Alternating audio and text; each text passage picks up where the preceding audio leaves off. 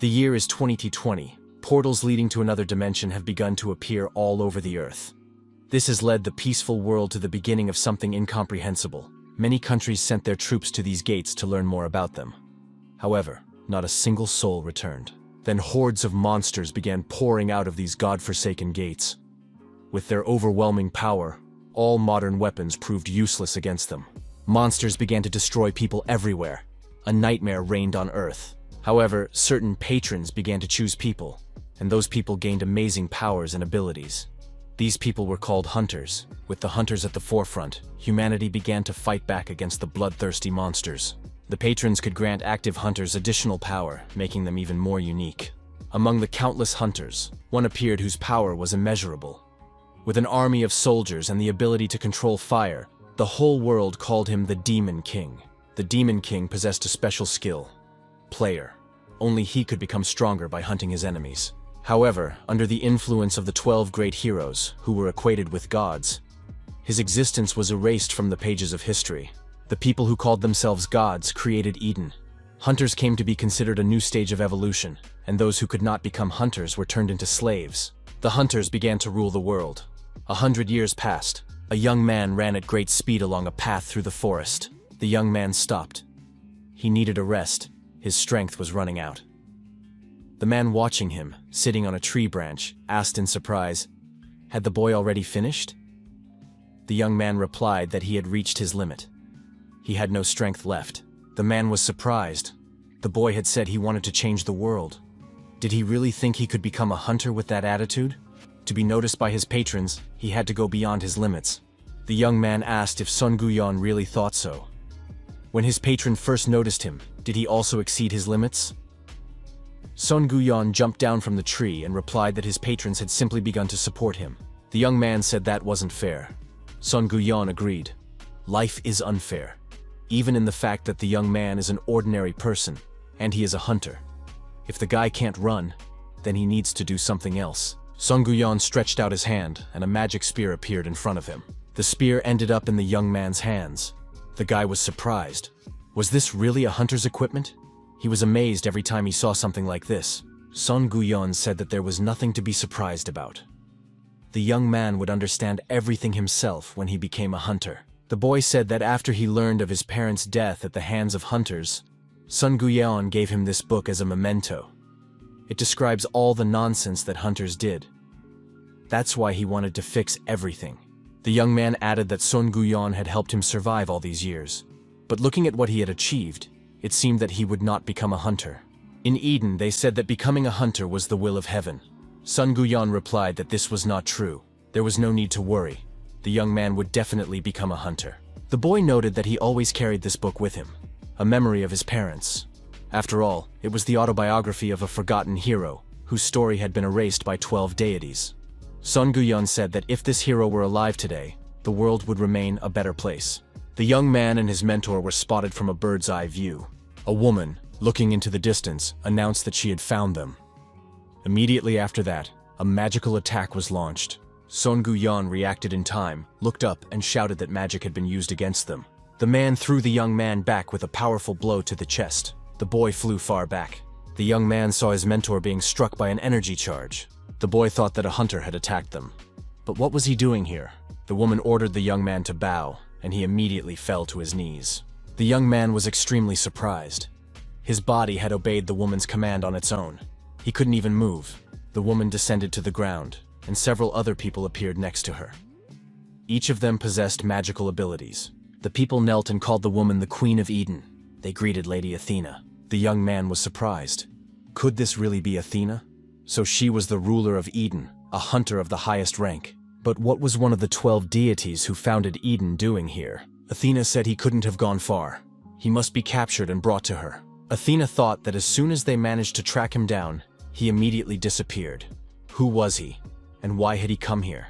The woman looked at the bowing young man and noted that she did not sense a shred of magic in him.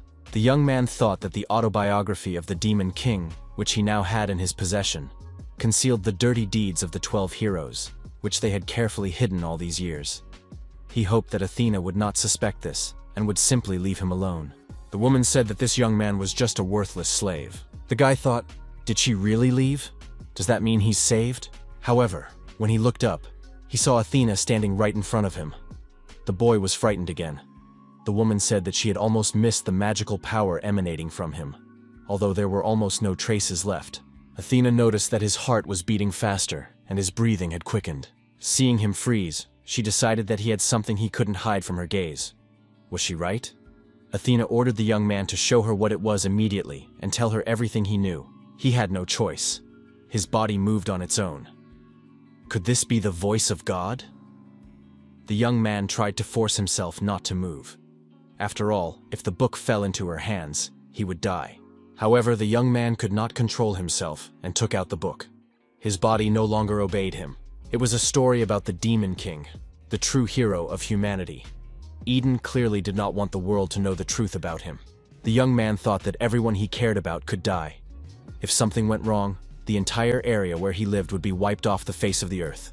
That's Eden. It destroys everything that gets in its way and stands in its path. The young man must not give her the book. Athena saw the book in his hands and said she had found it. It was the autobiography of the Demon King. The cover made that clear. She didn't know how the book had ended up in the hands of such a servant, but she declared that she would confiscate it. Unexpectedly, Sun Guyan appeared out of nowhere. Using his physical strength and individual abilities, he attacked Athena before she could get her hands on the book. Athena flew far back. Sun Guyan picked up the book and told the young man not to cry. After all, he was a man. The guy held his own and did a great job trying to keep the book until the very end. With tears in his eyes, the young man asked his bald mentor who he really was. How was he able to stand up to one of the 12 gods, Athena? Sun Guyan apologized and said he didn't have time to explain everything. He didn't think they would find them so quickly. Then Sun Guyan handed the book back to the young man. After all, he had been saying all along that he wanted to change the world. The bald mentor said that the hunters had proclaimed themselves gods and ruled over ordinary people. People as weak as the young man lived like pets, waiting for someone else to deal with them. Sun Guyan asked, if the young man gained the power to change the world and oppose the 12 gods, would he still want to make the world a better place? Athena came to her senses, activated her abilities, and swinging her sword rushed at the bald man, shouting his name, Heimdall. The man said that Athena was advancing and there was no time.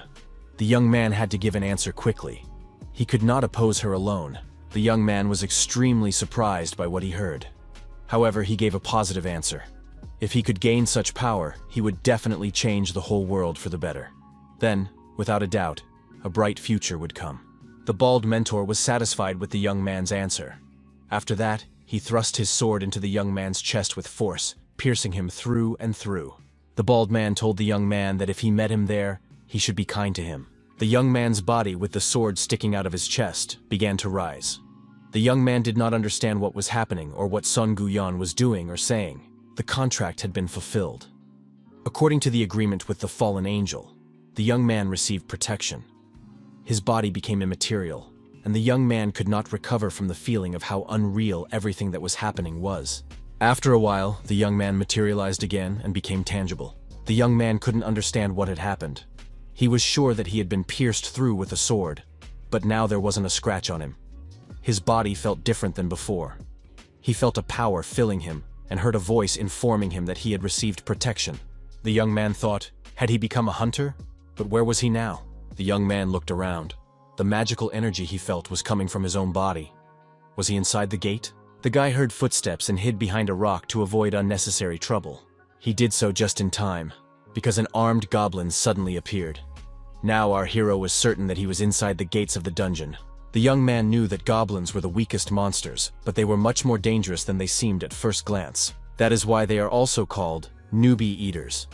Due to their exceptional sense of smell, hearing, and insane hunting style, an encounter with them for those who have just started their journey and have no information is almost always equated with death. Hiding behind a rock, the boy hoped that the goblin would not notice him and simply walk away. However, the goblin sensed something was wrong and began to listen and sniff. After all, he was a natural-born hunter. The goblin sensed the young man's presence and began to slowly approach. Something had to be done urgently. Our hero grabbed a rock and wondered if what he had learned would work. Although he had no other choice, he could only hope that the skills he had learned while waiting for the day when he would become a hunter would help him. The goblin heard a stone fall behind him. The monster stopped, looked back, and began to search for the source of the sound. At that moment, the young man jumped out of his hiding place, grabbed the goblin's sword-wielding hand, and struck him on the head with his other hand. The monster's head flew to the side. The boy was amazed. With one move, he had defeated the goblin. The skill he had learned had worked. The young man thought that something was wrong with his strength. After all, he only wanted to scare the monster and knock the weapon out of his hand. Our hero, clutching his sword, wondered, had he really become a hunter? A message arrived saying that the fallen angel had set his sights on the young man. The boy realized that the fallen angel was the Demon King. Suddenly, out of nowhere, a pack of monsters appeared. They heard every sound and came running at the noise. The young man was surprised. Why were there so many monsters? What's more, behind them stood a monster. The Goblin Chief, the dungeon boss. Our hero thought that his end had come. He had just awakened as a hunter and was no match for the dungeon boss. The young man remembered the words of his bald mentor. He must not cry, because he is a man. Even then, he held his ground and did a great job keeping the book with him. The mentor asked, if the young man gained the power to change the world, would he still strive to do so? At that time, the young man answered affirmatively. After all, if he could gain such power, he would definitely change this world. Remembering these words, our hero gripped his sword tighter with both hands and decided that he had no right to die here. He couldn't die until he changed the world. Moreover, the fallen angel had turned his gaze upon him, a chance that comes only once in a lifetime, and not to everyone. The fallen angel seemed to applaud the young man's fighting spirit. Our hero shouted loudly, swung his sword, and rushed to attack the armed goblin. Wielding his weapon, he tirelessly chopped down any goblins that came within reach. He did so selflessly, without fear or hesitation. One of the goblins proved to be particularly nimble. He approached at a dangerous distance and swung his club. However, this opponent was also destroyed. A message about a level up appeared. The young man remembered his training with the spear. His bald mentor had said that it was simply incredible. When he looked at this guy, he understood what a true genius should look like. Ordinary people have limits, but if a student receives patronage, he will become a hunter without equal. After a while, the armed, bloodthirsty goblins were finished off. Only our hero and one other survived. The young man thought that only the goblin leader remained. However, even if it was just a goblin, it was the boss, and it could not be underestimated. The rules say that to defeat the goblin leader, you must be at least a C-rank hunter. Otherwise, it's not even worth trying. The young man thought that he had just awakened, which meant that he was most likely an F rank. Could someone like him, who had only recently become a hunter, defeat such a monster? There was no choice, and the young man, spear in hand, decided to put everything into this strike. The fallen angel applauded the young man's decision. The fallen angel granted the young man power over fire. The spear was the weapon of the Demon King, and also the best weapon the young man possessed. Now our hero had the authority to use it.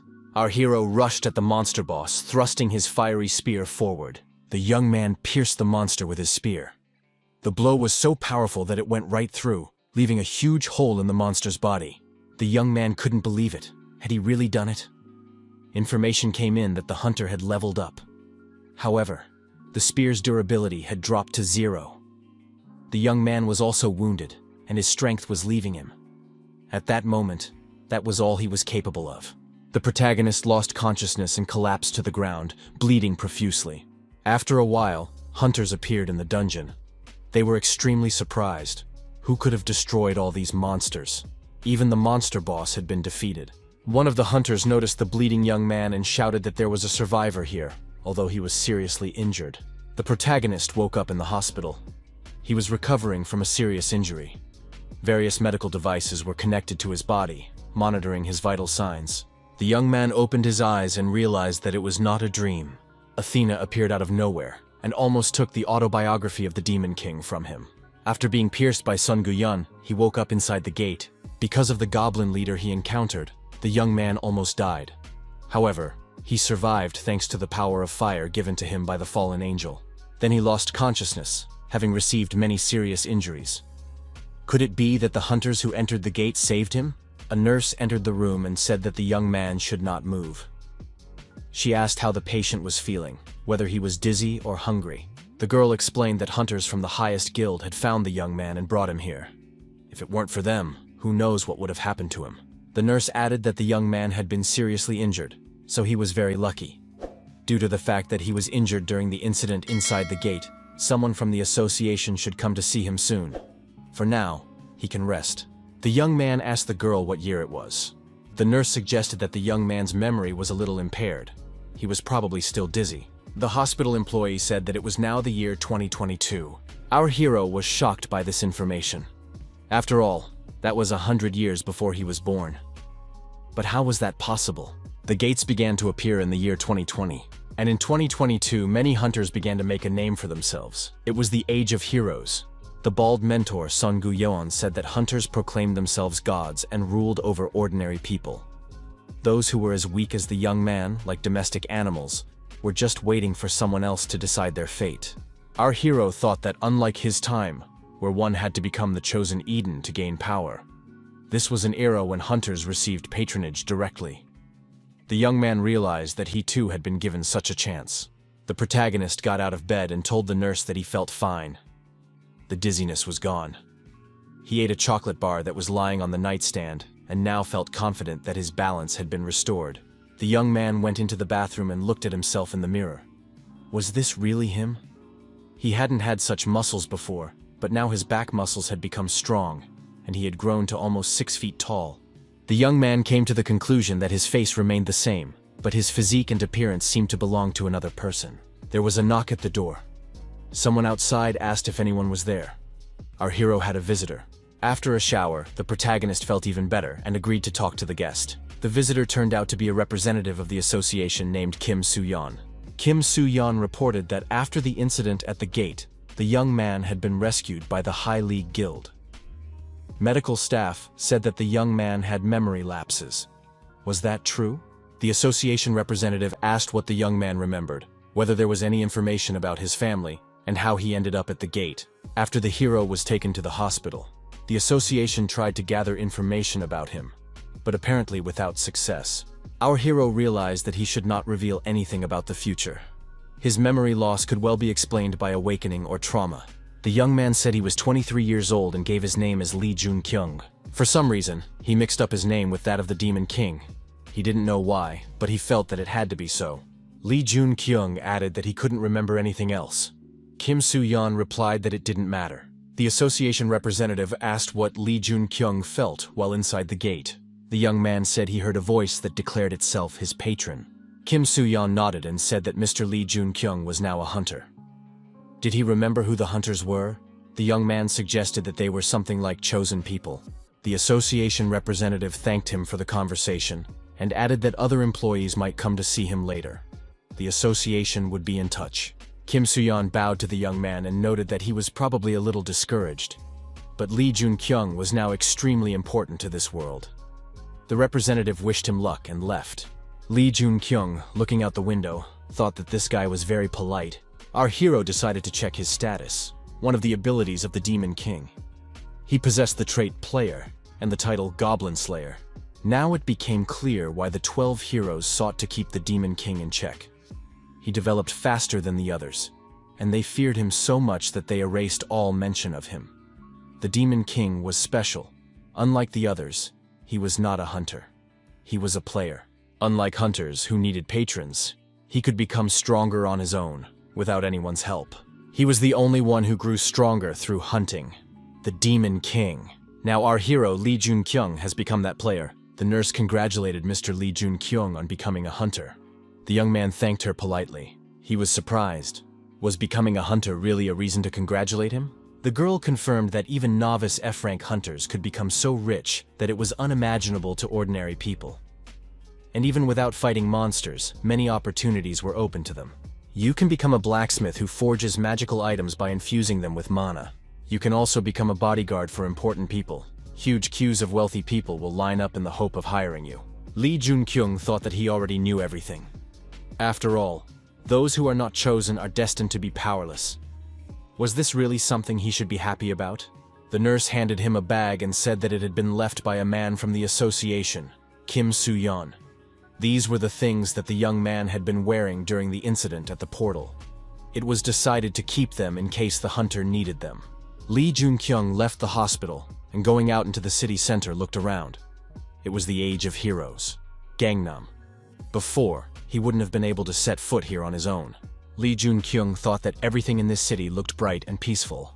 Kim Soo-yeon, a representative of the association, approached our hero and said he had been waiting for him here. The young man suggested that he follow him to the association. He believed that it was not worth wandering around the city for a hunter who had just awakened. But there was no need to worry. As soon as he was registered, he would be offered comfortable apartments to live in. Kim Soo-yeon congratulated him in advance. The test showed that Lee Jun-kyung was an S-rank hunter. In this country, not many people receive such a rank immediately after awakening. Kim Soo-yeon suggested continuing the journey in a comfortable car, explaining the rest after registration was complete. Usually, after awakening, people receive an F rank or E rank. Hunter ranks are listed in alphabetical order. The higher the rank, the more prospects open up on the horizon, and the special treatment from society only grows. Kim Soo-yeon said that the registration went smoothly and showed Lee Jun-kyung the apartment where he would be staying. The young man stepped over the threshold and was extremely surprised when he saw the interior. Everything looked very old-fashioned. However, he said that he really liked it here. The guy thought that today was a special day. After all, he was finally able to become a hunter. This is what it's like to have your own home for the first time in your life. Kim Soo-yeon said that someone wanted to meet the hunter Lee Jun-kyung. Our hero was surprised. Could someone really want to meet him? Who could it be? There shouldn't be anyone here who knows he's from the future. Kim Soo-yeon explained that it was the head of the High League Guild that saved Lee Jun-kyung. They were interested in this hunter. However, the request could be declined if he felt uncomfortable meeting them. The association representative added that it was a very active guild that attracted a lot of attention. Kim Soo-yeon introduced the young people to each other. The guild leader introduced himself as Yeon Seong-gu and remarked that Lee Jun-kyung was quite tall. They needed people like him. Our hero thought he recognized this man. That bald head was impossible to forget. Song-gu-yeon asked what Lee Jun-kyung was staring at. Lee Jun-kyung came to his senses and looked away. The young man said he didn't mean to offend his interlocutor. It was unintentional. The guy thought he had almost made a mistake. He could have been caught off guard. Who would have thought that he would meet his mentor from the future so soon? Song-gu-yeon said that everything was fine. But hadn't they met before? For some reason, Lee Jun-kyung looked familiar. Lee Jun-kyung replied that he had lost all his memories after becoming a hunter, so he wasn't sure. Our hero bowed and thanked the bald man for saving his life, along with his men. The young man thought that he was looking at a hero who would close countless gates in the future and save many people. Song-gu-yeon thought that he was a very polite young man. Lee Jun-kyung understood that he was looking at a forgotten hero who was believed to be dead. Heimdall Song-gu-yeon. They met again. Lying on the bed in his apartment, our hero looked at his hand and thought, everything here is real. But what had happened to his body? It felt like it belonged to someone else. However, seeing all his moles in the same places, he realized that it was indeed his body. Lee Jun-kyung possessed the trait of a player, a demon king, a hunter not of this world. He, too, was a forgotten king. The young man did not understand why he had the ability of a demon king. Probably because the fallen angel became his patron. So what happened to the demon king? Our hero knew nothing more. He didn't think he would be able to get answers right now. Lee Jun-kyung thought that he had returned to the past and received the most powerful ability that literally everyone desired. He had gained power. Power that could change the world for the better. Hunters Association, training class, young people are waiting for the teacher. A man wearing dark glasses entered the auditorium and greeted those present. He introduced himself as Bae Sang-soo, one of those who would be teaching the young people. Those present were surprised. Could this really be Bae Sang-soo, the B-rank hunter? Could there really be a hunter among them who had caught the attention of the association? Many thought that this was their chance. If they managed to attract attention, they could join the association or a good guild. Everyone wanted to become like that. Bae Sang-soo said that there would be a seminar on hunters today. After that, as soon as the students chose their weapons, they would undergo a combat test. However, there was no need to be nervous. Did everyone present know how the awakening of hunters took place? One of the young men suggested that one must be chosen by a supernatural patron. Bae Sang-soo confirmed this. The strength of hunters is determined immediately after awakening. However, hunters are capable of leveling up. Who here knows how this is possible? A student replied that it is either by closing the gate or by earning the patron's attention through some achievement. It is also possible to obtain certain skills or items from additional support. Baek Sang-soo said that this was an excellent answer. He could see that everyone was prepared. Then he would ask a more tricky question. What is the purpose of a patron? As expected, no one wanted to answer. All hunters ask themselves this question, but no one knows the answer. Who are the patrons, and why do they choose people, turning them into hunters? Baek Sang-soo looked at the young man and wondered what was wrong with him. Everyone else was trying to attract attention, but not him. The teacher asked if the young man could answer the question. Baek Sang-soo noted that the answer could be given in any form. There was no single correct explanation. He was interested in the young man's opinion. Lee Jun-kyung asked in surprise, "Isn't it some kind of entertainment?" Baek Sang-soo asked what the young man meant by that.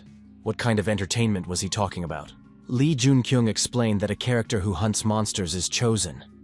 The patrons enjoy it when the character becomes stronger. It's like a game, the young man thought. The Demon King assumed that the patrons viewed this world as nothing more than a game. Despite all the power he had gained, he was unable to escape death because of this assumption. The patrons must value their secrets very highly. The opponents met in the arena. The girl stood with a weapon in her hand. Teacher Bae Sang-soo said it was an excellent choice because she had chosen a sword. The girl confirmed that she was ready to begin the lesson. However, there was noticeable indecision in her eyes. Baek Sang-soo announced that she would fight a hungry goblin with glowing red eyes. He added that even if she couldn't defeat the goblin, it didn't matter. Whether she passed the test or not, he would decide. Baek Sang-soo noted that the goblin had been brainwashed so that it could not kill a human or inflict critical wounds. The test began. The goblin ran into the arena and immediately lunged at his opponent. The girl did not stand still either and rushed towards the monster. The brave hunter swung her sword energetically. The goblin couldn't even get close to her. The monster appeared behind the girl and lunged at her with a loud cry. Bae Sang-soo thought this could be dangerous. However, the girl spun around sharply and cut the goblin in two at the hip joint with a swing of her sword. At the end of the battle, the exhausted and emotionally drained hunter lay on the arena floor. The body parts of the destroyed monster lay scattered around her. Baek Sang-soo said it was impressive. She managed to counterattack in such a situation and destroy the goblin.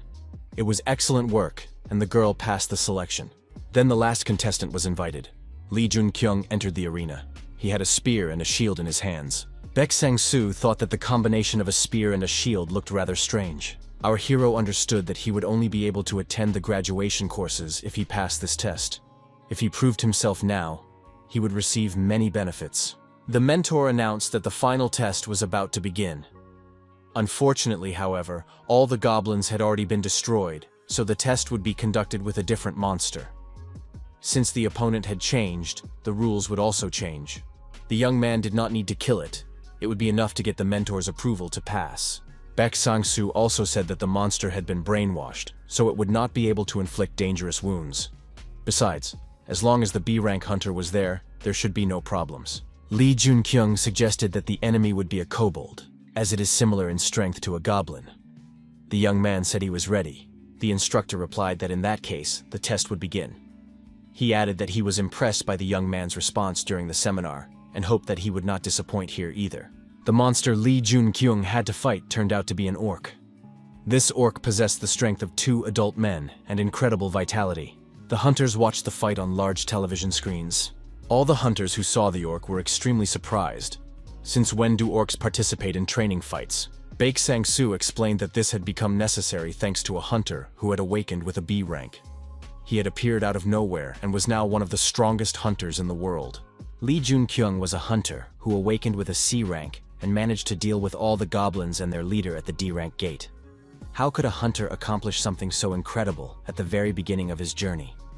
Their association couldn't let a diamond like this slip away. The fallen angel watched Lee Jun-kyung closely. The orc rushed at the young man and was immediately wounded in the shoulder by a spear.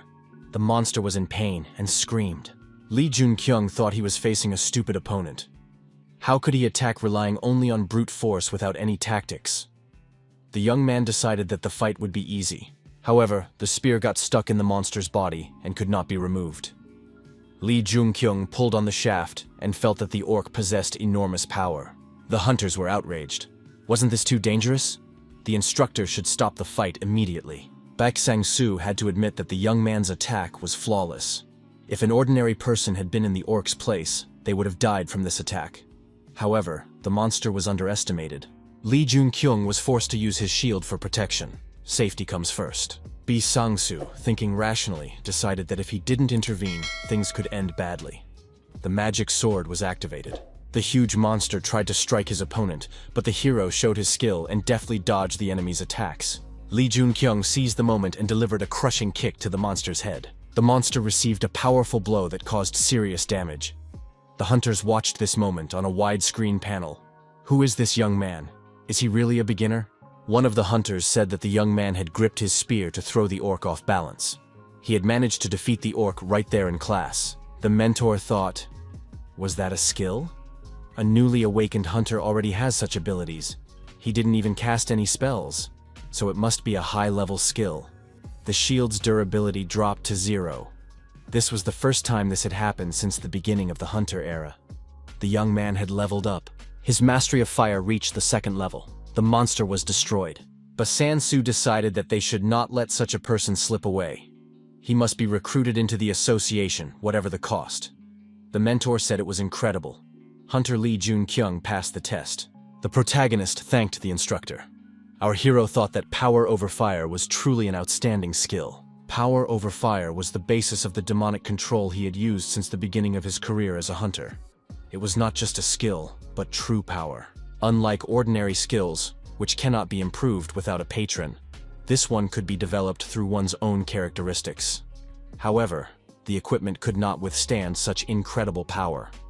To use this skill, equipment made of at least high-strength metal was required. The young people met and decided to chat. Son Guyan wasn't sure if he should be there. Lee Jun-kyung said that of course he should. After all, it was a housewarming party. The casual conversation moved to the hero's apartment, where they had a light dinner. They talked about the seminar, the test scheduled for the next day, and the places they would like to visit. Kim Soo-yeon was appointed curator. He reminded them that the final test would take place the next day. The test would be held at the gates, but he was sure that Lee Jun-kyung would have no problems. Song Guyan asked what Lee Jun-kyung had decided about his proposal. The guild leader said he didn't want to miss out on this young man. Kim Soo-yeon noted that the atmosphere at the table had become tense. One of the best guilds was trying to recruit this guy. It was a once-in-a-lifetime opportunity for Lee Jun-kyung. Lee Jun-kyung replied that he had to decline. The guild leader asked why. He couldn't understand this decision. The offer seemed extremely tempting to him for someone who wanted to become a hunter with an active lifestyle. Lee Jun-kyung thought that when he returned to the past, he had considered all possible scenarios for the future, and the one where he became close to Song Guyan seemed too dangerous to him. The hero added that he did not want to join any organization yet. However, if Song Guyan ever needed his help, he would always be happy to provide it, until he had repaid his debt for being saved. Kim Soo-yeon did not understand what was going on. Was the newbie really going to help one of the strongest A-rank hunters? The start of the final exam was announced. Bae Sang-soo said he would now say a few words about the exam process. The venue would be the gate. However, there was no cause for concern. The instructor added that he would personally accompany the students. Our hero understood that the mentor was a B-rank hunter, and his magical power surpassed that of everyone present. Baek Sang-soo noted that they would leave the gate as soon as they had gathered all the necessary supplies. Lee Jun-kyung took all his weapons with him, a spear and a shield. As always in such cases, the young man felt that the air was somehow viscous. This viscosity was felt for a reason. Baek Sang-soo drew attention to this peculiarity of the air, explaining that it was related to the strong magical power in the gate. The mentor warned that when encountering monsters, it was necessary to strictly follow his instructions. As they advanced through the dungeon, Bae Sang-soo signaled that they should remain silent. Monsters armed to the teeth appeared ahead. They took up a circular defensive position and prepared to attack the hunters. The instructor announced that the monsters were approaching and ordered the hunters to prepare to use their weapons. Hunters number 1 and 3 took up their starting positions. The hunters gripped their weapons tightly and prepared to repel the attack. The monsters were attacked and destroyed. With a loud cry, hunter number 3 dealt with his prey. Then the instructor called hunters number 8 and 16. These two hunters acted just as competently and skillfully. The monsters were defeated beyond recovery. Baek Sang-soo announced that it was now Hunter Lee Jun-kyung's turn. In the next moment, our hero rushed into the attack so quickly that his colleagues did not even have time to notice him. Lee Junkyung approached the green enemies at the speed of the wind. All the monsters he ran past were destroyed with a single blow. Lee Junkyung only stopped when he had completely fulfilled his task. The other hunters were amazed by Lee Junkyung's speed and courage. One of the hunters asked in surprise, "Did this guy really just awaken recently? What's the point of him training here?" Baek Sang-soo thought that Lee Junkyung's skill with weapons was simply incredible. He is as good as a B-rank hunter. He cannot be overlooked. They must get this genius. Information came in that the hunter had increased his level. The test squad led by Bae Sang-soo advanced deeper into the cave. The mentor warned that they would soon arrive at the boss room. However, this boss was different from the goblins they had encountered before, so they needed to be extra careful.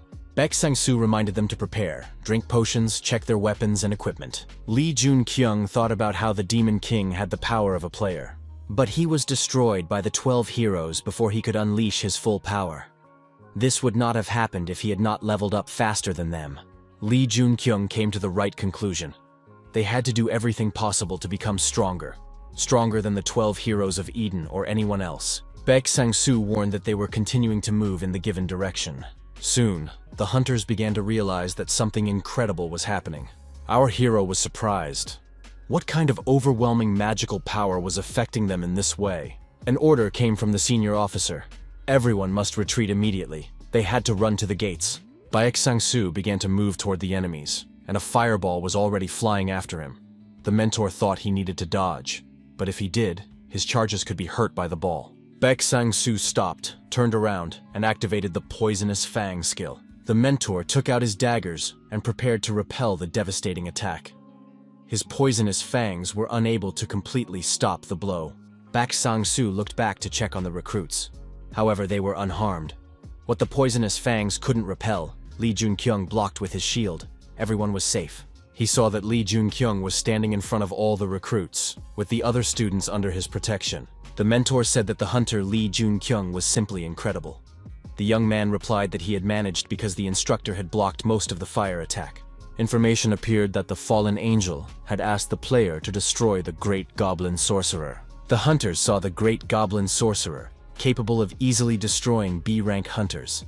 Are they really in a low-level gate? The danger level assessment is clearly off. Either way, it is necessary to retreat. The only one who can handle him is Bae Sang-soo. Baek Sang-soo noted that even for him, the Great Goblin Sorcerer would be a difficult opponent. All hunters should leave the gate and call for reinforcements. Lee Junkyung approached the instructor and said he wanted to fight the Great Goblin Sorcerer. Baek Sang-soo replied that he should not overestimate himself. He knows that the young man has defeated many goblins and even an orc, but the Great Goblin Sorcerer's ability is based on magic, not physical strength. His magical attacks can easily destroy a B-rank hunter. Lee Junkyung said that he knew how strong the monster was and understood how to fight it. Yes, the Great Goblin Sorcerer was a B-rank opponent. He possessed fire magic. His main skills were fire arrows, fireballs, walls of fire, and shields of flame. Our hero asked his mentor, "Are all the monsters here designed so that beginners can defeat them?" That's why he wants to take his chance. But Sang-soo thought, what is this blind self-confidence? However, he agreed. The young man used his firepower to attack the Great Goblin Sorcerer. His opponent, of course, did not expect such an attack and was very surprised. The hunters said that this couldn't be. Lee Junkyung not only completely deflected the fireball, but even counterattacked. Baek Sang-soo, as a professional, understood that Lee Junkyung had not blocked the fireball, but absorbed it.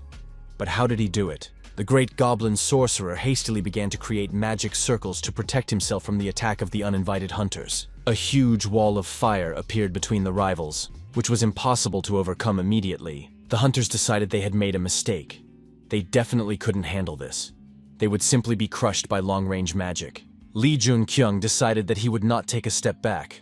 Moreover, he was ready to attack. The Great Goblin Sorcerer resorted to yet another trick. The protagonist immediately realized that splitting was being used.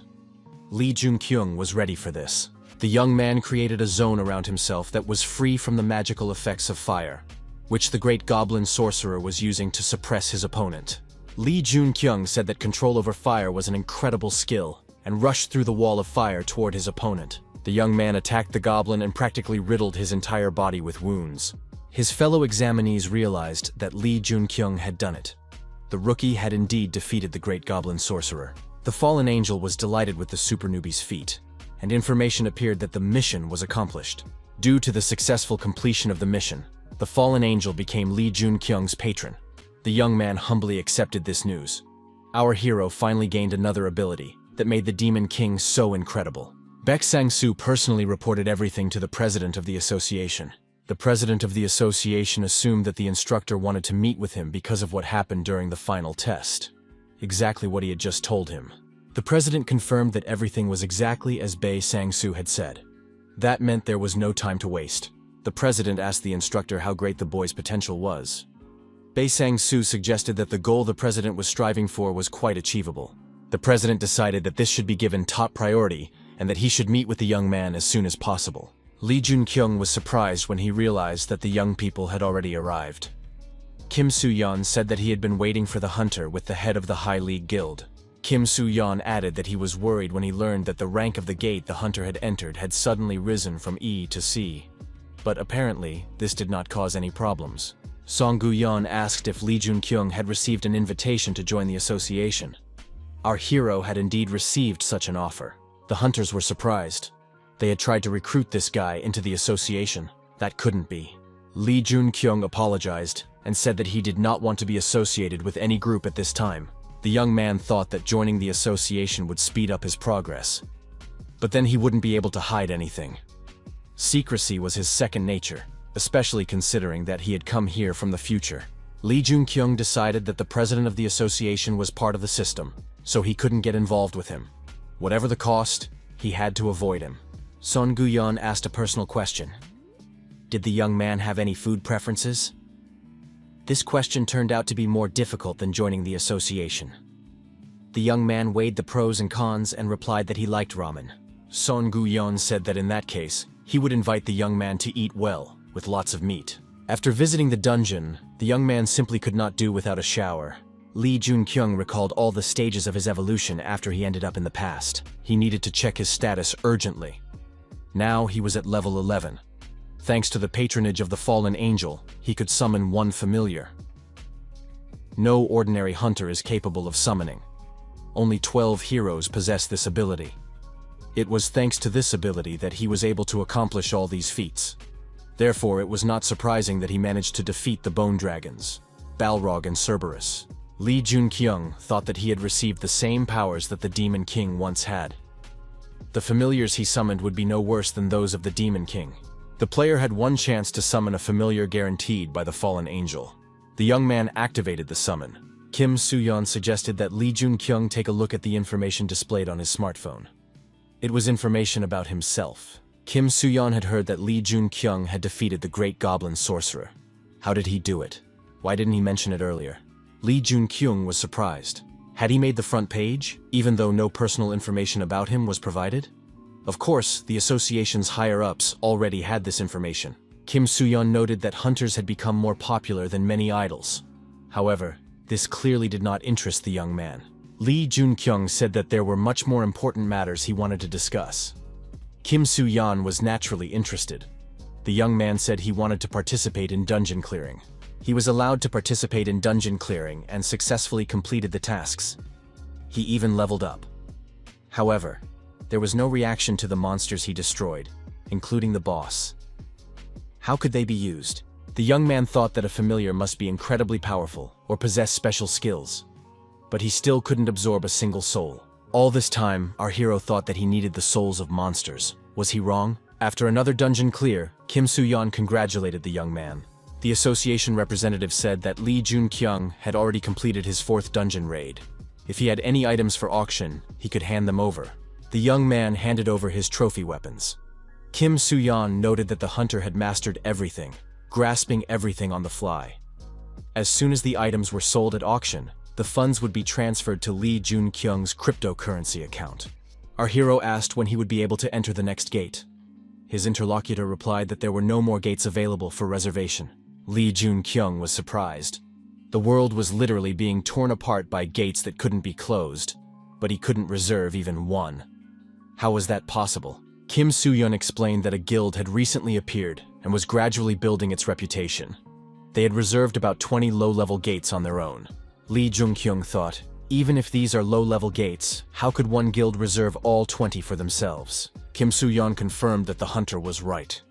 Usually the association rejects such requests, but since the gates they reserved had been cleared earlier, the association had no choice but to approve the request. Lee Jun-kyung asked, "Is the head of this guild really named Choi Yeon-seon?" His interlocutor confirmed this. Kim Soo-yeon added that it was a Northern Army guild. It was founded by Choi Yeon-seon, who was nicknamed Super Rookie before Lee Jun-kyung appeared. Lee Jun-kyung thought that this man would soon earn the title of hero and firmly establish himself as a subordinate of the 12 gods. Among other things, he would become famous as a ruthless killer and absolute tyrant. Lee Jun-kyung thought, here they are, meeting each other. It was the god of war, Gunther. Peaceful residents took to the streets to demand that construction be stopped and their lives be protected. Even the rain could not stop these protests. An assistant reported to his master that the riots were getting out of control. What should be done? Gunther said that they were just ants. If their homes were destroyed here, they would simply build new ones elsewhere. Was there any reason to worry about the lives of some ants? Gunther called the protesters despicable slaves. He said he would let them survive, and even that would not be enough for them. Lee Jun-kyung, walking through the city, thought that after this incident, half of the residents of the village where he lived had died. It was a terrible tragedy. Passing by, our hero heard someone's cries for help. An old man was asking people how they could do such a thing just because they were hunters.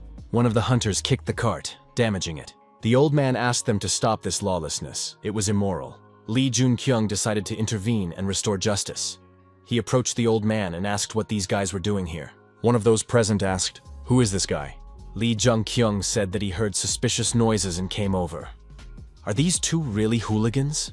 The man asked how this guy dared to talk to him in such a tone. Our hero's eyes flashed, and he said that these two had started it. The men assumed that this young man was a hunter. It's better not to mess with someone like that. Lee Jun-kyung turned to the old man and asked what had happened. The bully said that the old man had injured his precious body with his cart. The man added that he was simply demanding the necessary compensation from the old man. The old man said that this was slander. Nothing like that had happened. These people had kicked his cart first and started causing him bodily harm. Lee Jun-kyung angrily asked why these people had broken the old man's cart. The man replied that the young man was a hunter, so he should understand everything. Anyone who attacks him becomes his enemy. So what's the big deal about breaking a cart? The young man should be more careful. The man added that he was beginning to perceive the young man's actions as attacks against himself. Lee Jun-kyung said he was willing to let these people go, as they had not harmed the elderly. The man was outraged. How dare this kid give him orders? The hooligan tried to attack our hero, but Lee Jun-kyung used hand-to-hand combat techniques to fend off the attack. Moreover, the man was thrown aside and, falling to the ground, suffered some injuries. Another hooligan took out a hunting knife and decided to resist. Lee Jun-kyung said he never thought he would see a weapon in such a place. Apparently, this man was very confident about what would happen next. The hooligan, on the other hand, was not so sure of himself. The villain asked his opponent. He didn't have a guild yet, did he? The thug rushed to attack, waving his dagger. He said that they were on a different level than trash like this young man. Lee Jun-kyung got angry and counterattacked the attacker. The bully was naturally deactivated. The young man said, "Judging by the skills of these hooligans, it can be assumed that the guild is nothing serious." After law enforcement arrested the suspects, the ringleader asked if our hero knew who they were. The thug said that the old man had attacked them first. Association representative Kim Soo-yeon thanked Hunter Lee Jun-kyung for sorting everything out. Lee Jun-kyung said that the deliberate attack by hunters on an ordinary person is a serious crime and is punishable by the full force of the law. Kim Soo-yeon noted that there is a witness to all this. The association will take care of everything else. Kim Soo-yeon asked if they were worried that the guild would want to take revenge on the old people. The association would keep an eye on it, so there was no need to worry. Lee Jun-kyung remembered that the hunter said he was a member of a guild. Where is this guild located? Kim Soo-yeon said that it was the Northern Army Guild that Lee Jun-kyung had recently inquired about. Our hero thought, it's impossible to take all the contracts for low-level gates without help from the inside. The Northern Army Guild and the rotten hunters from the association are today's problem. Our hero hoped that they would act much more quietly. However, this proved impossible. 2 days later, as expected, the protagonist was recruited into the association as a striker. A few days later, the old man whom Lee Jun-kyung had saved changed his testimony. The attackers were found innocent. Lee Jun-kyung, who had helped the old man, became the attacker and the main defendant. Our hero understood everything, but still felt depressed. Kim Soo-yeon said there was no need to worry. Everything would turn out fine in the end. The association wasn't that corrupt yet. Lee Jun-kyung thought that Kim Soo-yeon must not know, but for someone who had come from the future, the association had been rotten from the moment it was formed. Kim Soo-yeon invited his companion inside. The association representative asked Hunter Lee Jun-kyung what he remembered from the incident at the gate. The association representatives were interested in the incident that had occurred a few days ago, as Lee Jun-kyung was the first to report it and detain the members of the Northern Army. The man asked if it was true that Lee Jun-kyung had threatened the life of the elderly Lee Moon-soo. In addition, he gave false testimony about the members of the Northern Army Guild regarding who attacked first. Lee Jun-kyung replied that this was not true. The representative was surprised. Was the young man claiming that their testimony was fabricated? A cross-examination was proposed. The elderly Lee Moon-soo entered the room. Our hero thought that this man was being blackmailed. Everything in the association was rotten as expected. Lee Jun-kyung told the old man not to worry. Lee Moon-soo confirmed that the young man had attacked him. The association representative thanked the victim and let him go. The man asked if Lee Jun-kyung had anything else to say in his defense. At that moment, the phone rang. It was the same representative of the Northern Army who had been harassing the old man. Our hero realized that, in any case, the association knew why the testimony had changed. But only the old man would be in trouble for giving false testimony. Lee Jun-kyung could do nothing in such a situation. He lacked the power. Son Gu-yeon, meeting with our hero, said he had heard the news. Kim Soo-yeon reported that he had called the head of the guild just in case, since he no longer had any connections in the association. Lee Jun-kyung thanked the young people and said that they must be very busy. Song Gu-yeon remarked that Lee Jun-kyung was already doing well. An old man named Lee Moon-soo approached the young people. The old man knelt down and apologized to the hunter Lee Jun-kyung. With tears in his eyes, the old man said that these scoundrels had threatened his granddaughter, so he had no choice. He couldn't let that happen. Instead of helping the hunter, he brought even more trouble. Kim Soo-yeon asked indignantly, "Did the North Korean army threaten and blackmail the old man? Then why is he only talking about it now?" The old man explained that if he had said anything earlier, his granddaughter would have been in danger. However, what was done could not be undone. All he could do now was ask for forgiveness, which is what he did. Guild leader Song Gu-yeon assured the old man that his granddaughter would be fine. He would personally take care of it. The old man should not worry about these scoundrels and could go home in peace. Our hero has developed a habit of recording everything on video, as he has found himself in similar situations many times before. From this day forward, he must not overlook anything. A man was walking towards him. He was surprised and said that he did not expect to meet the head of one of the largest guilds here. They are so close to the super rookie, about whom there are many rumors. It was the head of the Northern Army. Kim Soo-yeon was surprised. How could this man know everything? Could it be that the mole in the association was his personal informant? The head of the Northern Army extended his hand to introduce himself and said his name was Choi Yeon-seon. Sun Gu-yeon greeted him and said he was pleased to meet him. Sun Gu-yeon, without letting go of the commander's hand, said he wanted to warn him. Don't be so arrogant if you don't want to become an enemy to him and this super rookie. Sun Gu-yeon added that he would even rephrase it. Choi Yeon-seon was not even fit to be his footstool. He should act more cautiously if he did not want to die. Kim Soo-yeon said that this was complete nonsense. How could they only be fined when they tried to destroy an ordinary person? Lee Jun-kyung thought that hunters would be untouchable in the future. It was much more important to know what had happened to the old man. Kim Soo-yeon said that false testimony against a hunter was a serious crime. But thanks to Lee Jun-kyung filming everything on video, the actions of the North Korean army members were recognized as wrong. However, they were given a simple warning, and the scoundrel was released. Lee Jun-kyung realized that Song Gu-yeon had a hand in this.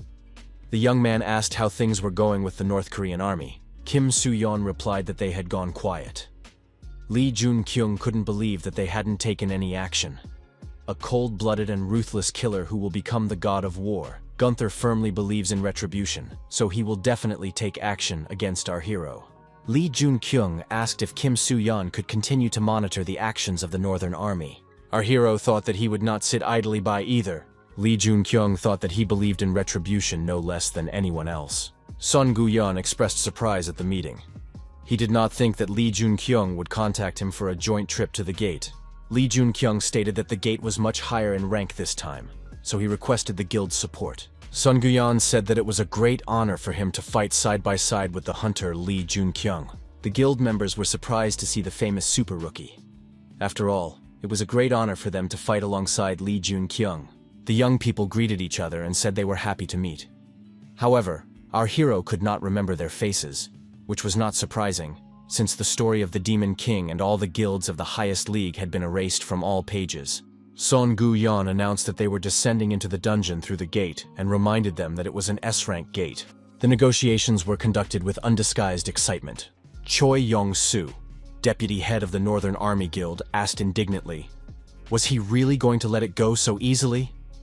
After all, they had only just begun their expansion and increase in influence. The knight wondered if it would be better to strengthen their influence in their existing territories before expanding. After the last incident, didn't it seem like the members of their guild were gradually getting out of control? The knight was the deputy head of the Northern Army Guild, Zhong In-chang. Choi Yong-soo said that these scoundrels were wrong. Ordinary people are no more than cockroaches, living only because they are protected from hunters. Just think, they bowed their heads and apologized to such insects. The knight was indignant. What did Choi Yong-soo just say? Did he want to come out and talk like a man? The head of the Northern Army Guild shouted for them to be quiet and called them to order. He added that Yong-soo was right. The guild leader said that for daring to pick on them, they deserved to be punished to the fullest extent. He was just as interested in this as anyone else. The head noted that this person had said the same thing as him. Apparently, he also had an interest in this arrogant creature. He said that the stage would soon be ready. They just had to wait for his signal, because defeat was unacceptable in the Northern Army. The huntress in the dungeon reported that the traps had been disarmed. Now they could proceed without any problems. The squad commander stated that they would continue along the established route. Suddenly there was a surprise attack, but the hunter activated the earth shield in time. Another hunter used his fireball skill and sent a fireball toward the approaching monsters inhabiting the dungeon. Li Junkyung thought it was very impressive. Most of these skills can be learned right here. Our hero couldn't believe he was seeing excellent hunters in real battle. He had never even dreamed of such a thing before. The monsters were destroyed and exterminated. They didn't have the slightest chance of escape. The squad commander acted superbly. Li Junkyung watched Sun Guyan's actions and thought that this hunter was simply incredible. The guild leader told Li Junkyung to be honest with him. He had asked for support only to see how strong he and his guild were. Li Junkyung said that the top league guild was truly great, and its leader was the coolest and most incredible. Song Guyan was extremely strong, although he did not show everything he was really capable of. One of the hunters said that they also wanted to see what the super rookie was capable of. Song Guyan joined in with this request. Our hero thought that there was no need to hide his abilities from Sun Guyan and picked up his spear. The protagonist engaged in battle with a group of armed and aggressive monsters and emerged victorious. The hunters who watched our hero's actions were extremely surprised. How can this hunter activate his skill without a spell? He mastered high-level abilities so quickly. He really is a super rookie. Each of Li Junkyung's strikes hit its target, and the number of monsters around him decreased. Song Guyan thought that Flaming Spear was not just an ability, but a power. The hunters said that now they had seen everything. It was no wonder this young man was called a super rookie. Even their leader was not at that level. The hunter asked the head what he had been doing and why he had not recruited the young man into the guild. Sun Guyan stated that his offer was still valid. The head added that their guild was strong and continuing to grow stronger. Sun Guyan suggested that the young man had gone through a lot before this moment. Li Junkyung thought that the guild leader was right. He had managed to understand his inclinations and goals. Heimdall, whom he knew, did not possess any powers of insight. The guild leader said that the scoundrels from the Northern Army would not sit quietly. If Li Junkyung joined the guild, they would not dare to harm the young man. Son Guyon once again told Li Junkyung to join the highest league, and added that he was willing to give the young man the position of guild leader. Everyone present was surprised, because it was not even the position of deputy head. The protagonist said that he greatly appreciated the offer, but was forced to decline. Son Guyon said he understood. The young man's eyes were set on something much grander. The young man received a message on his smartphone from the Hunters Association. The association needed his help. The Northern Army and about 100 other hunters. Son Guyon said that this was an order to mobilize hunters. Considering that the largest guild was the Northern Army, it all seemed suspicious. Lee Jun-kyung thought, could Choi Young-sun be using the association?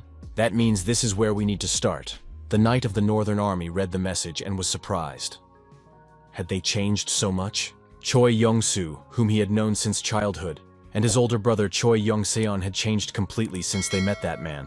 The warlike but warm-hearted Choi Young-soo no longer values ordinary people as human beings, and the guild leader considers everyone around him to be worse than himself, whether they are ordinary people or hunters. They are trying to destroy the hunter simply because his actions have undermined the authority of the Northern Army. The guild is rotten from the inside, and its honor can no longer be restored. The knight thought that in any case, he could not abandon these two. The knight received the same message on his smartphone. Now he had to decide, justice or friendship.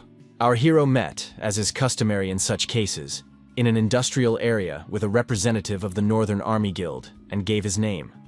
The knight said he would not introduce himself. The knight thought this was very reckless.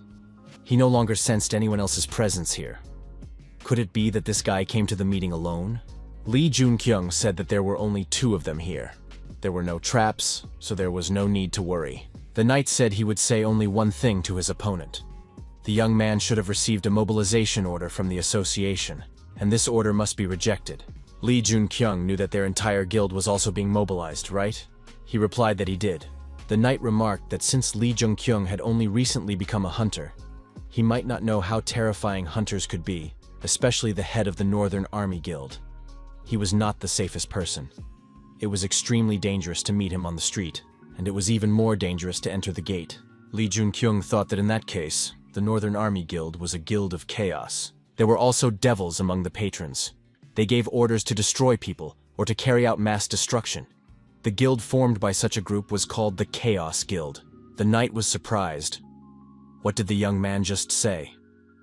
Lee Jun-kyung replied, "Didn't Jong-in Chang, the deputy head of the guild, tell him that himself?"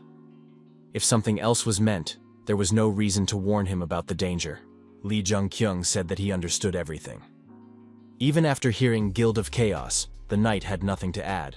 The knight shouted that Lee Jun-kyung should not dare to insult their guild. The young man said that Jong-in Chang himself should already understand this. The Northern Army Guild was rotten to the core. The leader and deputy leader they trusted had changed. The knight thought that the young man had become a hunter only a month ago. Even with his rapid leveling, it was clear that he was no weaker than an A rank. Jong-in Chang thought that this guy knew that no one would attack him. Could he really read between the lines? This young man even knew about him. The knight wondered who Lee Jun-kyung really was. Jong-in Chang, also known as Siegfried, was a dragon slayer. However, his most famous name is the Almighty Siegfried. It was he who managed to defeat the most terrifying monster, the Demon King. After that, he received unprecedented power from his patron. He was granted eternity. In the future battle against the Demon King, having received an order from his close friend Choi Young-sun, he was unlucky enough not to become a hero, being destroyed by Choi Young-soo. Lee Jun-kyung thought he should lure this man to his side. He may have strength and skills, but the main reason he is needed is his moral foundation. In the rotten army of the North, he was the only one who maintained balance within. Lee Jun-kyung cleared the undead lands. The young man thought that his weapons were simply unable to cope with the growing power over fire. It seems he has something else to prepare before mobilizing the hunters. He needs a new weapon. Our hero found himself in what seemed like a medieval fantasy smithy. The young blacksmith asked him to wait, as he was in the middle of his work. Our hero would never have thought that he would meet this blacksmith in person. He is one of the hunters who became a dwarf after awakening. The man who would soon become the wandering blacksmith, the hero of all the hammer fighters, Broch, Park Jae-hyun. 4 hours passed before Jae-hyun was free. The blacksmith asked the young man who he was. Lee Jun-kyung smiled. He had to wait 4 hours, and only now did the blacksmith decide to find out who was in front of him. He said he had come to order a weapon and asked if the blacksmith worked alone. Jae-hyun was surprised. Had this guy really come to him, a nameless blacksmith, for weapons? It all seemed very strange. And he was also interested in whether he was the only one working there. Lee Jun-kyung replied that he was interested because he had seen someone else's blacksmith's hammer. The blacksmith said that the young man had a keen eye. It was someone else's hammer, but that didn't matter. The young blacksmith asked why him. He had never made equipment before. It was all for fun. What brought the hunter to him? Lee Junkyung replied that his patron had advised him to come here. Jae-hyun asked if this patron worked directly with the young man. It seemed unlikely to him. Lee Junkyung thought that the blacksmith had no choice but to believe him. He himself felt the patron's direct intervention in his life. Park Jae-hyun was so famous that his patron directly influenced the fate of blacksmiths, as stated in the autobiography of the Demon King. Park Jae-hyun was the one who created all the weapons for the Demon King. But because of the influence of the 12 heroes, they were scattered all over the world. Park Jae-hyun supplied weapons only to the 12 heroes. The Demon King wrote, "If only Park Jae-hyun had remained on my side until the end, we would have changed history." Jae-hyun said that, given the strangeness of these patrons, he had no reason not to trust the young man. However, he would not be able to create anything for the hunter. Lee Junkyung thought, "Is the blacksmith in a bad mood right now?" And he asked what the reason was. The blacksmith replied that he was not friends with fire. That was why he had never taken orders from customers until now. Lee Junkyung smiled and extended his hand to the blacksmith. The young man declared that he would create the flame that the blacksmith needed. And indeed, a ball of fire appeared in our hero's palm. Lee Junkyung asked if the blacksmith was familiar with fire control abilities. Jae-hyun asked in surprise, "What can this small flame in your palm control?" Lee Junkyung replied that he had the power to control fire as he wished, and that it was not just possession, but complete subjugation. A week passed. The weapon was ready, and the protagonist held it in his hands. Jae-hyun stated that he would not be able to create the shield that the visitor requested. As previously discussed, it was impossible to do this alone. However, the spear contained the ability to control fire. The blacksmith had done everything in his power. He noted that he was sorry to say so. But with his current strength, this was the best he could do. It was a first-level Muspelheim spear. It was uniquely rare and enhanced control over fire. Lee Junkyung thought that the blacksmith had done the best he could. For something more, the direct intervention of a patron would be required. However, there are weapons that improve over time, but the chance is slim. Lee Junkyung thought that if he had at least one such weapon, he wouldn't have to change weapons. The blacksmith said that the weapon was still unfinished. That guy wasn't here yet. For this flame, the weapon remained low level. Lee Junkyung had to return, but he shouldn't be too late. The blacksmith noticed the bracelet on the visitor's wrist. Jae-hyun asked, "Is this a bracelet from a patron?" It seems that his sponsor is also not a simple person. The blacksmith said he wasn't sure, but he had a bad feeling about it. He thought it wasn't worth using. The conversation was about the bracelet on his wrist. Lee Junkyung thought the blacksmith was right. It was just a guess. The skull is the keeper of souls. It will be difficult to fulfill the call while he is participating in the mobilization of hunters. After testing the weapon, our hero realized that it was much more than he had expected. Lee Junkyung thought that if he could win Jong In-chang over to his side, the chances of victory would increase. Everything is becoming more difficult, but if everything goes as described in the book, it will give him an undeniable advantage. He realized that he must become stronger now. To improve his skills, our hero participated in dungeon clearing and monster slaying. The young man thought that even if it was possible to become stronger through hunting, 2 weeks would not be enough. Even sleep would be a waste of time. 2 weeks passed. The head of the Northern Army Guild addressed his subordinates and said that all preparations were complete. The day had come when the Northern Army would rise from the shadows. Everyone would learn the name of their guild. The guild leader was enveloped in demonic energy. It was an incredible magical power. The guild leader's assistant reported that all the requirements for becoming a hero had been met. Everything was going as he had said. The guild leader declared that today the world would be shaken by the name of the Northern Army Guild. The hunter thought that he would finally get the title of king. Kim Soo-yeon drove our hero in an official car in the specified direction. He asked if Lee Junkyung really intended to go, because he could die. The Northern Army Guild is far more vicious than it seems. The guild that tried to raid the Northern Army last time was destroyed. Lee Junkyung already understands this. Kim Soo-yeon asked again, "Are you really going there after everything that's happened? You're an important person to the association. Nothing will happen to you if you don't go." Lee Junkyung reminded his interlocutor that nothing is more important than one's own life. Our hero added that he knows this very well.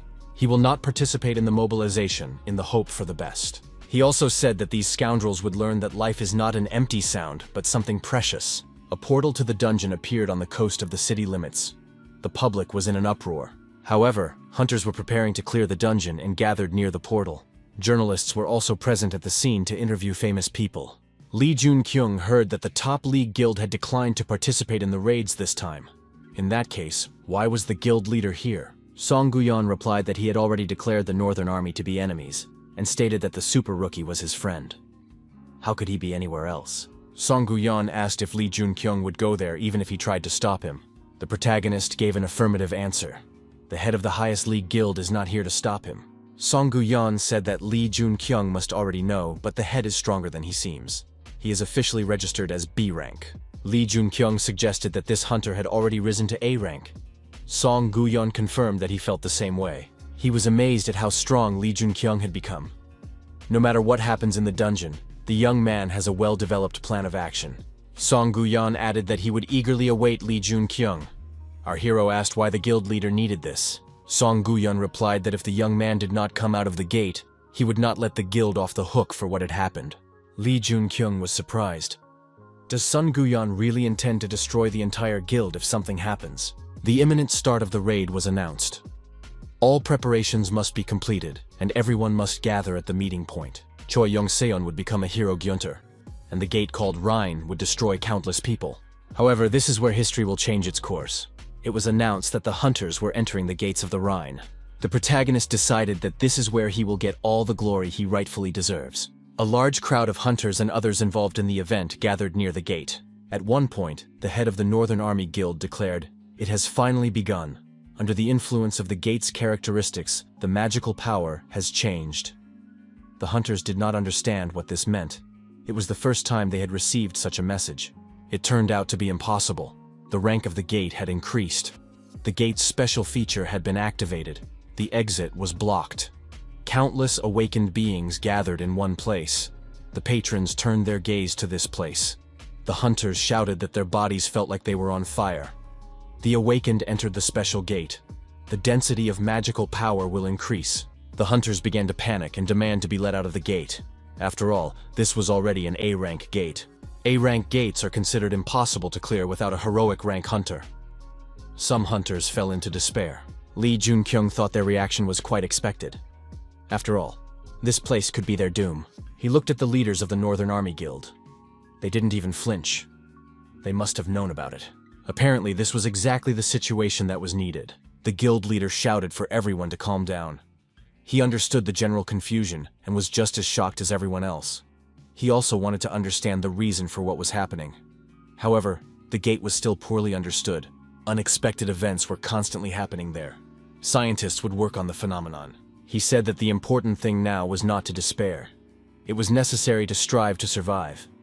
Choi Yong-sun, head of the Northern Army Guild, would clear these gates with his comrades. Lee Jun-kyung thought that this was the power of the ruler of the currents. All the hunters were simply being incited. Thanks to the influence of the fallen angel, our hero had resistance to coercive command. The younger brother asked the guild leader, "Should we get started?" The head replied that the wave of these gates would last a very long time. The guild's forces needed to be conserved as much as possible. He told the hunters to follow the plan as previously agreed. Choi Young-seon declared that he was going to destroy everyone. However, he needed people to spread rumors. His guild would conserve its strength until the order to retreat was given. The deputy asked, "Is that possible?"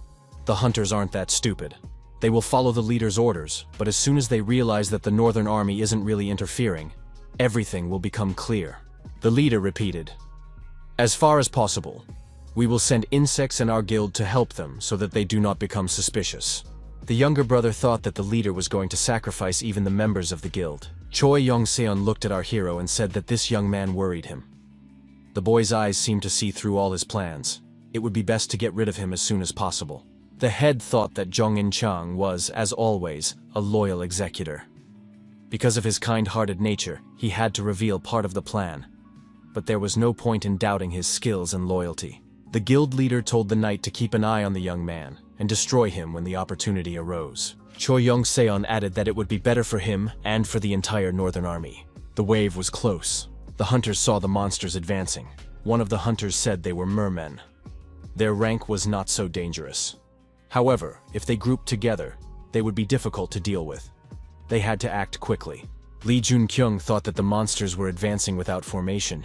Even low-level monsters were very reckless. He realized that the hunter's location was critical.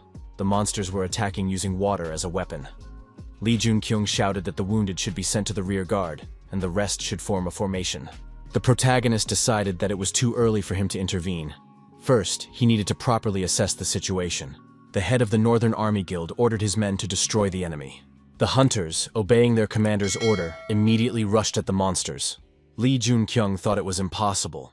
Had Choi Young-seon already deployed his guild members? The hunters engaged in battle with low-level monsters. Those hunters who were wounded were immediately treated by healers. Lee Jun-kyung understood everything. Those who fought the mermen were the lowest-ranking members of the Northern Army. The leadership unscrupulously used their subordinates to encourage the other hunters. The guild leader was willing to sacrifice the rank and file for the sake of his own reputation. Lee Jun-kyung activated his weapon. He decided that everything was much simpler than it seemed. Our hero moved to attack, intending to engage the monsters. The knight from the Northern Army continued to watch him. Lee Jun-kyung once again declared that the Northern Army Guild was rotten to the core. The guild leader and his deputy had completely changed. It all started when they met that person, which was followed by changes. The knight thought that this young man was right. The Northern Army was indeed rotten. If things continued this way, many hunters and guild members would die. Choi Young-seon told the knight that he believed in his loyalty and righteousness. The knight was sure that the Corner Guild had a specific plan. Lee Jun-kyung joined the battle against the monsters, and everyone noticed it immediately. The young man took the brunt of the attack, and using fire magic, destroyed a huge number of monsters. The hunters were surprised. Could such a person really be participating in the gate raid? Now they had nothing to fear. The knight was surprised. Had Lee Jun-kyung really managed to level up so much? Just 10 days ago, they were at the same level. However, now he had exceeded all expectations. The wave had been cleared. There was a short respite. Some patrons deigned to give a small reward to those who had awakened. The fallen angel was pleased with the young man's performance. The guardian of the long spear became interested in Lee Jun-kyung. The spherical representative also showed interest. The Lord of all things wet took notice of him. Lee Jun-kyung thought that many sponsors were watching him. Would he be able to use multiple patrons like the strongest heroes? During the break, the hunters approached Lee Jun-kyung and expressed their gratitude. They were interested in this man's name and which guild he belonged to. Lee Jun-kyung said that this was not the end. There were still many waves ahead. Everyone had better hurry up and get ready. The current gate rank should be no lower than A rank. The hunters said they understood and began the necessary preparations. Our hero looked at the head of the Northern Army Guild. The young man was sure that the head was going to take control of these hunters by intervening at the most crucial moment. However, the young man completely ruined his plans. Once everything was over, these hunters would be on his side. The protagonist decided to check his status and opened the corresponding window. The young man was already at level 24. Lee Jun-kyung thought that these gates would become the foundation for his growth. Here, he must reach level 30. The next wave began. The mermen attacked the hunters again, using water cannons. Lee Jun-kyung won repeatedly. The fourth wave was cleared. This time there were casualties. A hunter reported that 4 had been taken out. Would they survive? Lee Jun-kyung once again thought it was impossible. However, he wanted to leave the gate without casualties. The protagonist was surprised. Why was the Northern Army still not fully participating in the battle? Lee Jun-kyung shouted that he knew their plan. The guild leadership intended to conserve the strength of their army and not engage fully in battle. The hunters supported Lee Jun-kyung. If you think about it, he was right. Not a single member of the Northern Army had died. They hadn't even been wounded. Lee Jun-kyung said that they should at least fight properly. Or were they going to continue to sit back and watch as the other hunters sacrificed themselves? The deputy head asked his brother, "Is this normal? How can we tolerate this?" Choi Young-seon thought his plan was falling apart. After clearing the waves using the useless guild members and hunters, he planned to attack them, but now that was unlikely to work.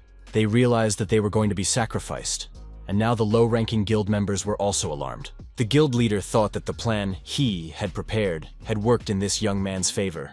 Choi Young-seon ordered to continue as is. They needed to observe a little longer. Considering that Lee Jun-kyung had already expended enough energy, the difference had become too great. Now it would be easier to defeat this guy.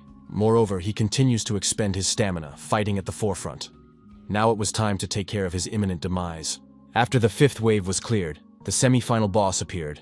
a water monster of incredible size. The hunters shouted that it was a water golem and rushed to attack it. However, the golem possessed destructive power and proved to be invulnerable. The water golem's blows were equivalent to a powerful jet from a fire hose. It was impossible to resist them. How could they defeat it? As always, the protagonist came to the rescue. Using fire magic and armed with a spear and shield, Lee Jun-kyung launched another attack. Fire attacked water. Who will emerge victorious from this confrontation? As a result of decisive action, the water golem was significantly damaged. Lee Jun-kyung won a local victory. The protagonist said that the gates were full of magical energy. One should not rely solely on one's own strength. It is necessary to use one's wits and knowledge to use the energy of the gates. Weapons must be filled to the brim with mana. The archer was surprised. Isn't this something only high-ranking hunters are capable of? We should listen to the advice and try it. The attack on the next water golem resumed with renewed vigor. The hunters realized that their tactics were working. Now, they too could win. Lee Jun-kyung suggested that the damage to the golem had increased. But attacks of this level would not be enough to defeat it completely. The protagonist thought, to destroy this semi-final boss, you need to destroy the core that stores all its magical power. However, it was too early to act. They had to wait. The hunters noticed that the water golem was consolidating its strength again and was about to use the same attack. They would have to dodge again. Lee Jun-kyung thought that there was only one chance left to defeat this golem. He had to act now, while its core was exposed. The young man thrust his spear forward and rushed into the attack, casting all doubts aside. The attack was so swift that the semi-final boss did not even have time to react. Its water body was pierced through. The final boss was destroyed. The patrons turned their attention to Lee Jun-kyung. The young man reached out his hand, and the spear returned to him. The return ability he had gained while leveling up proved to be incredibly useful. One of the hunters said he remembered hearing rumors about a strange hunter with a long spear and shield. This was the super rookie. The hunters were thrilled to have met a real hero. Now they would definitely be able to survive. They had to trust the super rookie. Lee Jun-kyung thought that he had finally managed to gain the support of several patrons at once. However, the fallen angel expressed extreme dissatisfaction with this fact. The other patrons lost interest. Lee Jun-kyung was upset and thought that the player's skill was also good. The young man believed that the Demon King also could not have several patrons at the same time. He was incredible. He was not supported by many patrons, but he still managed to become strong. The head of the Northern Army Guild was angry again. What did this guy do to become so strong in such a short time? Choi Yong-seon thought that what he was seeing indicated that this hunter was close to A rank. He should not be underestimated. The knight approached the guild leader and said it was time for them to make their move. Could everything that had just happened have been part of his plan? They couldn't just stand by and watch. The knight added that if the head's plan had been completely ruined, then they needed to chart a different course and start moving forward again. The guild leader became angry. Was the knight asking him to stop trying to kill Lee Jun-kyung? Did he think they had lost? He had created the Northern Army and raised it to such heights. He was not the kind of hunter who retreated. Choi Yong-seon told his hunters that they would now take full part in clearing the gates. The leader said that the king would never allow his pride to be trampled on. The knight took off his helmet and placed it in front of him. Choi Yong-seon announced that he was promoting the knight to deputy guild leader. However, with his timid face, it would be difficult to control the guild members. Choi Yong-seon assessed the situation on the battlefield and said that the opponent was clearly asking for death. The hunters pounced on the monsters, eager to show what the Northern Army Guild was capable of. However, the super rookie did not sit idly by and continued to act actively. He cleared wave after wave without any problems. The protagonist was leveling up as usual. From the outside, it seemed like he was wasting his stamina, but by leveling up and becoming stronger, he was restoring it drop by drop. Lee Jun-kyung didn't notice a huge monster with glowing eyes creeping up behind him. An unfamiliar voice shouted about the danger. Lee Jun-kyung reacted in time and used fire magic to repel the monster's attack. Our hero looked around and saw a girl nearby. She said that this guy lacked eyes in the back to cover his back. Lee Jun-kyung realized that it was Jong In-chang standing in front of him. The young man said he didn't need that. The girl became sad and thought that this guy was disappointed in her. However, she couldn't give up because of something like that. Jong In-chang decided to make every effort and even exceed her limits. The girl decided to show Hunter Lee Jun-kyung her determination, even turning her back on the Northern Army. She attacked the bloodthirsty monster alone. Zhang Yinchang believed that her comprehensive justice would protect people. The hunters were upset about the injuries to their comrades and searched for a potion that could heal them. They also asked for help from the healer. Li Junkyung thought it was hell. At the beginning, there were 111 of them, but now less than half remained. Zhang Yinchang asked the young man if he was okay. Li Junkyung replied that he was fine and asked how the girl was feeling. The hunters of the Northern Army Guild began to belittle Zhang Yinchang and undermine her dignity, calling her a traitor. Li Junkyung thought that she was still the deputy head of the guild. How could they say such things? Although the Northern Army had always been based on the destruction of others, its members had a strong sense of justice. Li Junkyung said aloud that Zhang Yinchang was the deputy head of the guild, and she couldn't deny it. The guy suggested that the girl join him, since she had already turned her back on those she had cared for so long. Zhang Yinchang replied that this was precisely why she had done so. The girl added that she was joining Li Junkyung because these people were dear to her and she wanted to take care of them. Zhang Yinchang said that she could no longer sit idly by and do nothing as she watched them continue to slide into the abyss. The protagonist said that the head of the Northern Army Guild would make his move anyway, even if it was beyond his abilities. Zhang Yinchang replied that there was no need to worry, as she was ready for it. The final wave began. Everything pointed to the appearance of the final boss, the river worm. Li Junkyung said that this was just madness. Zhang Yinchang suggested that the head of the Northern Army Guild probably had a way to destroy this boss. The girl added that this method was given to the leader by On, and she was sure of it. He had a method for destroying such a giant monster. Before Choi Young-seon begins hunting this monster, there are those who will strongly oppose the completion of the raid. First of all, it is necessary to deal with them. Li Junkyung and Zhang Yinchang stood together against a huge number of hunters. The hunters did not understand what was happening. The girl said that the Northern Army had used them treacherously. Had they not noticed these oddities? The leadership planned to destroy everyone in order to claim the spoils for themselves. Zhang Yinchang said that as the deputy leader, she could tell the hunters the whole truth. The girl added that the leadership was now planning to attack them. Li Junkyung was surprised. What a sudden change of mood. Hunters become stronger when they are cornered. The hunters decided to fight back if they were going to die anyway. The guild leader asked what this senseless resistance was all about. Nothing would change anyway. The Northern Army would continue to act according to plan. Choi Yong-seon loudly summoned the river worm, waving his sword. Li Junkyung looked at the monster and wondered in surprise. Was it really sucking up all the water? After that, the water worm released a huge amount of water upward. The consequences could be equivalent to a flood. Li Junkyung understood everything and declared that the enemies were using the river worm to subdue the battlefield. If the guild leader completed the raid on these gates, he would become another hero born in this era, a rotten hero, the god of war, Gyunter. Li Junkyung thought that he had been pumping himself up non-stop all these days. But would he be able to win? Choi Young-seon said that the flame of this young man was indeed strange. How could it continue to burn in such heavy rain? Li Junkyung, with his weapon in his hands and burning with flame, was ready to fight any opponent. The young man thought that in this case, all he could do was fight. Choi Young-seon and Li Junkyung clashed in confrontation. This battle was inevitable. Our hero, still burning with passion, swung his weapon to strike the head of the Northern Army Guild. Choi Young-seon naturally did not expect such a reaction from a novice. How could a boy exert such pressure? Where did he get such abilities? After all, they were now on the riverbank. The guild leader believed that his abilities should increase significantly, especially since he had already reached A rank. Li Junkyung admitted that when he entered the gate, he was much weaker than the guild leader. However, he did not sit idly by. Choi Young-seon asked anxiously, had the young man's patron granted him incredible support during this time? The protagonist replied that he had been conserving his energy by moving like a child, and had continued to level up while hunting. Our hero noted that none of this mattered, because that wasn't why he was speaking. The temperature of the fire continued to rise relentlessly.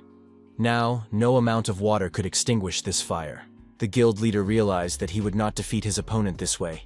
He needed to take a technical approach. Choi Young-seon shouted loudly so that the river worm would hear him and protect him. The villain declared that the young man had become so bold only because he had received a little support. However, he had granted even more power. Power that was on a completely different level than that which had been granted to this boy. Now, his true power would be hammered into his head. Li Junkyung thought that the river worm's protective instincts would now be activated. It was as if he were protecting his own child. Choi Young-seon now stood against the backdrop of a huge monster, feeling incredible support behind him. Lee Jun-kyung thought, "It's now or never," and, without fear of the monster, rushed at the guild leader. Of course, Choi Young-sun did not think that the young man would have enough courage. Our hero struck a blow, but the protective field initiated by the monster saved the guild leader from the attack. Choi Young-seon, feeling the monster's support, decided to counterattack his opponent and even swung his sword. The guild leader declared that if his opponent fell to his knees and begged for forgiveness, he could count on mercy. The Northern Army would be the only one to emerge victorious. Jong In-chang intervened in the confrontation. The girl asked the guild leader, what about their oath to protect humanity? Where had his great ideals gone? The head of the Northern Army Guild and Lee Jun-kyung, standing opposite each other, continued to argue. Choi Young-seon was surprised. How could this guy jump into the worm's mouth? Lee Jun-kyung replied that the guild leader was mistaken. He was just waiting for the worm to eat the guild leader. When they protect their offspring, they can swallow them and guard them inside their bodies. And no matter what kind of worm it is always dry inside. The young man added that in the dry stomach of the worm, the power of the patron Lord of the Rivers would be reduced to 0, and his ability to control fire would become much stronger. Choi Young-seon said that this was impossible. He was the king and had been chosen to become king. The guild leader approached our hero and asked who he was. Lee Jun-kyung, using fire magic, decided to show who he was and attacked his opponent. At that moment, the skull of the Guardian of Souls absorbed the hero's soul. The young man knew that the skull of the Soul Keeper did not absorb the souls of monsters. It needed human souls, and even stronger people who had been training for a long time, like those who had become heroes. The fallen angel overthrew the Lord of Rivers. All support from the Lord of Rivers was stopped. Lee Jun-kyung thought in surprise. Could it be that the patron had perished at the hands of the fallen angel? However, the Book of the Demon King said that patrons never perish. At that moment, a black raven appeared from the dark energy. The raven said that the young man had not answered. What was the answer to his question? Lee Jun-kyung remembered his confrontation with the guild leader. The young man declared that he had destroyed the hunter, not the monster. He follows the path of a tyrant, not a peacemaker, even the path of the Demon King. But that alone is not enough. In order to change this world, he would take on any dishonor or sin. He would even surpass the Demon King. The black raven flew away, saying that he had received an interesting answer, and that they would see each other soon. The protagonist saw the black raven turn back into dark energy, which dissolved into the air. Lee Jun-kyung, bidding farewell to the raven, told it to tell its master every little thing it had seen. The boss of the Rhine River Gate, the river worm, was killed. He was engulfed in flames and had no chance of escape. The player made the greatest contribution and received the essence of water, and his level was also raised. The hunters looked in amazement at the young man who had defeated the river worm. The hunters happily and surprisingly noted that the super rookie had defeated the river worm. Jong In-chang shouted loudly. The protagonist looked back and saw his opponent attacking him. Our hero reacted lightning fast and managed to block the attack with his shield. The deputy head was furious and asked what this guy had done to his brother. Why did he ruin everything? Lee Jun-kyung continued to fend off the guild leader's brother's attacks, with no intention of counterattacking. Only after his opponent had exhausted himself did our hero press his spear against his chest. Lee Jun-kyung stated that the reason these people had gained such tremendous power as hunters was to protect humanity from crisis. With great power comes great responsibility. Those who bully those who are much weaker have no right to call themselves hunters. Lee Jun-kyung said that today he had seen too much bloodshed for no reason. He turned away from the guild leader's younger brother and said that he must repent. In that case, he would be able to continue living. However, the deputy guild leader took a sword from a secret place and decided to attack the hero, saying that he would destroy him. At that moment, Jong In-chang managed to jump and deflect the attack of her former comrade. The deputy guild leader was surprised. How could she do such a thing? The skull of the Keeper of Souls absorbed another soul of the hero. Lee Jun-kyung asked the girl if she was okay. Jong In-chang replied that she should have stopped them earlier. If she had done so, such a tragedy would not have happened. The hero said that In-chang should not feel guilty because she was different from them. The girl said that this was the end for her. Now she had no right to touch the sword and would live until she had atoned for all the sins of the Northern Army. Lee Jun-kyung thought, has Jong In-chang broken down? After all, her destiny is to become a great hero. The young man decided that he would not let her do this, because she deserved better. For now, all he could do was watch over her. As they left the gate, the hunters were met by journalists and members of the public. One of the representatives said that he was from the Hunters Association and asked the journalists to refrain from excessive filming. The journalists were surprised and asked, where had the head of the guild, Choi Yong-sun, gone? For some reason, Choi Yong-soo was also nowhere to be seen. What really happened in the dungeon? Where did most of the Northern Army go? Could it be that the hunter standing in the middle led the raid? Many were curious about what had happened. The head of the High League Guild said that it was the rumored S-rank super rookie who had awakened. The head of the High League Guild added that these hunters had just returned after a difficult gate clearing and needed time to rest and recover. Sun Guyon asked that these hunters be given a well-deserved rest. The gate, which 110 people entered, became special. Only 39 people returned from the depths. Thanks to the super rookie, even more casualties were avoided. The Black Raven circled outside the window, flew in through the window, and landed on the table next to the man with the eye patch. The man said that Hugin was late. He suggested that this hunter probably knew about their ability to control the river worm, as well as how to become heroes. It was quite interesting. The Raven replied in its own completely incomprehensible language. The man realized that the guy was getting stronger by hunting monsters. This meant that they needed to meet with the survivors of the raid on the Rhine River Gate. To do this, they had to prepare everything. The man said that they no longer needed the Northern Army. The person on the phone replied that he understood and would prepare everything necessary for the press. The door opened, and Zhang and Chang entered the room.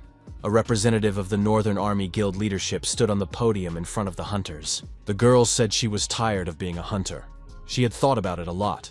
The young people did not want to part with the deputy head of the guild just like that, because they had become very close during this time. Zhang and Chang looked back and saw the hunters standing behind her. The men said that Zhang and Chang had done nothing wrong. It was all the brothers' fault. No one else was to blame. The hunters knelt down and asked the guild leader not to let go of her hands. One of the hunters said that he wanted to live a decent life so that he could look his son in the eye with a clear conscience in the future. They would take the sins of the army upon themselves. The fate of the deputy head should not end this way. Zhang and Chang replied that it was her duty, as she was the last remaining captain on this sinking ship. The young men were not obliged to take on this sin. The hunter said that there was something the deputy head did not know. Their hands were already covered in blood up to their elbows. Sun Guyun wondered if his statement to reporters about the young man was something he shouldn't have done. Lee Jun-kyung remarked that he should be thanking the head of the top league guild because he had managed to become even more famous. After the bald man's appearance before the press, Lee Jun-kyung instantly became a superstar. This was not surprising, considering that he had risen to A rank in the time allotted for clearing the gates. With a snap of his fingers, the protagonist rose from C rank to A rank. The press loves stories like this. He was a hero who overcame all adversity. What kind of dark horse was this, exceeding all expectations and clearing such gates? Sun Guyon noted that only those who are known to be weak are called dark horses. This nickname does not suit a super rookie at all. Lee Jun-kyung said that, given his lack of background, it couldn't be said that the nickname was completely unsuitable for him. Sun Guyon was very worried that Lee Jun-kyung would take this as interference in his personal life. Fortunately, this was not the case. Our hero suggested that he should tell the head of the top league guild about his next plan. Lee Jun-kyung asked his interlocutor how he knew that he was using hero creation to his advantage. The idea of creating heroes was not something that was discussed in this era. Sun Guyon asked in surprise, was Lee Jun-kyung really capable of creating a hero? Lee Jun-kyung replied that the guild leader knew everything himself, as he was a member of Asgard. After these words, Song Guyon was filled with excess energy, his body temperature rose, and his eyes began to glow. At that moment, the assistant asked the head of the association, "Is something wrong?" The head replied that he thought something interesting had happened. Lee Jun-kyung looked at Sun Guyon and noted that this was his true power. The bald man asked in surprise how Lee Jun-kyung had guessed this. Lee Jun-kyung thought that when they first met, Heimdall was already a member of Asgard. The young man asked why Song Guyon did that. It turns out that his actions stem from his knowledge of all the plans. Song Guyon said that Lee Jun-kyung had beaten him to it and made his move earlier. He also had suspicions about his interlocutor. His incredible growth rate seemed to scream that he knew something. Lee Jun-kyung noted that this was probably why Song Guyon had set a trap, and he, like a stupid fish, had taken the bait. Our hero thought that it was done unintentionally. He asked his interlocutor why he thought it was necessary, but there was no answer. Then Lee Jun-kyung declared that he intended to join Asgard. Asgard is a secret group of incredibly powerful hunters.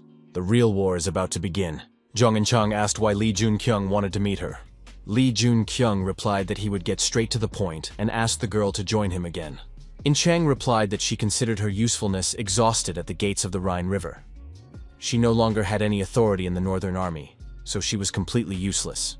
The girl added that she was not a person capable of doing anything useful. The protagonist objected, noting that she was a very valuable asset. The girl was indignant. Lee Jun-kyung said this as if he knew everything about her. She admitted that the Northern Army was rubbish, and she was part of it all. Lee Jun-kyung looked at his interlocutor and asked what had happened. The girl said sadly that she had been unaware. She didn't know about the many atrocities that were happening behind her back. Many hunters committed crimes, obeying the orders of the guild leader. Lee Jun-kyung also remembered what they had tried to do to him. Secretly, they destroyed those who stood in their way. Choi Young-seon, as the head of the Northern Army Guild, viewed ordinary people as insects. Lee Jun-kyung thought that this was all very bad. For a person with such moral principles, the burden was too great. If nothing was done, she could break down completely. However, the Dragon Slayer could not be lost in this way. Lee Jun-kyung asked In-chang, if this continued to happen, what would she do? The young man said that the gates continued to appear, and the hunters continued to awaken new powers. Ordinary people could not even hope to resist such unimaginable power. If such things were happening in a small guild of the Northern Army, it was not surprising that the same thing was happening outside its borders. Was Jung In-chang really prepared to turn his back on all those in need? The young man added that he wants to eradicate this at its root, to get rid of all the evil that is happening around him. The time has come to determine whose side In-chang is on now. Lee Jun-kyung added that he wants to nip everything In-chang has heard and seen in the bud. The girl asked in surprise if Lee Jun-kyung really thought he could stop all this. She understands how powerful he is, but does he realize the true power that he possesses? She added that she is too weak to stand up to him. Does Lee Jun-kyung have any plan to change this world if enemies stand in his way? The young man made up his mind and announced that he had come from the future. He added that something unimaginable will happen soon. Many will die, and the destruction preceding insignificant changes in the world will be immeasurable.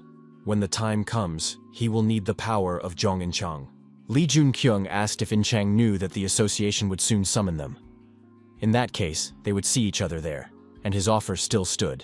The television reported news related to the Northern Army Guild. Many terrible deeds committed by this guild came to light, including the destruction of innocent people. Lee Jun-kyung thought that things had gone much further than previously thought. Could this have been planned in advance? Now that they had become useless, they were simply disposed of. It was all his doing. The skull on the bracelet lit up again, emitting excess energy. The skull of the Soul Keeper had awakened. The skull of the Soul Keeper would be reborn as a true familiar. Lee Jun-kyung thought that the skull had finally been restored. It absorbed the souls of the guild leader and his brother, as well as the essence of the water worm and the gemstone of the water golem. It was announced that the familiar's name was Hyun-mu. To summon it, one must call its name. The protagonist wondered how powerful this familiar was.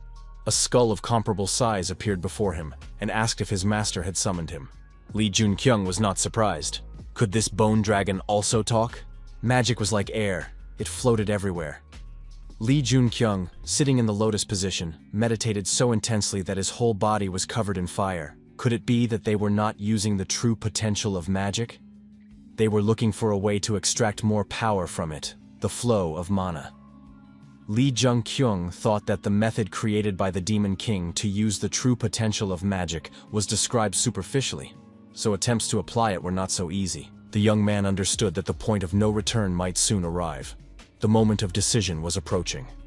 When the time came, the current A-rank guards would be demoted to C-rank hunters. He needed to become stronger before that moment. But it was not so easy. Lee Jun-kyung received a message on his smartphone. He was asked to go to the roadside, where he would be escorted to the association. He thought that the moment of their meeting had come. The association representative said that it was the first time he had seen a young man so excited. Kim Soo-yeon noted that even when the hunter entered the dungeon and the gates of the Rhine River, he never showed any excitement. It seemed that only a meeting with the president of the association could make him nervous.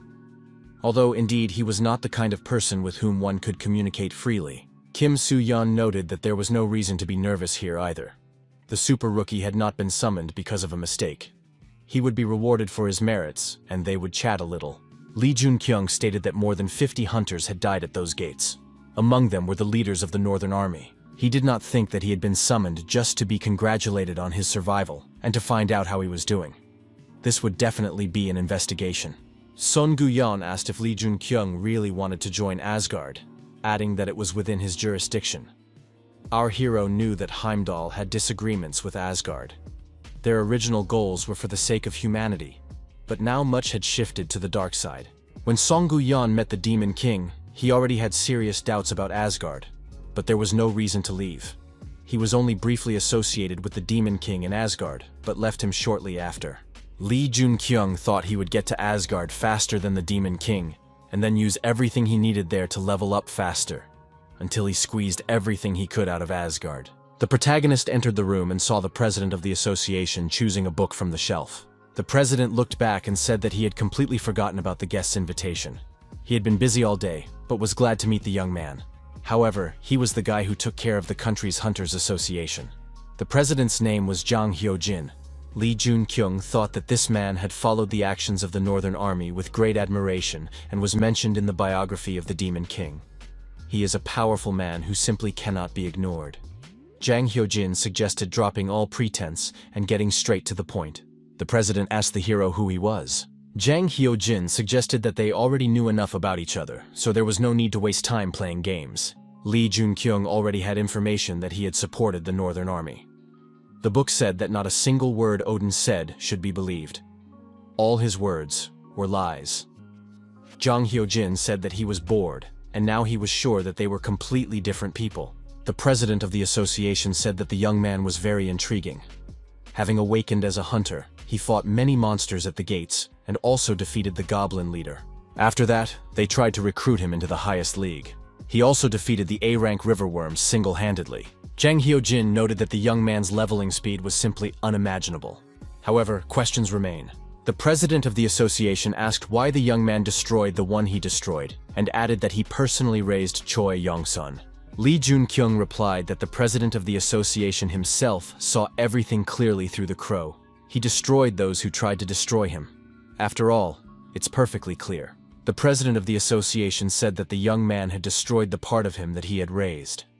Lee Jun-kyung asked, even though he was just a pawn, why not get straight to the point now? Our hero responsibly stated that he wanted to join Asgard. Jang Hyo-jin noted that this young man had a talent for surprising his interlocutors. Did he really know what Asgard was? Lee Jun-kyung replied that it was a group of first-generation hunters created to save humanity. The young man added that he was standing before Odin, the king of Asgard.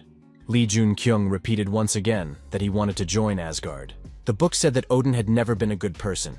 His eternal kindness was just a mask, and he had always been ruthless. But even he had weaknesses. The president of the association was surprised. How could the young man know all this? Lee Jun-kyung thought that he had used the information from the book and risked his life, but it worked. Jang Hyo-jin simply couldn't refuse because of his own curiosity. The president said that his eye also had no effect on the young man. Did Lee Jun-kyung know about his eye? The protagonist asked if he was referring to the eye that pierces the truth. The fallen angel destroyed all traces of mental interference from this patron. Jang Hyo-jin smiled and said that he would accept the young man into Asgard, but he had to pass several tests. Based on the test results, he could consider writing an application. The president of the association said that he would impose a ban on discussing what was happening here and now with anyone. Lee Jun-kyung noted that his patron had blocked not only the piercing gaze, but also the ban he had issued. It was good that Odin hadn't noticed anything. Lee Jun-kyung thought, if his patron was able to reflect the ban, then the fallen angel is capable of dispelling any mental attacks. If all this is really true, isn't it too unbalanced an ability? After meeting with the president of the association, our hero talked to In Chang. The young man asked why the girl was here. Yi Chang said sadly that she hadn't even been able to ask him why he had done all this. Lee Jun-kyung suggested that the president of the association just wanted to cut all ties with her, since she knew all the secrets. Lee Jun-kyung asked his interlocutor why Jang Hyo-jin left everything as it was. Was it just because she was innocent? The girl replied that the president was inventing new sins and placing them on the shoulders of the innocent, so there was no point in doing anything. The young man said that it was actually quite simple. The reason she was alive was only because she meant nothing to him. The president believed that whether she was alive or not, nothing would change.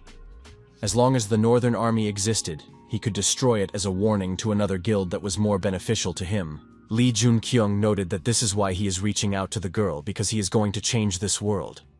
She may think he is vain or narcissistic, but she has nothing to lose anyway, so it won't get any worse.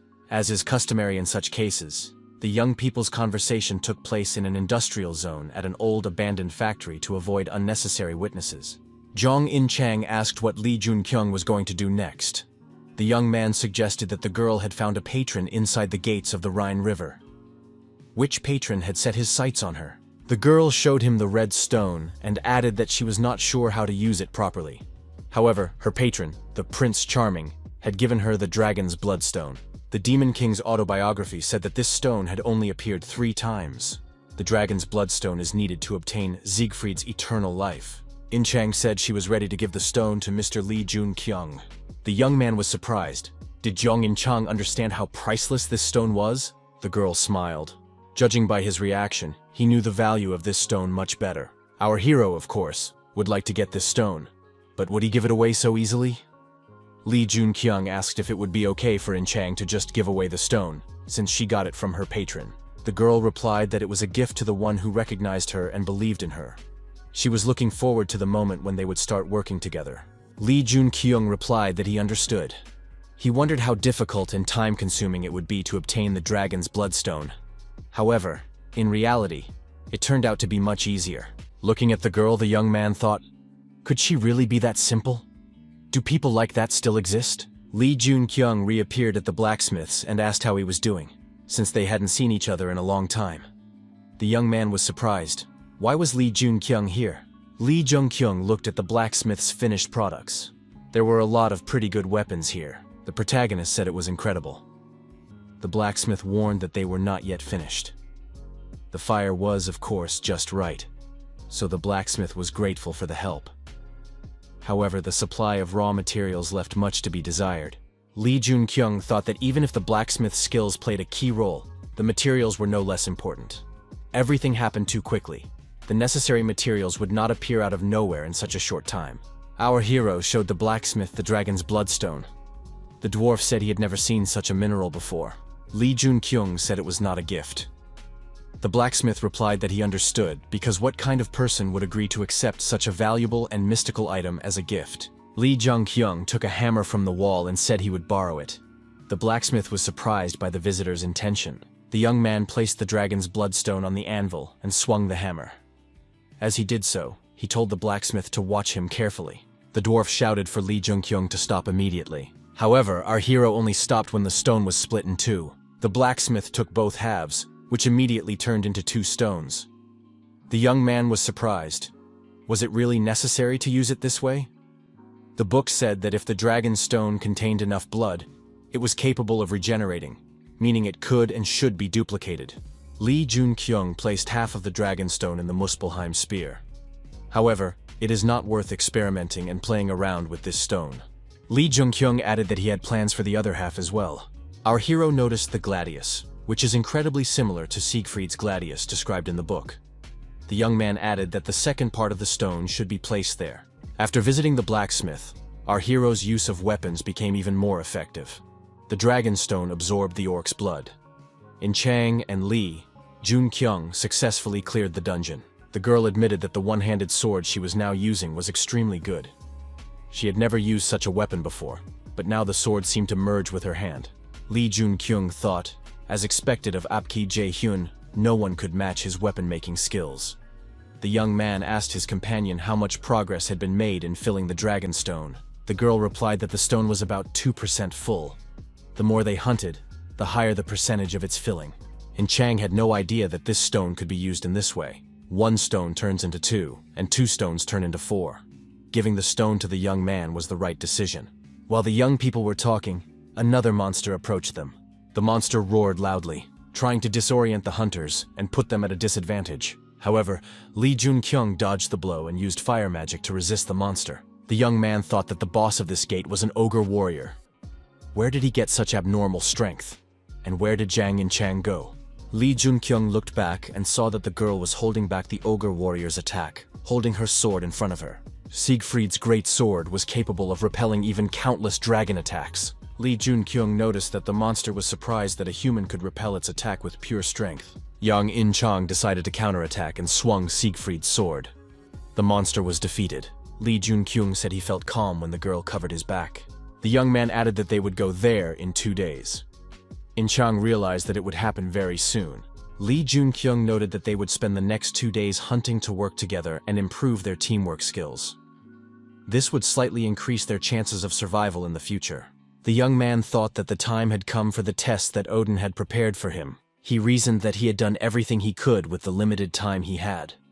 It would be nice if In-chang could make a name for herself, but that would happen later, so there was no need to rush. The head of the High League Guild and our hero met again to discuss pressing issues. Song Guyan advised Lee Jun-kyung not to go on the mission tomorrow. If he went, he could die. It would no longer be an easy walk, like at the gates of the Rhine River. Lee Jun-kyung thought that the guild leader's words sounded sincere. Song Guyan asked him why he decided to join the league and what his true intentions were. In the end, the guild leader said that he trusted Lee Jun-kyung and was no longer worried about such things. The young man was surprised. Where did Song Guyan get so much faith in him? The guild leader replied that he didn't know himself, that it was like intuition. Song Guyan said that in any case, Lee Jun-kyung should not go tomorrow. Odin is probably already interested in the young man. If he does not take any test, Odin will still allow him to join Asgard whenever the young man wishes. Song Guyan suggested that Lee Jun-kyung had not yet earned the title. If he went tomorrow, he would only be awarded the title after he died. Lee Jun-kyung thanked him for his concern and added that there was no need to worry about him. Whatever happened, he would return alive. There was still much to be done. The young people met, and the protagonist congratulated Kim Soo-yeon on her promotion. Kim Soo-yeon expressed gratitude and stated that the hunter's endeavors are progressing well, which is highly beneficial for him as a curator. Even more remarkable is the opportunity to participate in an international expedition. It is an honor to be a hunter representing the nation.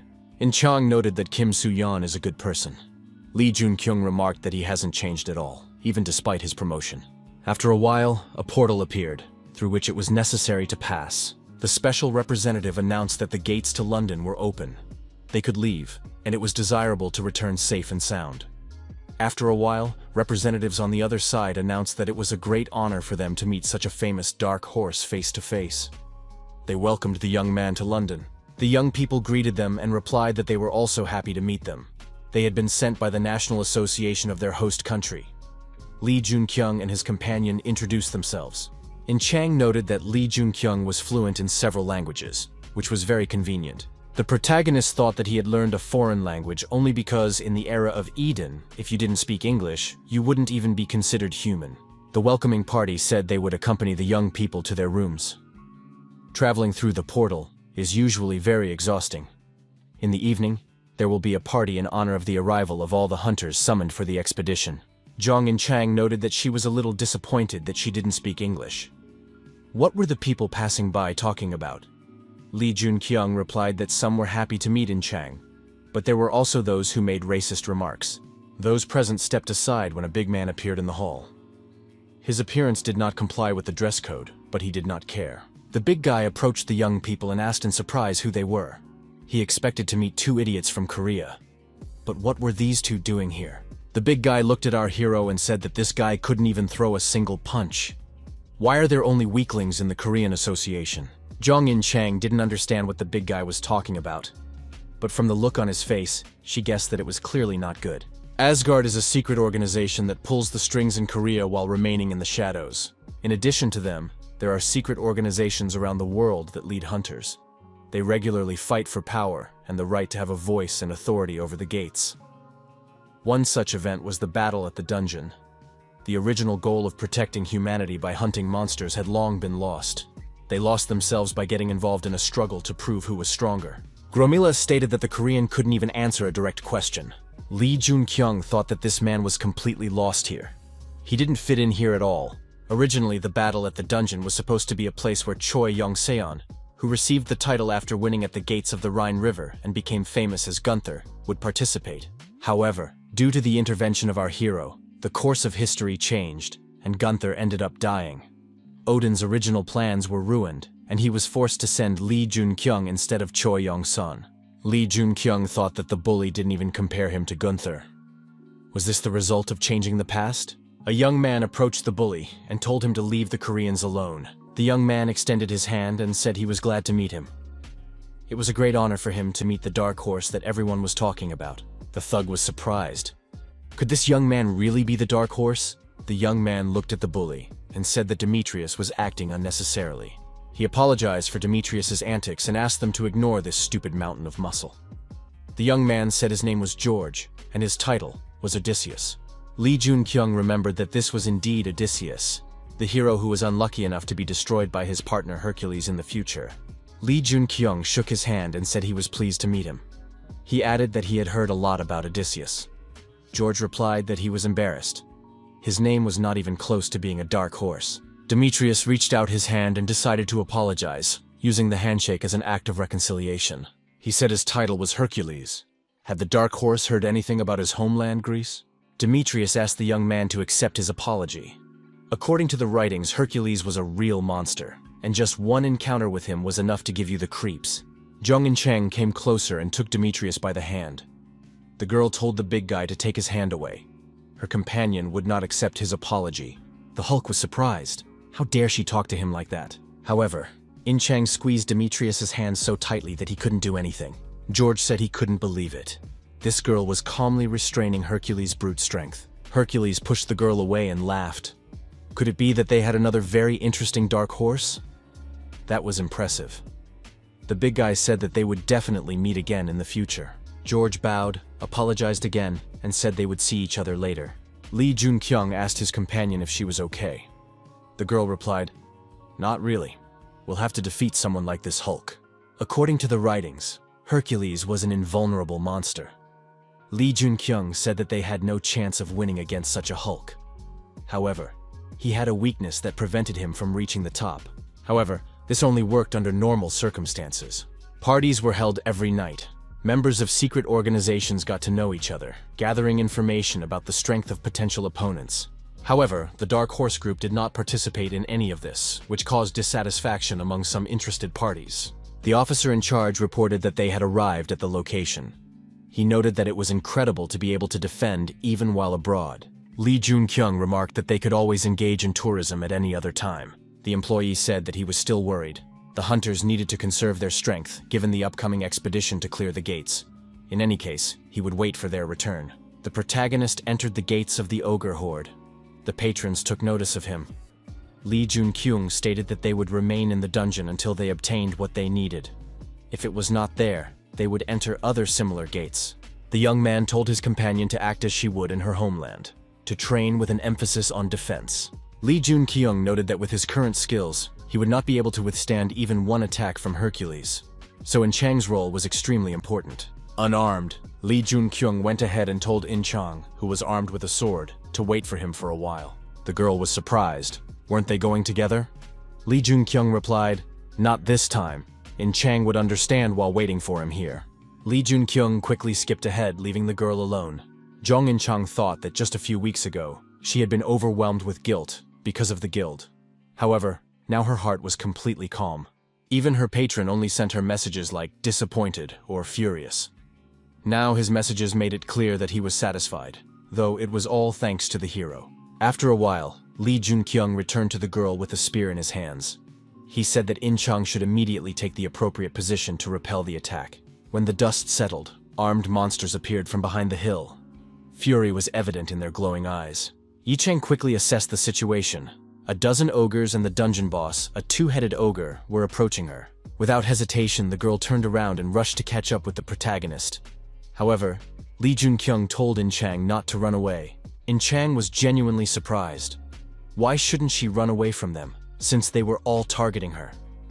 The girl wondered if that was why he had told her to equip the title of Great Enemy of Ogres before the battle. Lee Jun-kyung continued to walk away and said that In Chang would be fine. The girl clarified, Was that why he told her to fill her entire inventory with healing potions? He nodded. Zhang Inchang gripped her sword tighter with both hands and said she would do it. The ogres continued to chase the people, shouting loudly and demanding that they stop immediately. The protagonist summoned his familiar Hyunmu. He appeared an hour later. Lee Junkyung told Hyunmu to help Inchang by using a healing potion on her as soon as she was in danger.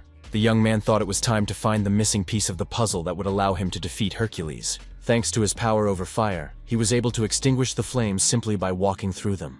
A terrifying ogre appeared before the hero, a battle with whom they tried to avoid. Even the heroes nicknamed him the Red-Eyed Ogre Mage in the future for his terrifying power. The head of the High League Guild entered the association president's office without permission. The assistant asked what Sun Guyun was doing. The president of the association said that everything was fine and asked the assistant to leave them alone. The president asked what had happened and why the guild leader was behaving this way. Sun Guyun replied that the president understood everything perfectly well. The president said, "Not at all." At that moment, a protective shell was created, so that information about the conversation would not leak out. The president said that now they could speak freely. He was interested in whether the guild leader would abide by the rules of Asgard. Sun Guyun was surprised. Was the president really going to talk about the rules? What had happened to their main principle of acting in the name of humanity? Had it been overshadowed by the creation of all these important rules? The president was surprised. Did the guild leader dare to reproach him? Sun Guyun said that he would reproach him if there was a chance that the president would listen to him. He added that it concerned Hercules. The president was surprised. What was Sun Guyun talking about?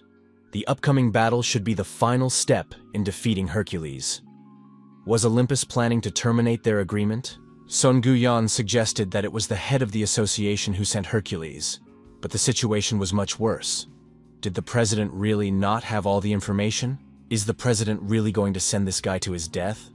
Is he not interested in the super rookie? Sun Guyun said that he is going there too. The president of the association said there was no need to worry so much. The young man's death was not part of his plans, including everything that had happened. However, a pact was made with the young man. If he finds himself in any danger, the pact will immediately notify him. The president of the association said that Olympus had violated their agreement and that this gave him free rein. Sun Guyun thought what a cunning man he was. Could he have foreseen that everything would turn out this way? The pact would certainly ease their concerns, but the head of the High League Guild could not shake the feeling that something bad was about to happen. Odin and Heimdall did not know that Odin's pact had already been broken by the fallen angel. A huge monster was approaching the burning house. Lee Junkyung, with a fireball in his hand, thought that luring the monster away with fire was a good idea.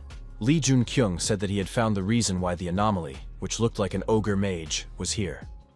This was the most important piece of the puzzle in the battle with Hercules. Lee Junkyung saw the huge monster approaching him and was frightened for a moment. The young man started to run away, and the monster rushed after him. The protagonist did not understand how such a huge monster could move so fast given its size. This monster was a match for Hercules. Would it be possible to defeat it? The young man thought that he should avoid encounters with such monsters while he was preparing for the battle with Hercules. However, that made no sense. He had to win. Our hero stopped, turned around, and attacked the monster using fire magic. The gates were cleared. Lee Junkyung said that the situation could have taken a turn for the worse if the monster had managed to wound him. Before the battle at the dungeon, it would have been almost impossible to heal with potions. However, it seemed that Inchang had defeated the boss. The girl could be relied upon. Demetrius told Odysseus that he hadn't seen the guy since that day. Odysseus suggested that the Korean must be preparing. Demetrius added that he was terribly bored and asked if he could at least enter the gate. George replied that it was not a good idea. He did not need any more problems created by Demetrius. He was already one big problem, having ignored Olympus's orders and taken part in the battle at the dungeon. Hercules asked what he was guilty of. Why deliberately lose a fight when it was obvious that victory was possible? He was a fighter who despised such foolishness. George said that Demetrius was driving him crazy. The battle in the dungeon was about to begin. Demetrius said there was no need to worry. He would protect Odysseus anyway. The dark horse wouldn't even withstand a single blow. He liked that girl, so he didn't want to miss his chance. George thought about how many opponents he had acknowledged, considering how much he looked down on the dark horse. For some inexplicable reason, everything inside him foreshadowed something big. Zhang Inchang asked her companion if he was going hunting again. She was ready to accompany him. Li Junkyung replied that he was fine, but the girl was not in the best condition right now. Inchang asked who was responsible for her being in such a state again. Li Junkyung said that thanks to this, Inchang had gained a very useful skill that would allow her to further develop her physical abilities and increase her endurance. Li Junkyung told the girl to rest, saying he would manage on his own today. Li Junkyung left the building and realized he was on Alchemy Street. That meant she must be somewhere around here. This place possessed enormous magical power. The young man entered one of the shops and apologized for the intrusion. The girl standing behind the counter greeted the visitor in the phone booth. The young man looked at the girl and thought he had come to the right place. The girl said that it was very rare to meet a representative of Korea here. What brought the young man here? A special potion or an item for some nefarious deeds? Li Junkyung asked if the girl's name was Park Yoo-jin. The owner of the phone booth asked who he was and why he had shown up just as she had opened. How did he know her name? The protagonist wondered if Park Yoo-jin had forgotten her blacksmithing skills. She was the younger sister of the greatest blacksmith, the second blacksmith after him, and also the best alchemist, Hephaestus. The girl asked if this man had been sent by Park Jae-hyun. A week later, Yoo-jin said that she had melted the red ore as the young man had requested and coated the Muspelheim spear with it. Perhaps now he would reveal who he was. Yoo-jin added that this was the first time she had seen such a combination. Red ore and an object inserted into a spear. Had this man traveled all the way to England to find such a mineral? Even the people of Olympus had nothing like it. How did the young man even think of looking for these items? Li Junkyung asked Park Yoo-jin to return to her home country. Our hero said that if the girl needed minerals or rare materials, it would be better for her to stay in Korea rather than remain here. Yoo-jin asked what he meant by that. Was he promising that he could always get her minerals that even Olympus didn't have? How arrogant he was. After thinking for a moment, the girl said that it sounded fun after all, and she liked it. The TV commentator, standing near the gate, said that the raid was about to begin. Hunters of all nations present here are invited to the gate. Zhang Inchang asked our hero if they would really have to fight all these people. Li Junkyung replied that not all of them.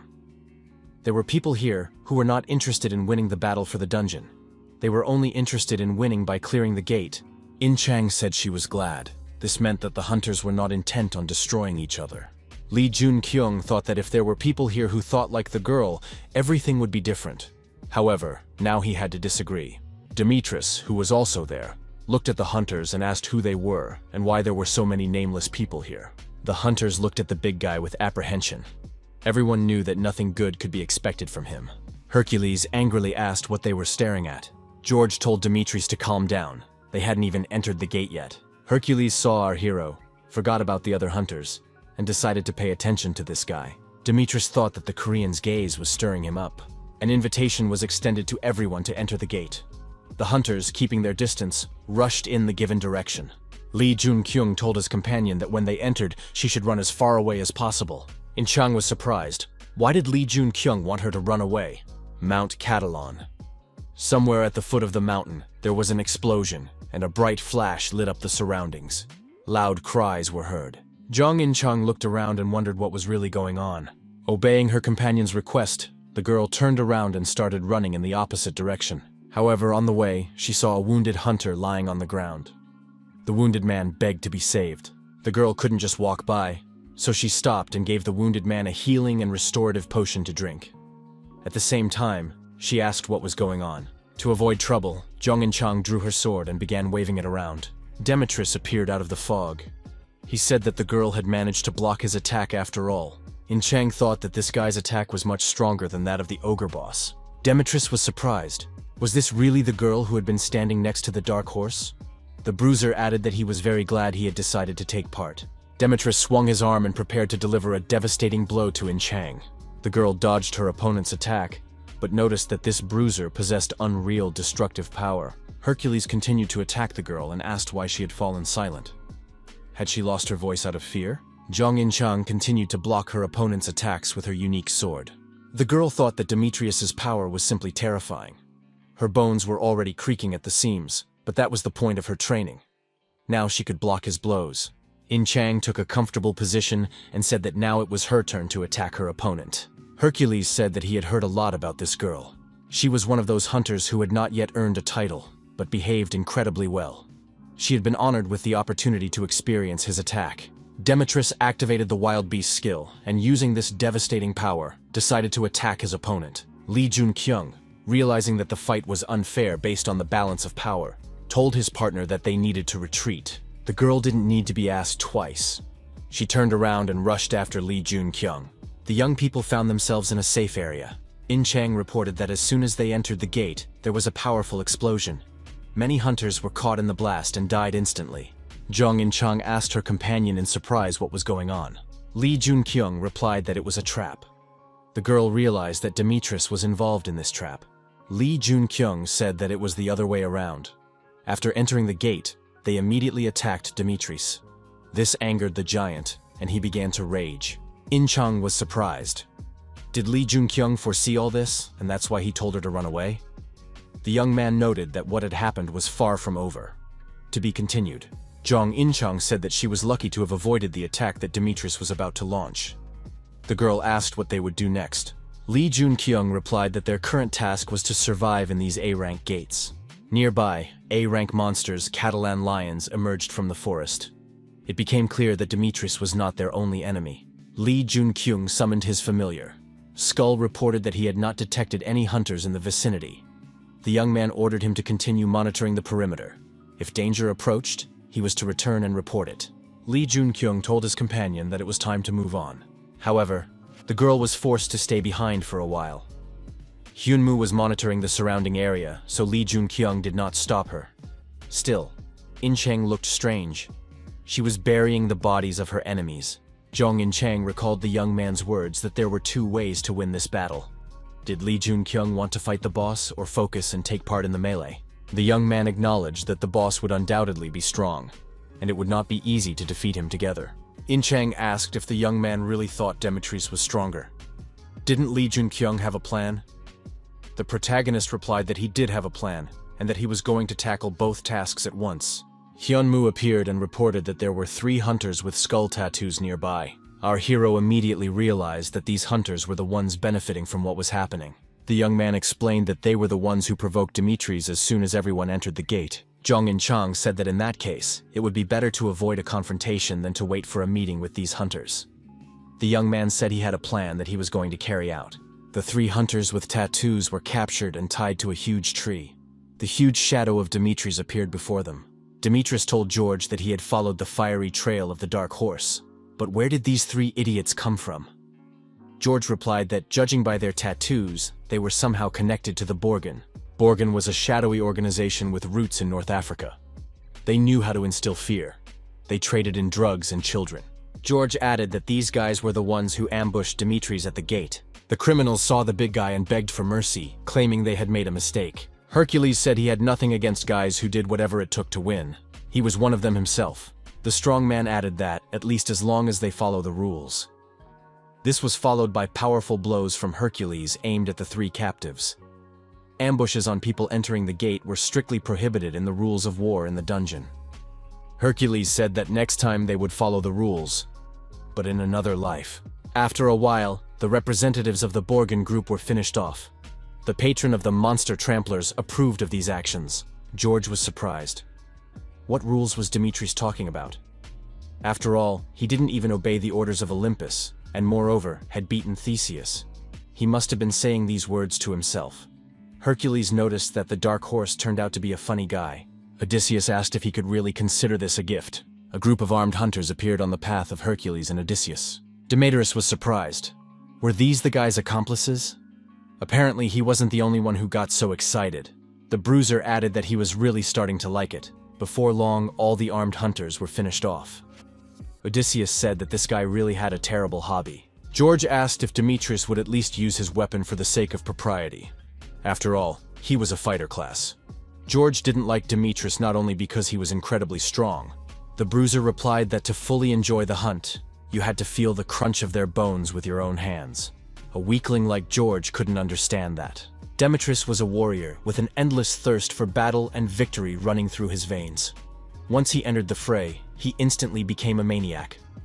In fact, George was worried about the clash between Demetrius and the Dark Horse. Li Junkyung and Zhang Yinchang moved along the established route, taking precautions. Approaching a small hill, they felt an incredible magical power. They suspected that they had ended up in the lair of the monster boss. Behind the hill, the young people saw hunters. Li Junkyung said that they were not enemies. He did not sense bloodlust in the air. The hunters asked our hero, was he really the Dark Horse? Wasn't he a little late? They had been waiting for him for a long time. Li Junkyung was, of course, surprised. One of the hunters asked if Asgard had sent the Dark Horse. Li Junkyung confirmed this. The hunter said his name was Iniv. He came from the lands of the Nile. They were waiting for the young man to help him, but it turned out that he didn't even know about it. It had long been decided that this battle in the dungeon would end in victory for Asgard. Li Junkyung thought, could it be the Egyptian Nile? Could it be a global guild like Asgard or Olympus? Iniv said that he didn't know if this problem was caused by Olympus, but with his appearance, everything became much more complicated. Therefore, they were waiting for the Dark Horse here to guarantee his victory. Li Junkyung realized that this was the reason why Choi Yong-soo won this war. Iniv added that they would help the Dark Horse, so they needed to hurry up and destroy the monster boss. It would be difficult for the two of them to fight such a monster. Li Junkyung refused and said he would deal with Demetrius himself.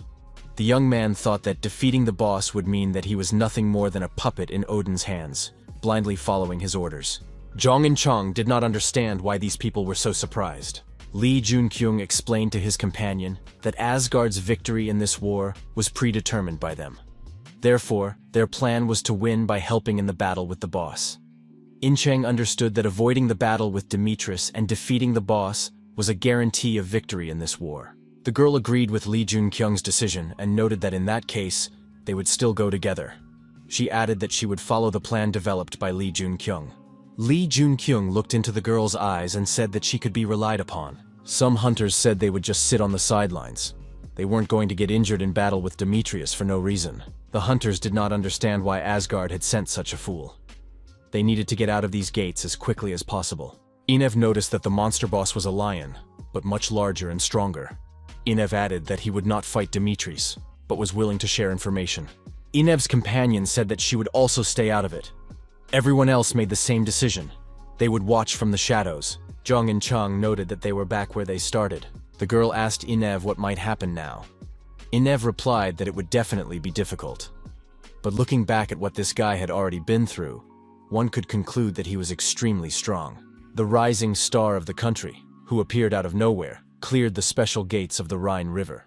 And this super rookie single-handedly defeated the entire Northern Army Guild, even though the guild was quite strong. This hunter is very close to Heimdall, a key figure in Asgard. All it took for him to catch Odin's attention was a fleeting glance. Inev said that if you judge his potential, he is in no way inferior to the leaders of shadow organizations. The young man added that this was why everyone decided to stay on the sidelines to better assess his abilities.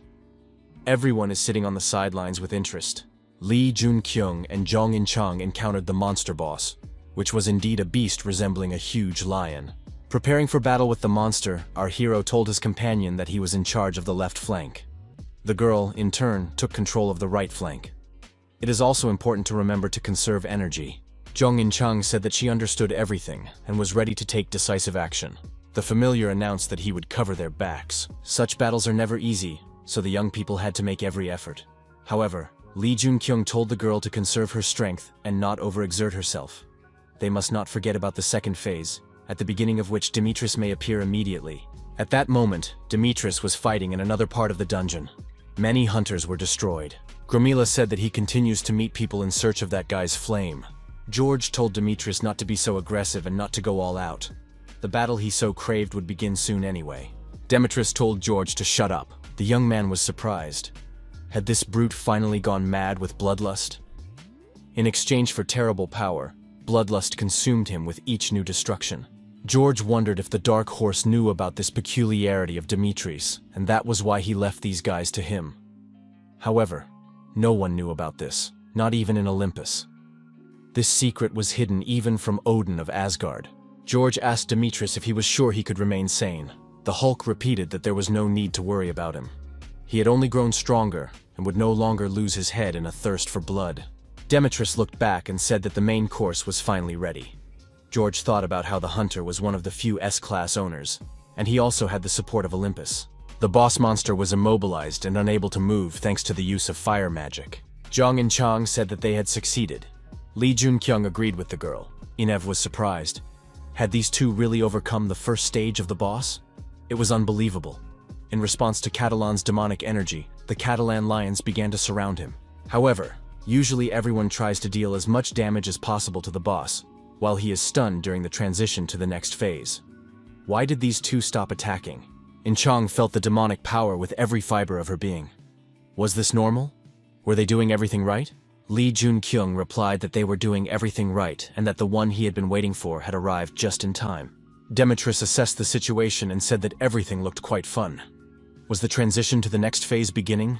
Why then was the dark horse inactive? George arrived and said that they shouldn't start without him. Demetrius prepared for the next stage, namely, meeting the dark horse. However, Hercules was surprised by the behavior of the young man he had been eagerly awaiting. Why was this guy running away? Li Junkyung and his companion did indeed turn around and start running away. Hercules did not understand what was happening, but he was extremely angry. The giant rushed after the young people, followed by the monster boss. Zhong and Chang said that Demetrius and Catalan were chasing them and were already close. But why wasn't Catalan attacking Demetrius? Li Junkyung replied that they were the ones who were damaging the monster. But soon he would start attacking all enemies with demonic energy. They just needed to buy some time. The hunters saw a super rookie approaching them, followed by Demetrius and the monster boss. The monster roared loudly and began to show aggression towards everyone in the area, including the hunters. The boss, accompanied by other monsters, attacked everyone nearby. The hunters noticed that the boss monster had completely succumbed to demonic energy and lost its mind. Only Demetrius was happy about what was happening. He laughed loudly and turned all his power against the monsters attacking him. Li Junkyung told his companion that they had managed to buy some time thanks to Demetrius, but it wouldn't last long. Our hero handed the girl a liquid and said that it would help them now. Chang asked what it was. Li Junkyung replied that it was their secret weapon. The young man poured the liquid onto his spear. The spear immediately sparkled and began to emit excess energy. For a brief moment, the spear became stronger, and the dragon stone absorbed the red ore. Li Junkyung was, of course, surprised. How could the dragon stone absorb the red ore? What was going on here? In fact, the protagonist did not know what effect would follow. Chang noticed that it all looked quite dangerous. The young man said that this was their only chance. The monster boss was attacked with a spear charged with red ore. Demetrius joined the attack on the boss and said he was using his special beast roar. Odysseus also took part in the attack on the boss. The young man reminded Demetrius that he had warned them. They needed to stock up on weapons. They shouldn't have ignored his words. The bruiser said he understood and would definitely take these words into account in the future. Odysseus noticed that the spear that attacked the boss looked different.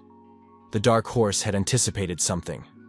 Apparently, the spear had an effect similar to the beastly roar that Demetrius had used. Hercules noted that such an attack could not even come close to hurting him. The dark horse was nothing more than an annoying mosquito to him. Demetrius said that this is why he asked George to deal with this mosquito. In the meantime, he would take care of the real beast. George didn't like these words. He noticed that Demetrius was looking down on him. Zhong and Chang asked in surprise how a bully could say such a thing. The girl entered into battle with George, and their swords began to spark when they touched. George was surprised. How could someone concentrate so much chi energy from such a distance? Apparently, someone still lacked experience. George was surprised to see that his opponent had run away. But how was that possible? She should have used this opportunity to pierce him. But for some reason she struck the ground. And why did that skull shoot a sticky, sweet-smelling liquid at him? Could it be monster pheromones? George was right. Sensing the liquid, the monsters began to approach him. Had his rivals used a potion to turn the hunt into this trap? It turned out that he had fallen into a trap. Li Junkyung was surprised. How could this hunter stand up to Catalan, who was overflowing with demonic energy? How strong was he? Thanks to his cunning and foresight, the young man and his companion were able to observe what was happening from the sidelines. He told the girl that she had dealt with Odysseus effectively. Chang replied that Hyunmoo had helped her a lot in this. Li Junkyung noted that they needed to finish everything before Odysseus returned. Chang replied that she understood. Demetrius was still delighted and said that everything looked great. Everything was going very well for him. Li Junkyung thought that it had begun. Apparently Demetrius was still able to control himself, but soon he would lose control. Hercules was in berserk mode. Li Junkyung said that, as planned, Zhang and Chang should stop Catalan and Demetrius should take care of himself. Li Junkyung thought there was no need to destroy him completely. They just needed to strike while he was in this state. The confrontation between the two hunters began. Li Junkyung asked Hercules why they didn't play together. Hercules replied that he had already started the game. Had his opponent not noticed? The bully's eyes lit up, and he said he had been waiting for this moment for a long time. The game promised to be interesting and intense. Li Junkyung prepared for the confrontation and thought that everything was going according to plan. Hercules said that this was unreasonable.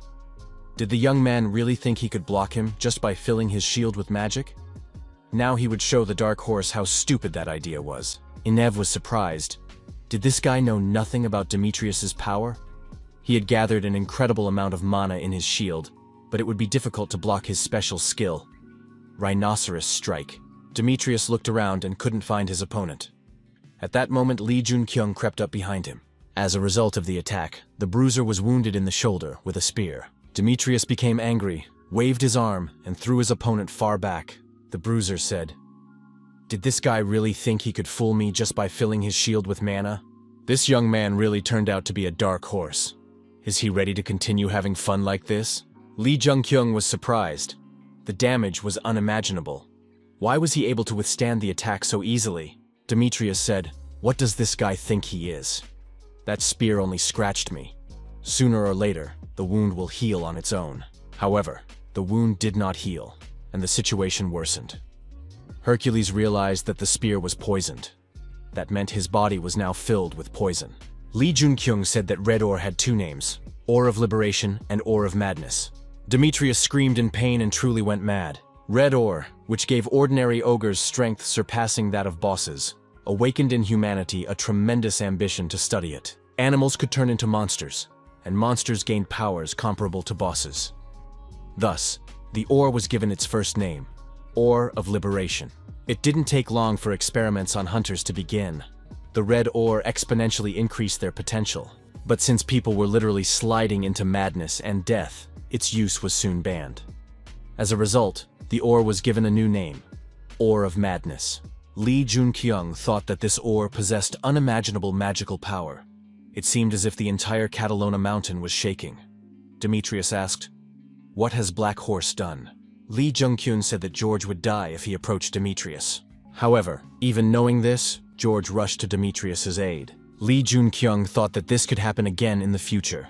It must be prevented. In the future, the same thing happened. Demetrius lost his mind in his madness, and George, hoping to stop him, died at his hands. George approached Demetrius and said that since he had just descended into madness, he could still be brought back to his senses. However, our hero could not allow George to die in this way.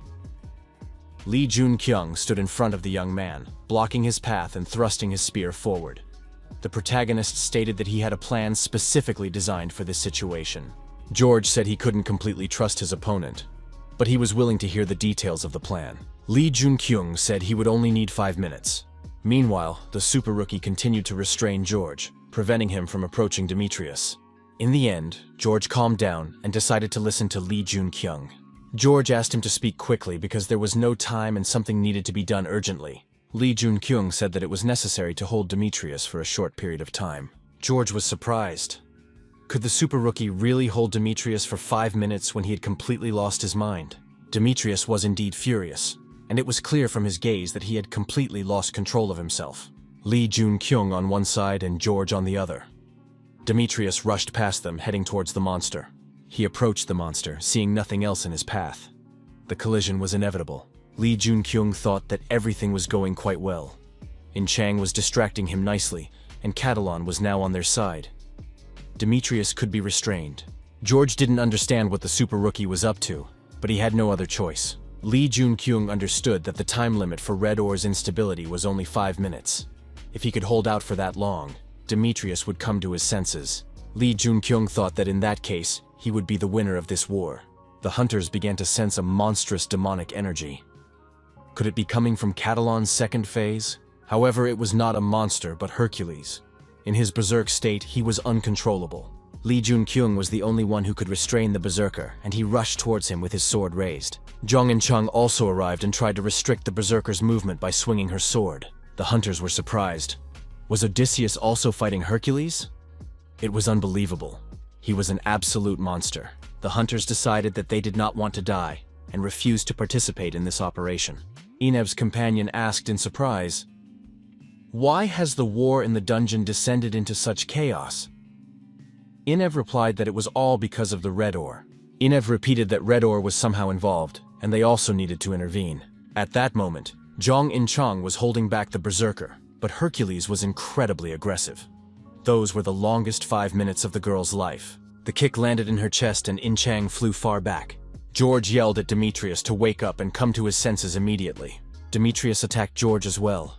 The young man was disoriented and grabbed his arm. After another attack by the berserker, George flew far back. The berserker activated his energy beast, a fiery tiger. Lee Jun-kyung grabbed George by the arm and pulled him out of the danger zone. George was confused. How much longer would these 5 minutes last? Lee Jun-kyung knew that experiments had shown with absolute certainty that the maximum duration of red ore's effect was 5 minutes. Why wasn't this monster exhausted yet? Demetrius continued to rage, causing extreme anxiety for George and Lee Jun-kyung. Water rage came into play. Enev and his colleague intervened, saying they would provide whatever support they could. Taking advantage of the respite, Lee Jun-kyung asked his companion if she was all right. In-chang replied that she was fine. However, our hero understood that Jong In-chang would not last long. Suddenly, Lee Jun-kyung began to cough and noticed that blood was coming out with the cough. The blood, absorbed by the dragon bloodstone, reversed the flow. The hero's body began to transform and he screamed loudly. Enev looked at the super rookie and concluded that this guy was in the same condition as Demetrius. Lee Jun-kyung noted that 5 minutes had already passed. Why hadn't Demetrius been freed from his madness yet? It seemed that Demetrius was becoming crazier with every passing second. Why hadn't the countdown started yet? Lee Jun-kyung, who was in a similar state, felt a flow of mana. The young man understood how it worked. The protagonist decided to fill his legs with mana, and his movement speed increased significantly. Lee Jun-kyung directed his power at the monster boss and destroyed it. As a reward, he received the achievement, Enemy of the Beast. After that, the hero was weakened by demonic energy, and his body began to deteriorate. It was necessary to get rid of this energy. An unimaginable and enormous flame burst out of Lee Jun-kyung's body. The flame spread and engulfed the entire Catalonia mountain. The surviving hunters managed to reach the exit of the dungeon, but the flames sucked the mana out of them. Through the smoke, the outline of Demetrius became visible. Still burning with fire, he approached the hunters. George shouted that Demetrius's arm was damaged. What happened? However, Demetrius activated his unique abilities, and his arm appeared as if from fire. George thought that Demetrius's body was regenerating itself using excess mana. What was the Dark Horse experiencing now? Lee Jun-kyung completely restored his body with excess mana. However, the regeneration process was still in full swing. George thought that the blue flame that covered the entire gate was to blame. Despite his wounds being much deeper, he was regenerating faster than Demetrius. In Hercules' body, the rage of the beast continued. George thought that Demetrius wanted to take advantage of this, even though his arm had not yet fully recovered. This did not bode well. Hercules and Lee Jun-kyung, in roughly the same condition, approached each other at great speed. The battle proved to be extremely energy-consuming. George and the other observers wondered, had the Dark Horse won? The protagonist thrust his spear into the Hulk's body. Demetrius staggered. Hercules stopped showing unusual activity and fell to his knees. Lee Jun-kyung stood next to him with a spear in his hand. A message appeared that Lee Jun-kyung was ceasing to exist. The red ore affected the dragon bloodstone. The instinct for survival, the desire to destroy, the blood of the monsters he hunted, and the blood of Catalan, all of this mixed with demonic energy to form a hybrid crystal. Just like the red ore test subjects mentioned earlier, Lee Jun-kyung would spill everything inside him and die. Suddenly, one of the 12 goddesses, Athena, appeared. The woman ordered the berserker to kneel. The young man could not resist. His body stopped obeying him, and he fell to his knees. George bowed his head and said that it was a great honor for him to behold Athena. The goddess asked why there was such disorder here. Now she was indebted to Zeus because of this. Athena looked at Lee Jun-kyung kneeling before her and asked who he was. George replied that he was the Dark Horse. Athena thought that all the changes inside the gate were the work of this guy. How did he manage to break through her shield? Did he really cover the entire Mount Catalona and start painting it with mana using the sinister flame? Athena naively thought that the newcomer was just lucky and somehow managed to get into Asgard. Who would have thought that he could defeat Hercules in pure strength? Athena declared that she would finish this man off here and now. The spear reappeared in her hands. Suddenly, another person appeared. He told Athena to stop and not do it. Athena turned around and was surprised. What was Heimdall doing here? What had he forgotten in a place like this? Heimdall said he wanted to ask Athena the same question. The goddess asked if Heimdall had followed her lightning bolt. Heimdall stood in front of Lee Jun-kyung and protected him with his body. Athena shouted for Heimdall to step aside immediately. The bald man said that if Athena dealt with this guy, he would take it as a declaration of war on Asgard. The goddess was surprised. Was this guy really that important to Heimdall? She believed that there was nothing in the world that could be important to this man. Inev said he wanted to join the conversation. He gave his name and added that he was from the Nile. Athena said that this man was the leader of an Egyptian group and that she knew about him. Inev said that it was an incredible honor for him that Athena had heard of him. Inev said that the Nile was asking Athena for the protection of the Dark Horse. Inev showed the Eye of Osiris on his palm and added that Athena should know about it. It proves his right to represent Nile's wishes. He hopes that Athena will guarantee that this request will be fulfilled. Lee Jun-kyung opened his eyes and realized he was in bed. Jong In-chang noticed that the young man had woken up and immediately approached him. The girl said that Lee Jun-kyung's body was still in terrible condition. She said she would call someone. The young man wanted to say something, but realized that his vocal cords were not working. Lee Jun-kyung noticed the round shield and 2 swords above the door. He realized that he was with the Knights of the Round Table. Not all powerful hunters create organizations to control the world from the shadows. There were numerous secret organizations with more noble ideals. The Knights of the Round Table were one of them. Lee Jun-kyung thought that the Knights of the Round Table had not lifted a finger in this situation.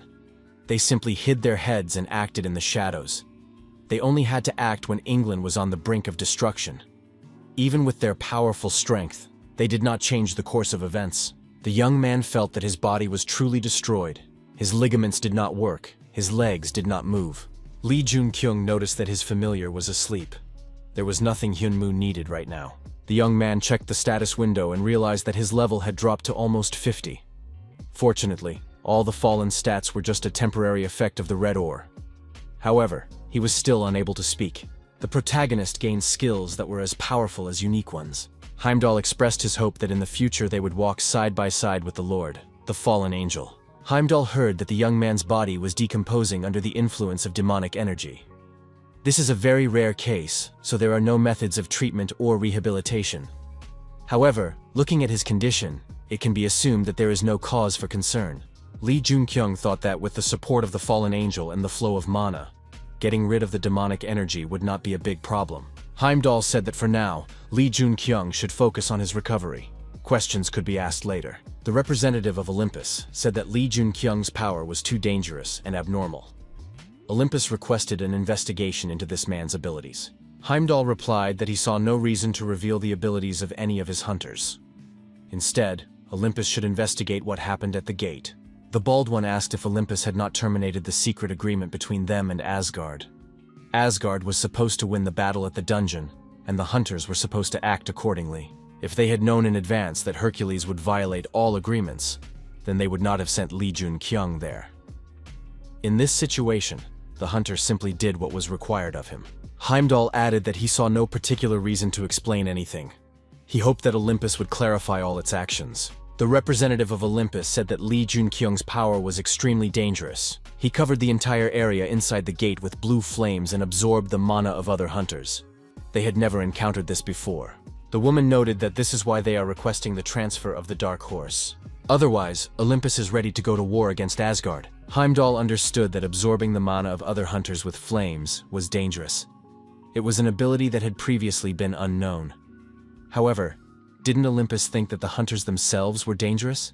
Heimdall said that before this phenomenon appeared, they were unknown people, and the hunters' abilities still inspire fear and danger in everyone. Therefore, Olympus, trying to start a war over this, is a bunch of degenerate hunters who deserve to be held accountable. The Olympus representative said that it was all because of him. What was Heimdall doing there anyway? Every time she encountered him, she was filled with rage, and her mind became clouded. Once all this is over, she hopes they will never meet again. Information came in that the mana flow had been activated. Now Lee Junkyung could sense it and use it. The young man managed to understand this by observing the movement of mana inside Demetrius. To achieve such power, he used all the surrounding mana. Lee Junkyung thought that if he used it to attack, the blow would be much stronger. If he used it for defense, it would become much stronger. This is the power of the mana flow. Now he needed to use the flow for his recovery. The synergy with regeneration was at a high level. The speed of recovery increased exponentially. However, at some point, there was a breakdown. The young man began coughing up blood again. Lee Junkyung thought that these were impurities from the Dragon Blood Stone, rejected by his body. Now he could heal the areas that had previously been blocked by impurities with the flow of mana. The protagonist determined that the black ball in his back was blocking the movement of mana and interfering with its flow. The young man realized that he needed to change the flow and redirect mana. At that time, George and Zhang and Chang were intensively practicing hand-to-hand combat techniques with weapons in their hands. George said that the girl was doing well. Attacks by humans and monsters are different, and it is important to understand this. After intensive training, he announced that it was enough for today. In Chang thought that she had been useless throughout the battle at the gates of Catalonia. The fact that she did not yet have a title meant that her patron had not yet recognized her. The girl regretted that she had not even been able to protect Lee Junkyung in a difficult moment. The patron, the beautiful prince, looked at the girl with pity. She couldn't believe she was receiving such words from her patron. Until she improved at least a little, she had no right to call herself even a comrade of Lee Junkyung. Lee Junkyung asked George for another round. The young man thought that In Chang was like his reflection, regretting that he could not protect others. George agreed, but only for one round. Back in the gates of Catalonia, he had sensed glimpses of her potential, and it seemed incredible to him. Every time she crossed swords with him, she became much stronger. The progress was evident. George noticed that it reminded him of Demetrius in the past. The young man's intuition told him that Demetrius would not like this. Besides, the dark horse had already come to his senses. George told the big guy to hurry up and get himself together. It was time to wake up. Lying in bed for so long was not like Demetrius at all. When the head of the Major League Guild came to our hero, the young man assumed that he had not appeared here for no reason. Sun Guyan was surprised. Could Lee Junkyung already move? This guy was full of surprises, as always. The guild leader asked what Lee Junkyung knew about the lightning bolt. The young man replied that it was a sacred artifact of Olympus, imbued with the power of Zeus. Song Guyan noted that there were not many abilities in the world that could compare to Zeus's lightning. Such skills were always sought after and studied. Lee Junkyung asked, "Is it something like Bifrost?" Song Guyan asked in surprise how the young man knew about it. The bald man noted that this was not the best place for such a conversation, and suggested they follow him. The young people passed through the gate, and found themselves in a huge park, designed in an ancient style. Lee Junkyung said it was simply amazing. Heimdall explained that this was his sphere of influence, Bifrost. Sun Guyan asked his companion if he was a prophet or a regressor. Lee Junkyung replied that he had read a book about Heimdall and his friend. The book told the story of those known as the Demon King. Sun Guyan was surprised. Was Lee Junkyung asking him to believe all this? Who and what destroyed him? Lee Junkyung stated that it was not destruction. Song Guyan understood that this action would be followed by everything that was happening now. Sun Guyan was surprised. Did Lee Junkyung even know that he and Athena had once been together? He had no choice but to believe the young man. After all, the book says that all of this is true. However, the book is still unfinished. Lee Junkyung added that everything described in the book was only the beginning. What happened next would depend on his actions. Most of the information about the future had been lost, and only a little was known. Song Guyan thought that this was indeed not a lie, and asked what Lee Junkyung's intentions were.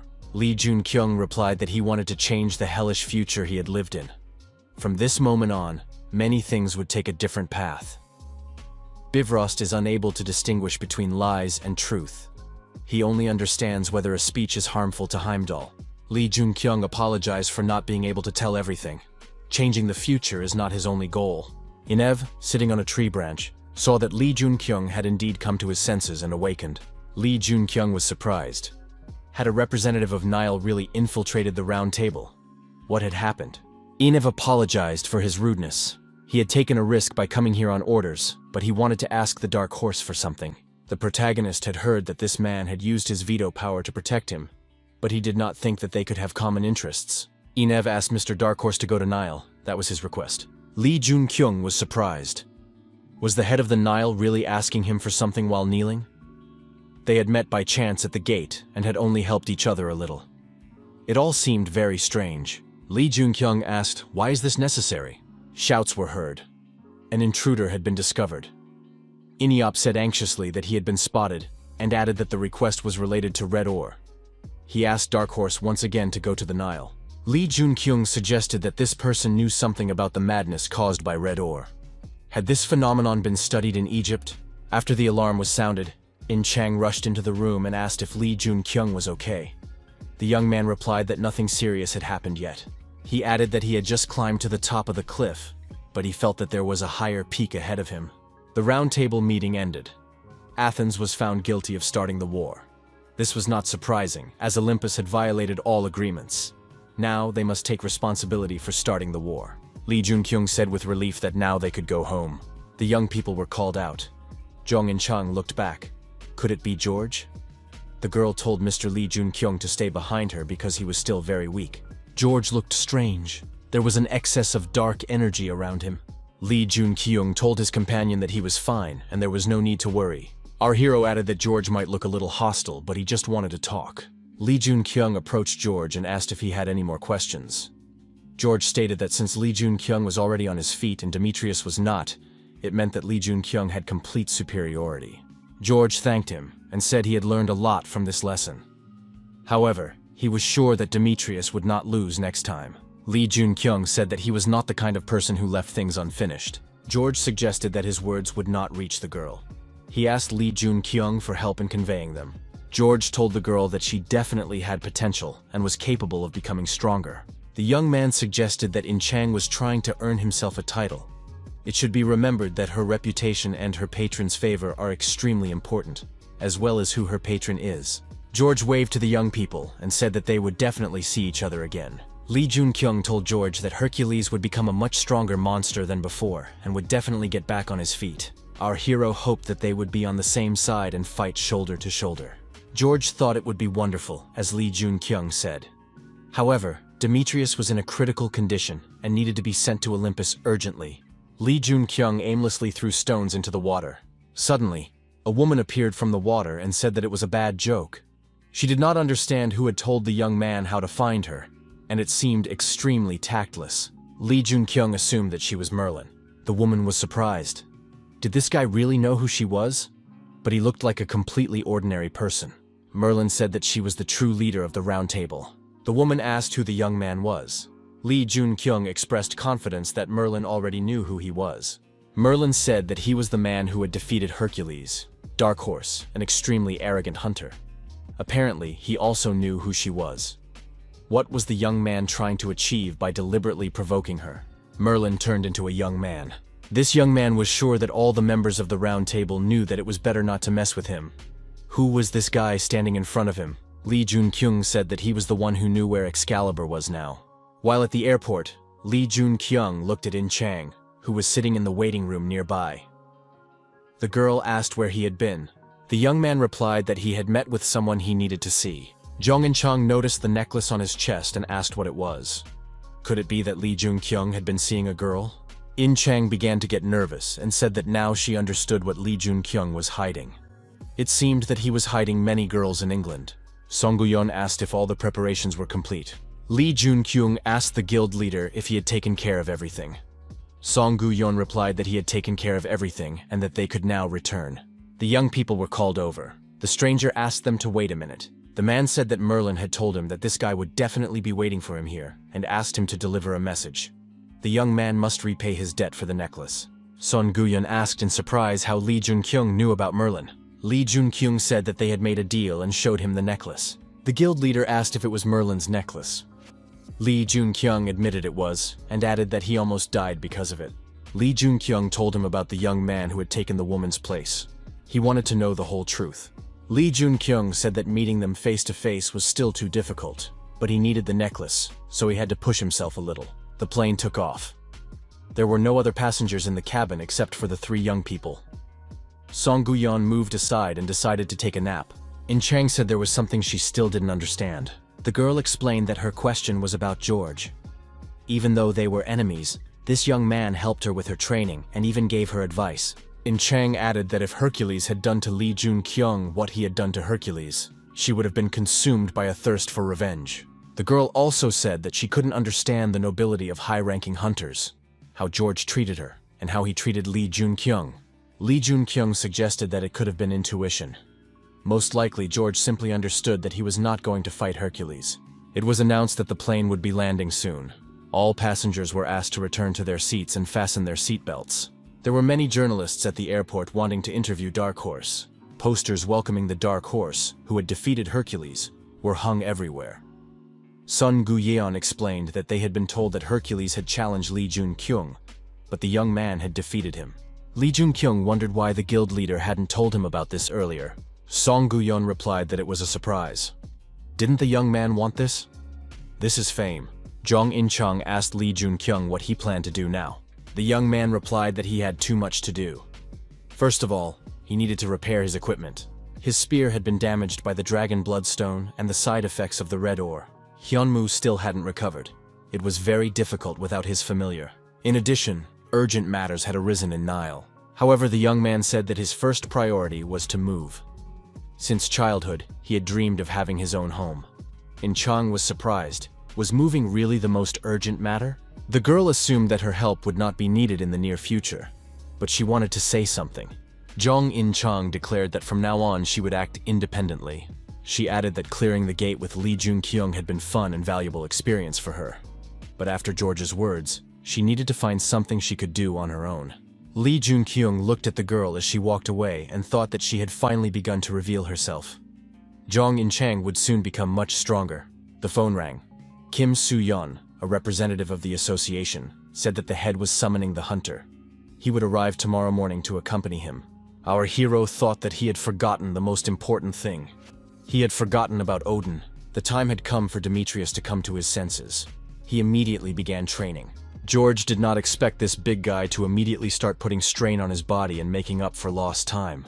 George asked Demetrius what had happened when he came to his senses. Demetrius asked in return, was this the first time George had seen a defeated hunter? George noted that Demetrius had never lost before. He looked at Demetrius and thought that now his soul seemed to have found peace. Although he had always been aggressive before, George asked again what had happened. Demetrius suggested that the Dark Horse had never intended to be their enemy from the start. Demetrius said there was no need to worry. He had completely subdued his madness and could now use this power without any side effects. Gromala said that Li Junqiang had handed him this gift on a silver platter. Our hero had said earlier that Hercules would become a monster, much stronger than before, and would certainly rise to his feet. Li Junqiang hoped that they would be on the same side and fight shoulder to shoulder. The aftermath on the battlefield was horrific. Many destroyed monsters lay around. Zhang In-chang continued to move forward, clearing the dungeons one by one on her own. At one point, a huge monster armed with a sword appeared in front of the girl. In-chang thought that 3 days had already passed. The girl was surprised. Where did this monster-like guy come from? It seemed as if she was facing Hercules again. The monster's expression spoke of his aggressive intentions. The patron, Prince Charming, slightly restored the girl's health points. In-chang thought that she was barely holding on even with the patron's support. However, this monster was also at the limit of its strength. The monster attacked In-chang, but she managed to jump aside at the last moment, preparing a counterattack. Yin-chang jumped high into the air and delivered a devastating blow to her opponent. She continued to strike and shouted that she would not let him leave. Victory would be hers. The monster lost its balance and fell to the ground. Zhang In-chang swung again and delivered the finishing blow. The huge monster, like all the previous ones, was destroyed. In-chang was exhausted and couldn't move any further. She couldn't stay on her feet and fell to the ground. The girl thought she had run out of potions, but she didn't even have the strength to lift a finger. Was she really going to die next to this monster? Suddenly, a skeleton in a cloak appeared in front of her and asked if the hunter wanted a potion. In-chang was surprised. Where did this black warrior come from? The patron, Prince Charming, gave the girl the title Siegfried. In-chang opened her eyes and saw Li Junqiang in front of her. The girl asked where she was. Li Junqiang replied that she was still at the gate. Ying-chang noticed that her body felt much better. It was a rather strange sensation. Where did Li Junqiang get the elixir? Li Junqiang said that In Chang could accept his congratulations. The girl was surprised. What congratulations was he talking about? And she asked where her sword was. Li Junqiang replied that he was close to destroying the monster, but limited himself to just thinking about it. He added that he had just thought about it, but he was not a monster to do otherwise. In Chang thanked the young man once again, because she was finally able to get her title. Suddenly, a powerful beam of green light shone down from the sky. The young people were caught in its glow. In Chang received information that her patron was a girl, the ogre prince Siegfried. The ogre prince jumped onto the girl's shoulder and settled there. Li Junqiang said that now he belonged to In Chang. Zhang Inchang now did not know how to behave when she had a real ogre prince on her shoulder. Li Junqiang said that he was like a black warrior. Now that the girl had a title, she had become a real hero. Zhang Inchang thought that she had already grown attached to him since the moment they fought. He turned out to be quite cute. Li Junqiang asked the handsome prince to protect the princess. The young man asked if In Chang had chosen a name for him. The girl replied that she hadn't yet. Everything was too confusing. Was she really a prince? And this little ogre a princess? The little ogre said, "Gong." In Chang realized that was his name. The patron, Prince Charming, smiled satisfactorily. The patron, Fallen Angel, laughed at this absurd situation. Li Junqiang thought that the girl had won the one-on-one duel against the ogre mage. Zhang Inchang kept up with the black warrior. Inchang asked Li Junqiang how he ended up here. The young man replied that it was a long story. Clearing the gate usually took the girl no more than 2 days. But he began to worry. It had already been 3 days since she appeared inside. Li Junqiang said he wanted to discuss something else.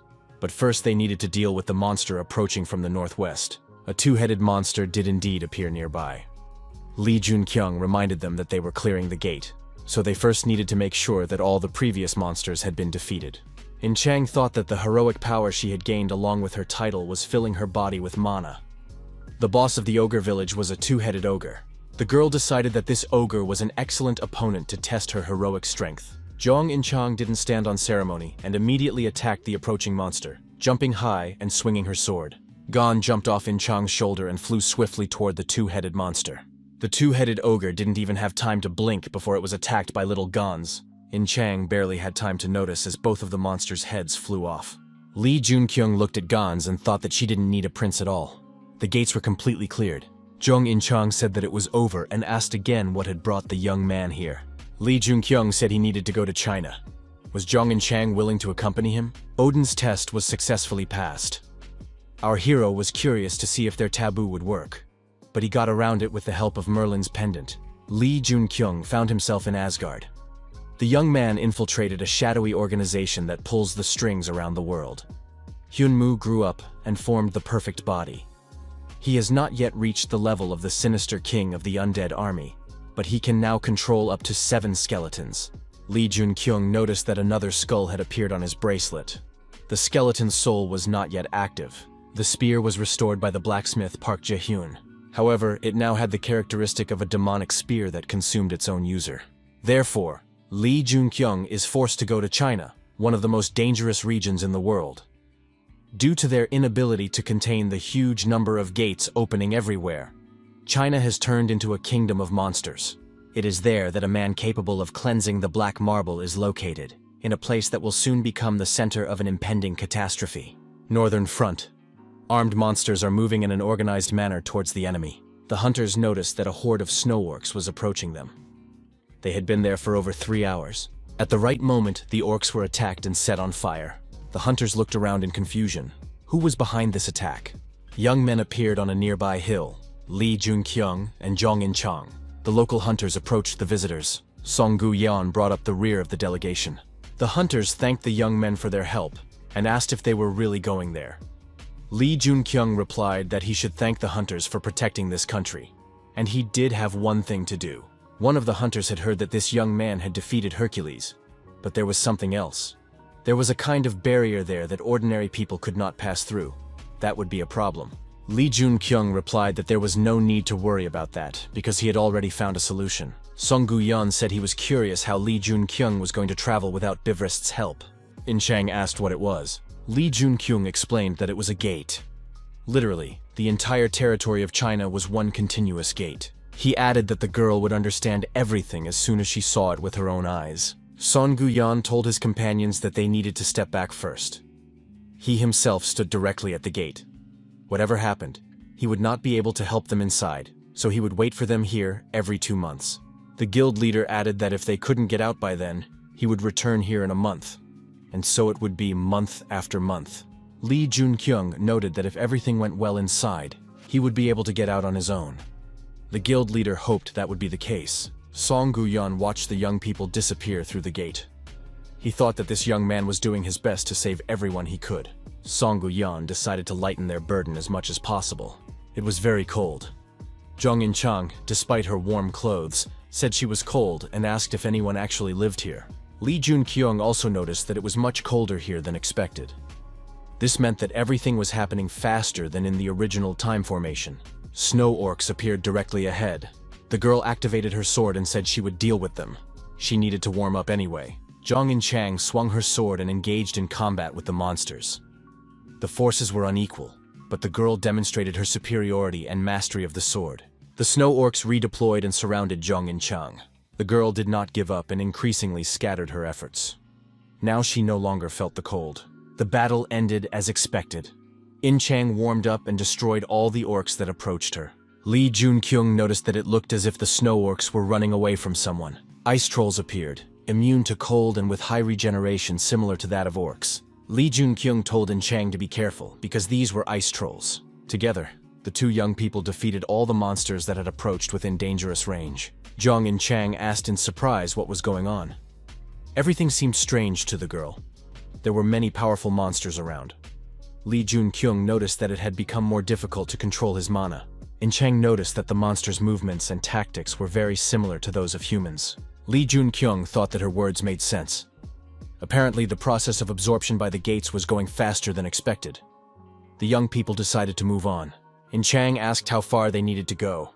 Lee Jun-kyung replied that at this rate, it would take them about a month. The young man added that they should not waste any time, so they needed to find transportation. Their first destination would be Heavenly Lake at the top of Mount Pektu.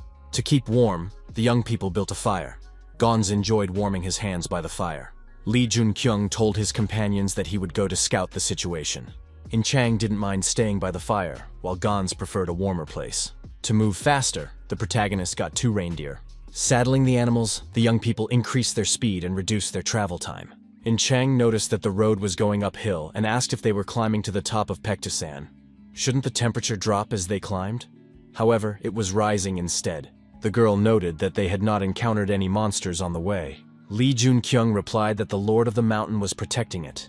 In-chang asked who the ruler was, a human? Lee Jun-kyung replied that the ruler of the mountain was not a human, a monster, or an animal. He didn't even know how to answer that question. The young man added that the girl would soon see everything for herself, and that it was better to leave the animals here. Lee Jun-kyung said that now they needed to break through the barrier.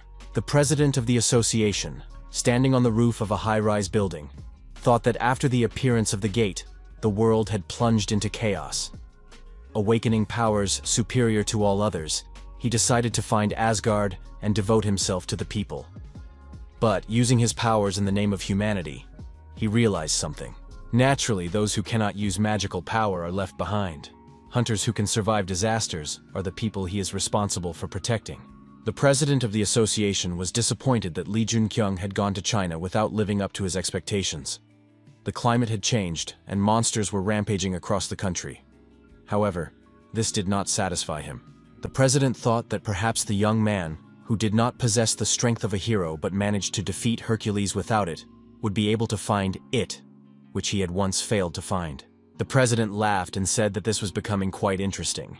He should enjoy it slowly, because Lee Jun-kyung was the best appetizer to satisfy his insatiable hunger. Lee Jun-kyung said that they had finally arrived at their destination, the Heavenly Lake. The young people were greeted by the locals, armed hunters. In-chang was surprised. Did people really live in the land of monsters?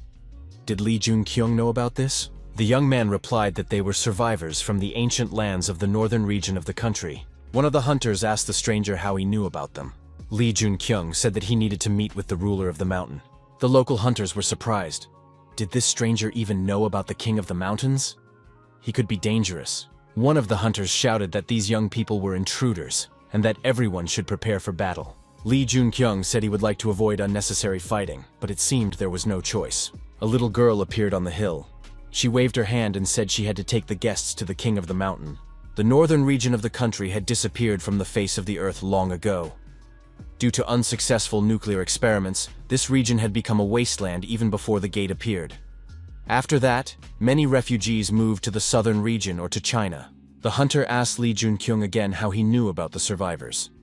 The young man replied that it was a very difficult question. The girl turned to the hunter. Had her uncle really decided to do this to the guests of the mountain lord? If they knew about the king, then they knew about them too. The hunter said that these two might be accomplices of those scoundrels. The girl asked her uncle not to take it personally. A long time ago, bad people came and tried to destroy the lord of the mountain. They dealt with these invaders, but now the people are on edge. Lee Junkyung told the girl that he was not an old man, so she should not call him uncle. The locals saw the guests and thought that it had been a long time since anyone had been here. Had the outside world not fallen yet? Lee Junkyung estimated that there were about 200 people here, most of them hunters. These were people who had survived in such harsh conditions. An armed guard blocked their way and said that strangers were not allowed here. Lee Junkyung was surprised. Was this how guests were received here? Our hero inquired whether the owner of the mountain had not personally asked to be taken to him. The guard replied that he would not let them pass under any circumstances. The girl ran up to the guard and told her uncle not to do that. The guard replied that the girl herself knew what condition the master was in. Lee Junkyung heard these words and thought that something had definitely happened to the Lord of the Mountains. However, the guard's opinion did not matter to him. The armed man said that this stranger was extremely insolent and ready to use force. The girl's expression changed, and she declared that in the name of the village chief, Cheonji, she ordered the guard to get out of the way. The guard bowed his head and humbly said he would obey. The girl turned to the guests and told them to follow her to the Lord of the Mountain. The young people followed the girl and found themselves in a cave. The young man asked his companion if she knew anything about the myth of Tangun. There is a forgotten folk myth called the myth of Tangun, about how Hwanung descended from the mountains and founded Korea, creating a people there. In Chang was surprised. Why did Lee Junkyung suddenly remember this? The young man suggested that the local people clearly knew something about it. Following the girl, Lee Junkyung and In Chang arrived at the ruler of the mountain, the white tiger. Lee Junkyung approached and asked the animal if it was the master of the mountain. The tiger replied that it surpassed all his military forces and knew about him. In any case, these young people were his honored guests. The beast added that it was the protector and master of Mount Paektu. What had brought these people to it? Zhang In-chang felt a terrifying aura. Lee Junkyung told the Lord of the Mountain that the power with which he protects this place will soon disappear. The young man thought that the tiger was dying because the sources of his power, Mount Paektu, were gradually being destroyed. The protagonist added that he could help the Lord of the Mountain, but he did not want to meet him. The young man clarified that he was interested in the true master of the mountain. The beast roared loudly and said that the man was being very insolent. Lee Junkyung said that they could detain the intruder, but it was not right for the master of the mountain to die. He wanted to be taken to the intruder. After that, he would save the village of Cheongji and the tiger. After the meeting, once they were outside in the fresh air, In Chang asked her companion who the master of the mountain was. Lee Junkyung said that it was not a monster. The young man added that the girl could think of him as a reindeer harnessed to a sleigh, but he was a much more advanced being. Simply put, after absorbing the magical energy emanating from the gate, their personality and appearance changed. In Chang noted that this did not explain his ability to communicate with people, absorb vast amounts of magic, and his behavior. Lee Junkyung said that the girl was right. Even before absorbing magical power, he was different from other animals. Does In Chang know who the alphas are? Alphas are larger, stronger, and smarter than other animals. Over time, they can become the main characters of legends and fairy tales. However, the master of Mount Paektu is even more special. The young man added that this was thanks to his patron. The girl found this strange to hear. Lee Junkyung said that he was a hunter like them, but now he was wounded by an intruder who had entered Mount Paektu. Therefore, now the target was not only them, but also the intruder himself. The girl, performing the appropriate manipulations, shouted that it was necessary to open the world. Lee Junkyung and his companions witnessed the process of opening a portal to another world. The young people, taking advantage of the window of opportunity, jumped off the cliff. The girl performed the necessary manipulations and closed the world. She said that these people must return safe and sound. Our heroes entered the temporary gate of the sealed territory. Zhang and Chang was surprised, wondering what this was. Li Junkyung had already encountered a similar situation and explained that these were gates appearing inside other gates. The northern region of this country and the neighboring country are themselves gates. So technically, all the gates in them are temporary. In Chang said that it was terribly hot here, even though a few minutes ago she was freezing. Li Junkyung suggested that they think of it as a test of endurance. This way, they could become stronger and more resilient.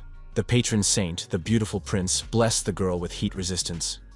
Li Junkyung thought that, as expected of a hero who inherited the title of Prince Siegfried, the patron saints were not so conservative when it came to blessings. In Chang dealt with the monsters that appeared in her usual manner. She dismembered them into several pieces. Li Junkyung looked around and said that all the monsters were finally gone. In Chang also breathed a sigh of relief. The level of control over fire had been increased. Li Junkyung said that he had thought so. The gates of Cheonji, with their strong flames, were ideal for increasing the level. In Chang asked her companion what kind of child that was from the village. Could it be that she was the one who created this sealed territory? The young man replied that the girl had not sealed the area, but had lured the intruder into it. This place is the center of Mount Paektu, the place where all forces are concentrated. The source of the Mountain Lord's power is also located here. This girl is the bear from the myth of Tangun, and she can use the energy of the mountain. She is the one who grants this power to the Mountain Lord. In Chang concluded that the strongest here is not the master of the mountain, but the head of the village. Her name is Unnyo. Li Junkyung said that the intruder who was locked up here is even stronger.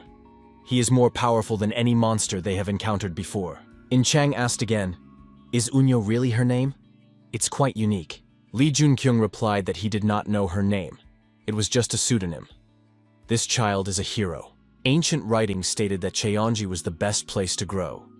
Our hero thought that everything was turning out just as it was written in the Demon King's autobiography. It was not easy to find hunting grounds like this. It was necessary to become as strong as possible in order to be prepared for any changes in the future. His level of power over fire increased again. In Chang said that the young man's patron was incredible. He had bestowed so many blessings if Li Junkyung had become so powerful. Li Junkyung suggested that the girl's patron, the Prince Charming, was much better. The young man thought that he was only becoming stronger because of his player trait. The girl approached the master of the mountain and asked how he was feeling. The tiger replied that everything was the same. The lord of the mountain was dying because he had used his powers to protect Mount Paektu and the village of Cheonji while sealing the invader. His life force was melting away before their eyes. The girl said that they had to deal with the forces of Mount Paektu, but the lord of the mountain was immediately wounded. She asked if she should take back her powers. The tiger replied that she should not even mention such a thing. The lord of the mountain noted that these young people were certainly strong, but the invasion was much more powerful. The girl asked why the mountain lord had sent them to Cheonji. The tiger replied that he had not seen their power, but had noticed what was behind them.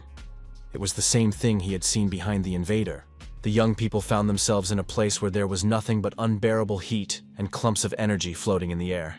Suddenly a child appeared before our heroes. The girl asked indignantly if this child was the invasion. Li Junkyung replied that she was mistaken. The young man added that it was not a human being. One should not judge a book by its cover. In Chang asked what he meant. The next moment, a huge energy beast appeared above the child. It felt as if the earth itself had shaken. The warrior girl immediately asked if they could defeat it. The child showed aggression towards the strangers, baring his teeth. Zhang and Chang drew her sword, and Gans also prepared for battle. In Chang approached the child with her sword raised. She was ready for battle. The child initiated an explosion accompanied by a release of excess energy, and In Chang was thrown back by the shockwave. The girl was surprised. What was this unimaginable force? Our hero decided to join the fight next. Wielding his spear, Li Junkyung approached the child. Li Junkyung struck with his spear, and the ground beneath his feet cracked. However, the child managed to jump aside. Li Junkyung continued the confrontation and prepared for a new attack. Using fire magic, the protagonist rushed at the intruder again. Everything around him was engulfed in flames. The ground beneath the village of Cheonji shook. Was it an earthquake? The girl shouted that all the villagers needed to be evacuated. They had to try to find shelter for those who were exhausted. One of the hunters approached the girl and asked her what she thought. Would everything be okay? The girl replied that there was no need to worry. Even if things didn't go according to plan, she and the Lord of the Mountain would manage. They just needed to hurry and help with the evacuation. The girl thought that if they lost, she and the Lord of the Mountain would not be able to cope on their own. Cheonji's fate was in the hands of these young people, so it was important that they return safe and sound. After a fierce battle, Gons lay on the ground, showing no signs of life. Chang was also not in the best shape. The girl was exhausted and had difficulty standing on her feet. The child used his unique energy abilities to deactivate our hero and render him immobile. The child's appearance clearly indicated that he was extremely aggressive. His strength was unimaginable. Lee Jun-kyung held on with all his might, resisting the onslaught that the child unleashed on him. Lee Jun-kyung thought that the growth of his magical powers was blocked. However, before that, they had grown significantly thanks to the flow of mana. The flow of mana was still at the first level. His power over fire was not growing either. It would not increase any further in Cheonji. To solve this problem, our hero activated his reserves and used all his internal energy reserves. However, even in this state, it was not difficult for the child to inflict damage on the protagonist. The young man grabbed his chest and said that it was very close. The mana flow is activated in situations on the verge of death, but it was difficult to feel something like this when encountering the monsters he had encountered before. Lee Jun-kyung activated his spear again. He thought that, as expected, everything was different with this child. Unfortunately, the young man realized this a little too late. The protagonist felt the mana enveloping the cells inside his body. It was as if he had been reborn. The boy looked increasingly aggressive, filled with dark energy. Lee Jun-kyung swung his fiery spear and said it would hurt a little. A huge amount of experience points were earned for the achievement. The ability Sunburst was used. Chang, watching the young man's actions, was surprised. Was his spear absorbing mana from the air? The space around the young man seemed to be distorted. The level of control over fire was increased to 10. By spreading the fire throughout the surrounding area, our hero was able to subdue the child's energy beast. The protagonist approached the beast through the blazing tongues of flame. Now this beast would not be able to resist his will. It was just a wounded beast. Its eyes, filled with anger and pain, changed to eyes full of sadness. Soon it would meet its master. The patron fallen angel watched the player closely. Lee Jun-kyung approached the beast at a close enough distance. The fallen angel blessed the player with bonds. The young man placed his hand on the beast's head. The beast obediently closed its eyes and did not move. Despite its current docility, it was once a demon who had thrown the world into chaos alongside the Demon King.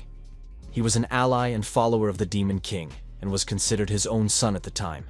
He was the Snow King, the King of Beasts, the saber-toothed god, nicknames given to him. Lee Jun-kyung named him Fenrir. The bonds were turned into submission. The girl noticed that the vibrations had stopped. Was it really over? She saw that the young people had returned unharmed. Moreover, the young man was carrying a child in his arms. The girl thought they were carrying an intruder and called out to the master of the mountain. A huge tiger immediately appeared and followed the girl. The girl asked menacingly what it all meant. Lee Jun-kyung replied that he had kept his promise. The tiger was surprised. Had these people deceived him? They had said they would destroy the intruder. Lee Jun-kyung pointed out that he had not mentioned destruction. He had only said that he would save the Lord of the Mountain and the village. The young man noted that this boy was no longer dangerous. The child opened his eyes and jumped to the ground. The boy bowed to the astonished girl, paying her his respects. The girl was extremely surprised. Lee Jun-kyung smiled and said that now they had seen everything for themselves. The protagonist tried to teach the boy to pronounce his name. However, at this stage, it was impossible. His pronunciation was poor. Lee Jun-kyung realized that the child could not speak. Zhang In-chang approached and clearly pronounced Lee Jun-kyung's name. The boy became angry and growled at the girl. In-chang told Fenrir that she was not an enemy. Fenrir turned his attention to the little ogre and ran up to him, grabbing him in his arms. Lee Jun-kyung said that this was not allowed, but the boy paid no attention. Lee Jun-kyung noted that it was normal. They were children after all, so let them play a little. In-chang suggested that was not the issue. The girl asked why Lee Jun-kyung had called her here. The young man replied that he had promised the Lord of the Mountain to deal with the intruder and help everyone with the restoration. The young man added that if he succeeded, he would be able to take her away. The protagonist noted that it would not be now. He would come for her as soon as he had dealt with his business in the neighboring country. In any case, The girl had to prepare herself. Lee Jun-kyung stuck his sword into the ground on the shore of the lake and asked the girl to look after it until he returned. It would be nice if she performed one of her rituals right here. Lee Jun-kyung added that it was very important. He wanted to give this sword to someone. The young people and their little companions were met on the narrow road by local residents. The hunters apologized for the previous incident. The foreigners who had come to them before had only tried to rob them. Lee Jun-kyung replied that he understood everything, so it was all right. The girl asked if the young people were already leaving. Lee Jun-kyung said that he didn't have much time left, but he would definitely come back soon and take her away. The girl asked in surprise what that meant. Lee Jun-kyung thought that she did not remember yesterday's conversation, and that her side effects had intensified. The young man told her to ask the owner of the mountain for help. The protagonist also advised the master of the mountain to take care of his health. The young people and their little companions found themselves back in the snowy territory. In-chang said that she felt heavy-hearted. It was difficult for her to leave them all there. Lee Jun-kyung reassured her and said that they would definitely return. The young man thought that this girl was very compassionate. Lee Jun-kyung announced that as soon as they finished his business in the neighboring country, they would visit this village again. In-chang asked in surprise. Wasn't Lee Jun-kyung here to deal with the problems at the gate? That way, it would be easier for them to return by plane or ship. Jong In-chang noticed that Lee Jun-kyung was constantly performing incredible feats. Earlier, he defeated Hercules and tamed Fenrir. Wasn't the young man going to the neighboring country to deal with the gate? Lee Jun-kyung realized that he would not be able to stop the gate on his own. No one in this world is capable of dealing with the gate in the neighboring country alone. In-chang wondered why they had returned then. Of course, she liked Mount Paktu, but only until it got cold. The girl added that Lena had long since left. What should they do now? Lee Jun-kyung called on Fenrir for help. The young man asked the boy to do them a favor. In a moment, a huge snow beast stood before the young people. Lee Jun-kyung told his companion that they would ride on it. The young people climbed onto the beast's back, held on tight, and the beast rushed forward with all its might. After a while, the beast stopped on a hill.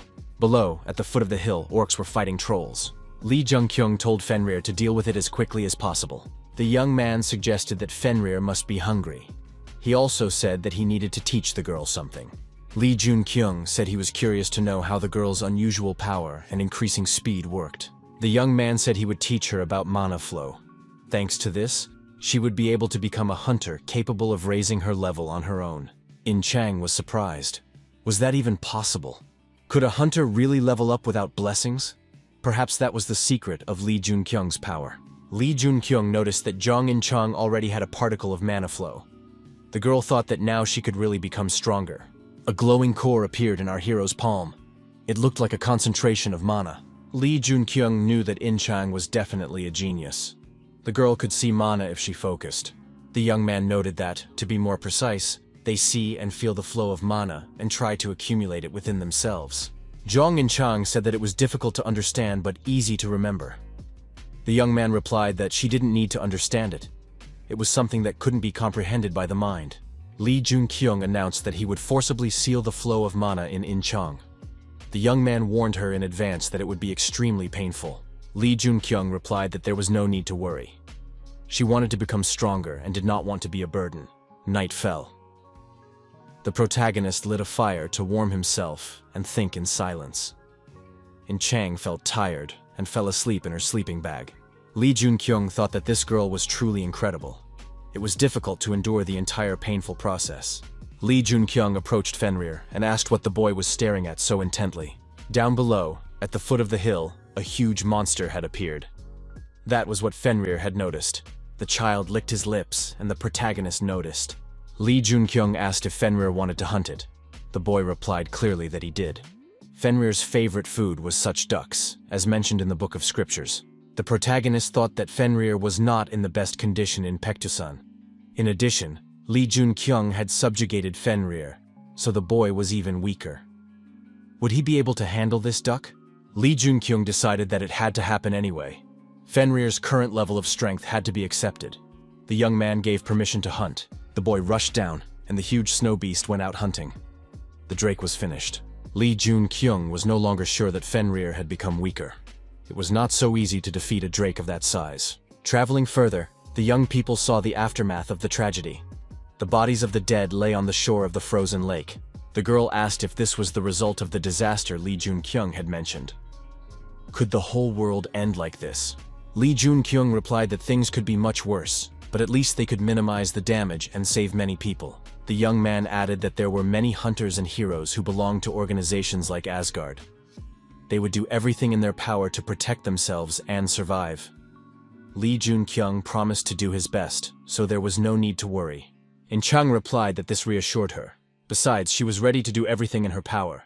Lee Jun-kyung said that the ice is strong, so they will be able to walk safely across the icy surface. As soon as they cross the river, they will immediately reach their destination. In-chang asked where their destination was. Lee Jun-kyung replied that the destination was in Guangdong province. They needed to find someone there. The girl asked if there would be any survivors there, given the environment. Lee Jun-kyung expressed confidence. The young man thought that he was holding back the black marble with a stream of mana. But at the same time, he felt the power of the black marble growing stronger. Was this his limit? And would he no longer be able to hold back the black marble? Lee Jun-kyung looked at the opposite bank and suggested crossing the river quickly on the ice. The young man said that they would not be able to travel any further on Fenrir. It was not worth attracting unnecessary attention. In-chang noticed that it was much warmer here and there were no monsters at all. Lee Jun-kyung realized that meant they were moving in the right direction. Fenrir drew the young people's attention to the outline of an armed man emerging from the fog. In-chang noted with surprise that there was someone ahead. The young man warned her to prepare her weapon. Lee Jun-kyung explained that in places like this, people don't just happen to catch their eye. Something was wrong here. As they approached, the young people realized that they were facing an armed giant. Skillfully wielding her weapon, In-chang showed what she was capable of and dealt with the giant. Yin-chang noted that it looked very strange. He appeared on the horizon like an ordinary person. The girl added that as he approached, the giant behaved like a starving beast. Lee Jun-kyung suggested that this giant had broken away from his group. Those who are usually expelled from the group due to weakness or illness often end up this way. This giant must be one of them, which is why he was weaker than the others. In-chang said that she was afraid to even think about what a group of giants might be like. The young people stared into the distance. The young man said that there was clearly more than one giant ahead. They weren't even given time to catch their breath. Giants riding monsters, giant ducks, were indeed approaching our heroes. Yin-chang thought it was incredible. Giants riding on ice geese. One of the giants asked the young people who they were. Lee Jun-kyung looked at Fenrir and asked in surprise, "Does he really want to taste a drake in this situation?" The next moment, a net appeared above the young people's heads. In-chang immediately noticed it. The girl activated her sword and prepared to cut the net. Lee Jun-kyung told In-chang to calm down. He felt no thirst for blood. The young people found themselves trapped by a huge giant. The giant said they would go with him. The squad of giants riding snow geese continued on their way along the established route. Lee Jun-kyung, Zhong In-chang, Gon, and Fenrir found themselves in a cage where the giant had placed them. The giant asked the prisoners if they were locals. Lee Jun-kyung said that they had come from distant lands. The giant said that they had been captured with the special one, so there was no need to worry. Lee Jun-kyung noted that these giants were different from the giants in stories. Unlike the records, which described them as simple monsters from legends, these were very intelligent. The young man asked if they were being taken to Utgard. The giant was surprised. Did this stranger really know about their city? He confirmed the route and repeated that they had no intention of harming strangers. The giant said his name was Shachi. Shachi added that he was a proud warrior of the great tribe of ice giants. The protagonist also gave his name. A clash ensued, and Shachi skillfully dealt with his enemies. After that, Shachi said he would ask a few questions, and depending on the answers, he would let the people go. Shachi added that these people would be free to make their own choice, and he would not harm them regardless of their decision. Lee Jun-kyung suggested that they would be able to reach their destination much more easily than they had planned, because they were now heading there. Shachi announced that they had arrived in the city of Utgard. The gates swung open and Shachi rode his snow goose into the city. The locals rejoiced. Shachi had finally returned. In-chang said that she felt as if they had ended up in the Middle Ages. They couldn't have traveled through space and time, could they? The locals saw the prisoners and were surprised. Why were these people locked in a cage? Had they done something wrong? The locals noticed Fenrir and said he was special. Could Shachi have captured someone special? After all, he was a werewolf. Shachi announced that they wanted to visit the chief and that he needed to make way for them. Lee Jun-kyung said that they were feeling fine and there was no need to worry. Fenrir also showed no aggression or discontent. At one point, Fenrir sensed an accumulation of excess energy on the upper floor of the building and said that there was an enemy there. Shachi, with the cage in his hands, approached the guards and announced his arrival. Shachi was allowed to pass and entered the throne room. At the back of the room, the king sat on his throne. The king asked if Shachi had brought another uninvited guest. Lee Jung-kyung thought, had Fenrir called him an enemy? Fenrir must have fought him before he ended up on Mount Paektu. Shachi knelt and informed the chief that he had brought the werewolf and his companions. There is a suggestion that the werewolf wants to stay with them. The chief was surprised. Could these people really have subdued the werewolf? Shachi confirmed this. The chief told the warrior to leave the uninvited guests and return. Shachi told the chief that he had given these prisoners his word as a warrior. They must not be harmed. After all, they must return home unharmed. Shachi asked the chief to preserve his honorable name as a warrior. In Chang grabbed the bars on the door and said that they were locked. Although if she wanted to, she could easily break them off. Lee Jun-kyung said that in that case, she would turn the tribe of giants against her. Even if she was confident in herself, she was still in the heart of their domain. In Chang was surprised. Weren't they already in trouble? She didn't believe that the chief had good intentions towards them, the girl added, especially after Fenrir's reaction to him. She was sure that Fenrir felt his pressure. What should they do? Fenrir and Gons silently warmed themselves by the fireplace. Lee Jun-kyung said there was no need to worry. After all, if they wanted to, they could leave this place at any moment. Right now, they needed to rest after their long journey. The young man suggested that they would stay here for a long time. The protagonist imagined the scene. The city set on fire, armed giants in an aggressive mood. In the records of the Demon King, the war with the giants was described as one of the most terrible. The young man did not understand. Lee Jun-kyung was sure that their king was incredibly strong, but individually, the giants were inferior to humans in strength. How did they manage to corner humanity? A girl appeared at the door with a tray in her hands.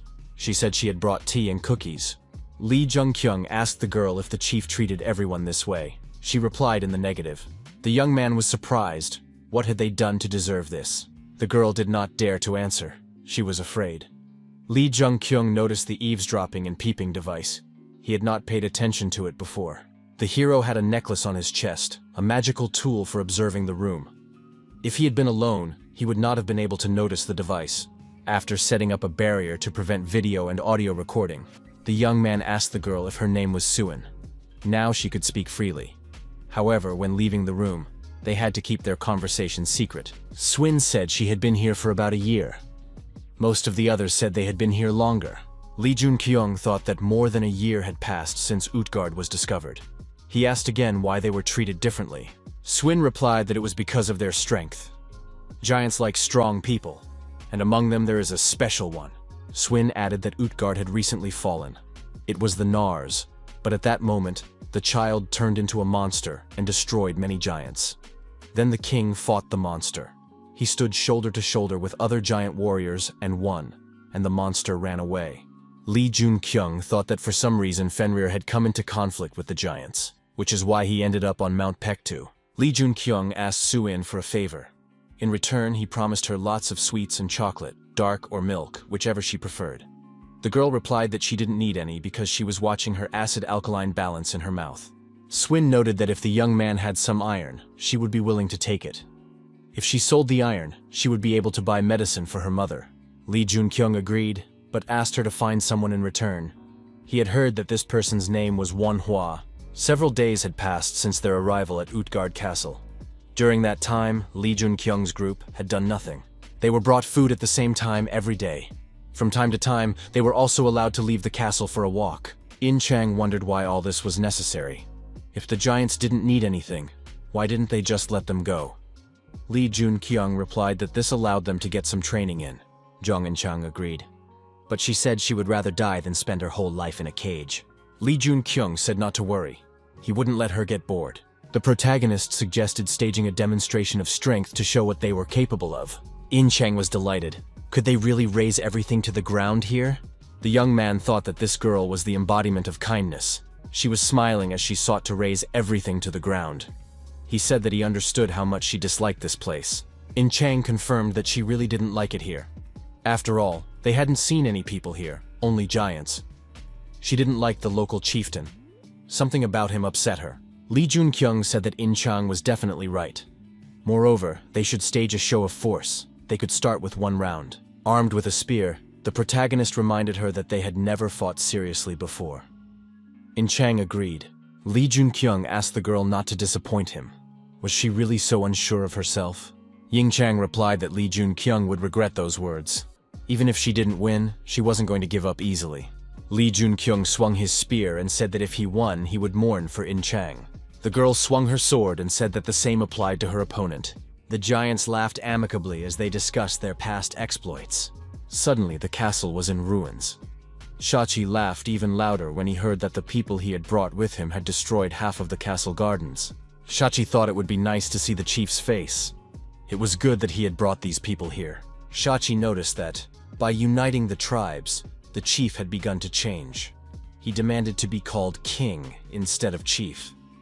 As soon as he began mining iron, he immediately began to assemble his own army. No one knew who the chieftain was going to wage war against. Pride and honor were what drove Shachi, and fighting for noble reasons, he could not understand the chieftain's motives. Shachi, watching the castle from afar, hoped that the chieftain would choose his enemies wisely. The assistant told Shachi that the path was closing and they needed to move forward quickly. The huge giant was having a leisurely conversation with Zhong and Chang. They sat opposite each other at the table. The giant said that causing such damage to the castle gardens was a great sin. But it was also their fault, because they had not taken people's rights into account. In Chang lowered her eyes and apologized. The girl did not know how much the giants knew about people, but they had a tradition of running around the forest and training. In Chang said she was really sorry for the damage to the castle gardens. They'd be much more careful from now on. The girl added that she wanted to make amends and asked what she could do to do so. The giant asked if the girl could tell him about humans as compensation. Given what had happened, it could be concluded that the giants did not know enough about humans. More information was needed. In Chang agreed. After that, the training continued. The protagonist, spear in hand, performed the impossible using fire magic. Yin Chang faced the young man and saw no weaknesses in him. She decided she had to be faster and more accurate. During the next attack, the protagonist was again stronger, and the girl lost the fight again. Lee Junkyung acknowledged that it was a good duel. After the fight, the young man asked if In Chang would do what he asked. The girl agreed and asked what he needed. Lee Junkyung asked her to pretend to cooperate with the giants and gather more necessary information. At some point, the giants noticed that the castle gardens were on fire. It became clear that Lee Junkyung was responsible for the incident. It was necessary to urgently call a doctor and treat the man. The doctor examined the wounded man. Lee Junkyung was able to talk, even though his body had suffered. The doctor announced that he saw no serious injuries, only minor scratches and abrasions. Lee Junkyung thought that the doctor did not believe this performance. However, giants may react differently. The young man asked the doctor to treat him. After a brief examination, the young man realized that the doctor had not only stopped the bleeding, but also completely healed all his wounds. He thanked him. Lee Junkyung added that it was a great honor for him to meet Hwata. Suin stood nearby and smiled silently. The doctor was surprised. How did the young man know about him? Lee Junkyung replied that he didn't know. The doctor suggested that the young man probably learned about him from Suin. Lee Junkyung said that it would be good for both of them to learn more about each other. Hwata turned and headed for the exit. He thought that this young man was a little slow-witted. Lee Junkyung said that he was still sick. Did the doctor really want to abandon a patient he hadn't cured? The doctor suggested that the young man was not sick at all. It was all insinuations. The young man said that his wound was not external. Why would the doctor make such a diagnosis without even examining his internal organs? Hwata apologized and took the young man's hand to check his pulse. A minute later, the doctor said he saw no problems and left. Lee Junkyung was sure he was right. He definitely felt magical power coming from the doctor. This meant that he was a hunter. However, he himself had not yet awakened his abilities. Lee Junkyung was surprised. After examining his organs, the doctor hadn't noticed anything. Could this really be Hwata? Hwata was one of the few surviving hunters from China, the one who healed many heroes and the Demon King himself. The Demon King activated the flow of mana in the lands of the giants. It was said that he experienced a powerful surge of mana at the moment of activation. It must be something similar to the side effect of the Dragon Bloodstone, and Hwata was able to get through it. Li Junkyung thought. Did he appear too early? Maybe Hwada had not yet reached his former power due to lack of time. In Chang approached our hero. The young man thought she would be in trouble because of the commotion with the garden, but it seemed that nothing like that had happened. In Chang said that everything went well, and now she was being asked to become a mercenary. The girl added that the ice giants, called Nars, are building a city nearby and looking for an opportunity to attack Utgard. The locals want to protect Utgard and the other monsters, but they don't have enough warriors, so they are asking for help. Li Junkyung said that there were far fewer giants here than he had expected. Because of the Nars, their numbers continue to decline. Apparently, this is why it will be difficult for them to harm humanity. Zhang Inchang added that he asked a lot of questions about the outside world, about the population, culture, characteristics, and armed forces. Li Junkyung noted that Inchang, as always, did a great job. The girl thanked him and asked if he had any new information. The young man replied that he had not learned anything yet, but that was still to come. Li Junkyung remarked that they should have returned as soon as they found the people they came for. Was there a reason why Inchang decided to stay here? Inchang said that the giants did not oppress people, but if people left Utgard, they would die. Perhaps that was why they were staying here. The girl added that she wanted to find a way to help them. Li Junkyung thought that he had planned to take a few people with him after finding Hwata and escape from Utgard. He noted that Inchang was much kinder than he was. Li Junkyung thought that it all sounded good, sacrificing the minority for the majority. But in doing so, he almost did the thing he hated most. By signing a contract as a mercenary, the young man was able to stay here with the others. The hunters looked at the protagonist and whispered, "Could this be the owner of that wolf? What is he doing here?" Our hero thought that the people here clearly did not like strangers. Inchang agreed. They were not welcome here. Swin approached Li Junkyun and thanked him for helping her mother. She was feeling much better now. Dr. Hwada asked the young man how he was feeling. Li Junkyung replied that he felt much better, and it was all thanks to the doctor. Hwada told the young man to come to him if he felt worse again. Li Junkyung thought that he had deliberately diverted his mana flow in the presence of this man. However, the doctor did not notice this, although he should have. Something was wrong here. Li Junkyung was puzzled. Had he misunderstood something about the old man Hwada? Inchang asked again if everything was okay. The young man shook his head. Inchang said not to worry. They would definitely find the person they were looking for. Li Junkyung suggested gathering all the necessary information. One of the hunters asked, "Does the young man really want to know how many giants there are here? Maybe about 1,000. Another man objected that there were tens of thousands of giants here. Li Junkyung asked another question. Who are the Nars? The man said that there had always been several times more giants in Utgard. However, at one point, skirmishes began, and one of the chiefs took part of the tribe and left. They called themselves Nars. Li Junkyung asked what happened to those who did not leave and did not become Nars. The man replied that they died fighting each other. Some were struck by a strange disease. They simply could not adapt to these lands. Li Junkyung asked if there were any strangers here besides him. The answer was yes. The young man thought, could this stranger have been the Demon King? The diary said that he had visited China and arrived in the City of Giants. Perhaps it would be possible to find traces of his stay. The man said that the strangers had already left these lands. No one had seen them with their own eyes. These were only the words of the giants. They claimed to have found several intruders, but they immediately disappeared. Li Junkyung decided that he would need to ask the giants for more details. He added that he could share information with people about what was happening outside. After talking to the people, the protagonist decided that the meeting had been fruitful. There was clearly someone here who was able to stop the spread of the infection among the giants. Someone who was often summoned to the castle. Most likely, it was Hwada. Li Junkyung met Shachi on the way. The giant recognized him.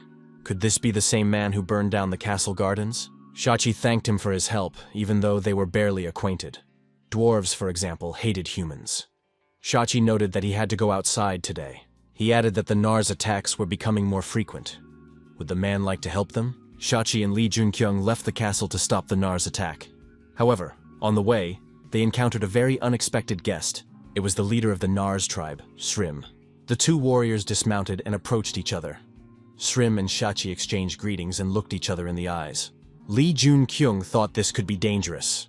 It was no coincidence that this giant was called Shrim.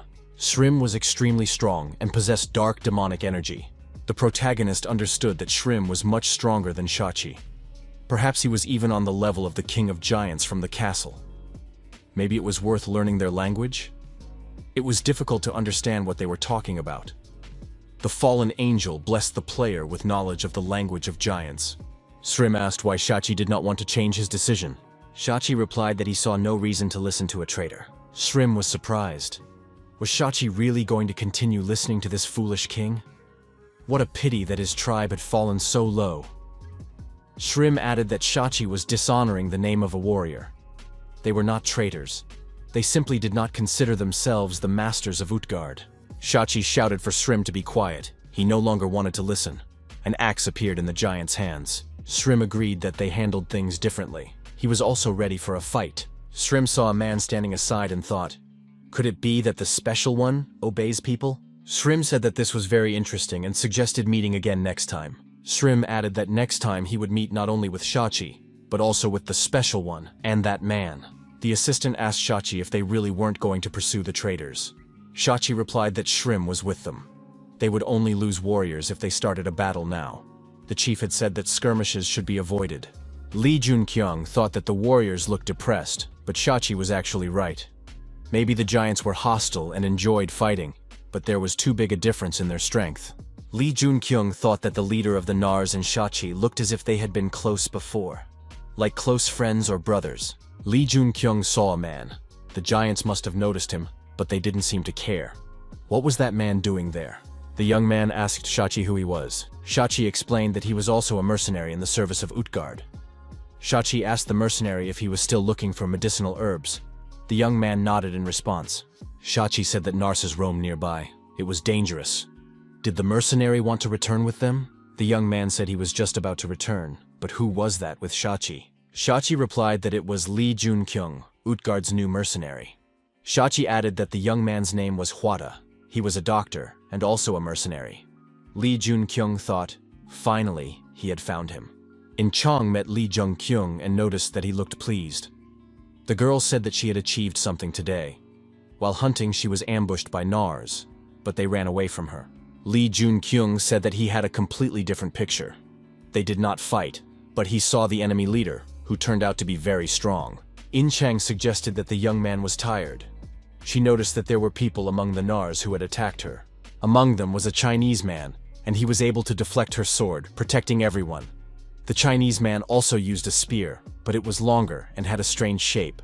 Lee Junkyung thought, a Chinese hunter who is good enough to easily block In Chang's attack. Could someone else have survived? Zhang and Chang asked what was wrong. Lee Junkyung said he wanted to go and talk to him, but was worried that something might go wrong. The young man asked if In Chang would go with him. The girl agreed, but noted that she would not understand their language. Lee Junkyung asked for a favor. He handed the girl Merlin's necklace and added that it would help her understand their language. The doctor was brought a wounded man. He examined him and asked him to hold on a little longer. Hwada checked him with his energy abilities and said that he would recover soon. Lee Junkyung thought that in China, successful doctors are called Hwada. Now he understands why. But why are there so many patients here? Lee Junkyung approached the young man. Hwada said he was very busy right now. The protagonist handed him a bag of herbs and said that it should help. The young man could use them as he saw fit. Hwada thanked him and said that it would be more than enough. Thanks to the potions brought by Lee Junkyung, Hwada was able to cure the patients. After that, the young men were able to talk. Hwada asked if he could check his companion's pulse. Lee Junkyung was surprised. Why was that necessary? Hwada said that he couldn't shake the feeling that he had sensed something strange after they shook hands. Hwada checked his pulse and said he wanted to try something else. Lee Junkyung agreed. Hwada took the protagonist's hand and activated the flow of energy from one hand to the other. Hwada told his interlocutor that even if he did it consciously, the flow of another person's mana through him was not an easy process. That's why the girl had to go through all that pain. Lee Junkyung thought, using mana, Hwada checks his pulse and overall condition. However, there is no discomfort. It's different, as if it were his own mana. Hwada wondered if his interlocutor had also studied cultivation. Lee Junkyung asked if the young man had studied the flow of mana. Lee Junkyung asked how the doctor had come up with the idea of mana flow. Hwada replied that they call it chi cultivation. Our hero asked if anyone other than the doctor knew about chi cultivation. Hwada replied that the people on the side of the Nars knew about it. The people Zhang and Chang met. There was definitely something fishy going on here. Lee Junkyung decided that the first thing to do was to deal with the black marble. He asked the doctor if he had noticed anything when he checked his pulse. Hwada said that his blood was very thick and his internal energy flows were unnatural. His conclusion was not perfect, as he had only observed his interlocutor. However, it can be concluded that Lee Junkyung was clearly troubled by something. Lee Junkyung thought that he was standing before the one who had cured the Demon King, which meant he could be trusted. The young man admitted that he had had problems while cultivating his internal energy. A huge amount of demonic energy released by monsters flowed through his body. This demonic energy mixed with other energies of different origins inside the body and transformed into black marble spheres. These spheres began to emit powerful energy, and the protagonist's body experienced unbearable pain. Lee Junkyung said he didn't understand what these spheres were. Cultivating internal energy was completely useless in this situation. Hwada asked if he could examine the young man again, but this time properly. Lee Junkyung stripped to the waist and lay down on the medical rack. Hwada noted that the young man had endured the process well, even though it must have felt as if his organs were being torn apart. The black spheres inside turned out to be quite unique. Usually they absorb all of a person's life energy until they die. But the spheres inside Lee Junkyung were completely different. On the contrary, they stimulated the flow of mana in the body. Lee Junkyung asked what all this could mean. Hwada explained that the spheres did not cause their host much harm. The reason the young man was in pain was because of the forced change in the energy flows inside him. Hwada added that this is extremely dangerous. The spheres become stronger along with the person.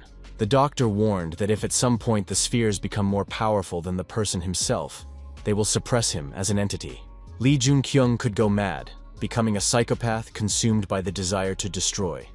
However, thanks to his extraordinary mental fortitude, the young man is able to suppress all of this. The hero wondered if this was the psychopathy that the doctor had said haunted the Nars abandoned in the ice. The people on the side of the Nars are psychopaths consumed by a thirst for destruction and the cultivation of inner energy. The protagonist gathered a lot of new information that he has not yet been able to figure out, but one way or another, it will be useful to him. The black spheres turned out to be safe, and they also help to improve oneself. The protagonist thought that it was only natural to improve oneself by facing danger. So everything is great. Perhaps the Demon King was able to comprehend the flow of mana by studying cultivation? If so, then thanks to Qi cultivation, it will be possible to improve one's own flow of mana in the future. Lee Junkyun asked the doctor. After all, these patients had not even participated in battles. Why were they sick? Hwada replied that there was too much energy in these lands. Hunters under the protection of powerful beings can benefit from such places if they are accustomed to the energy. However, ordinary people are unable to cope with such a volume, which is why they start to get sick.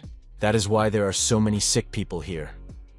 With the appearance of the gate, lands unsuitable for human life began to appear all over the world. Hachiro noted that before China's gatification, he studied medicine in Europe. He returned to his homeland when he learned about everything, hoping to be useful. Outside these lands, everyone called them irredeemable hellish territories, the realm of monsters. Hwada wanted to know why Lee Junkyung had come all this way.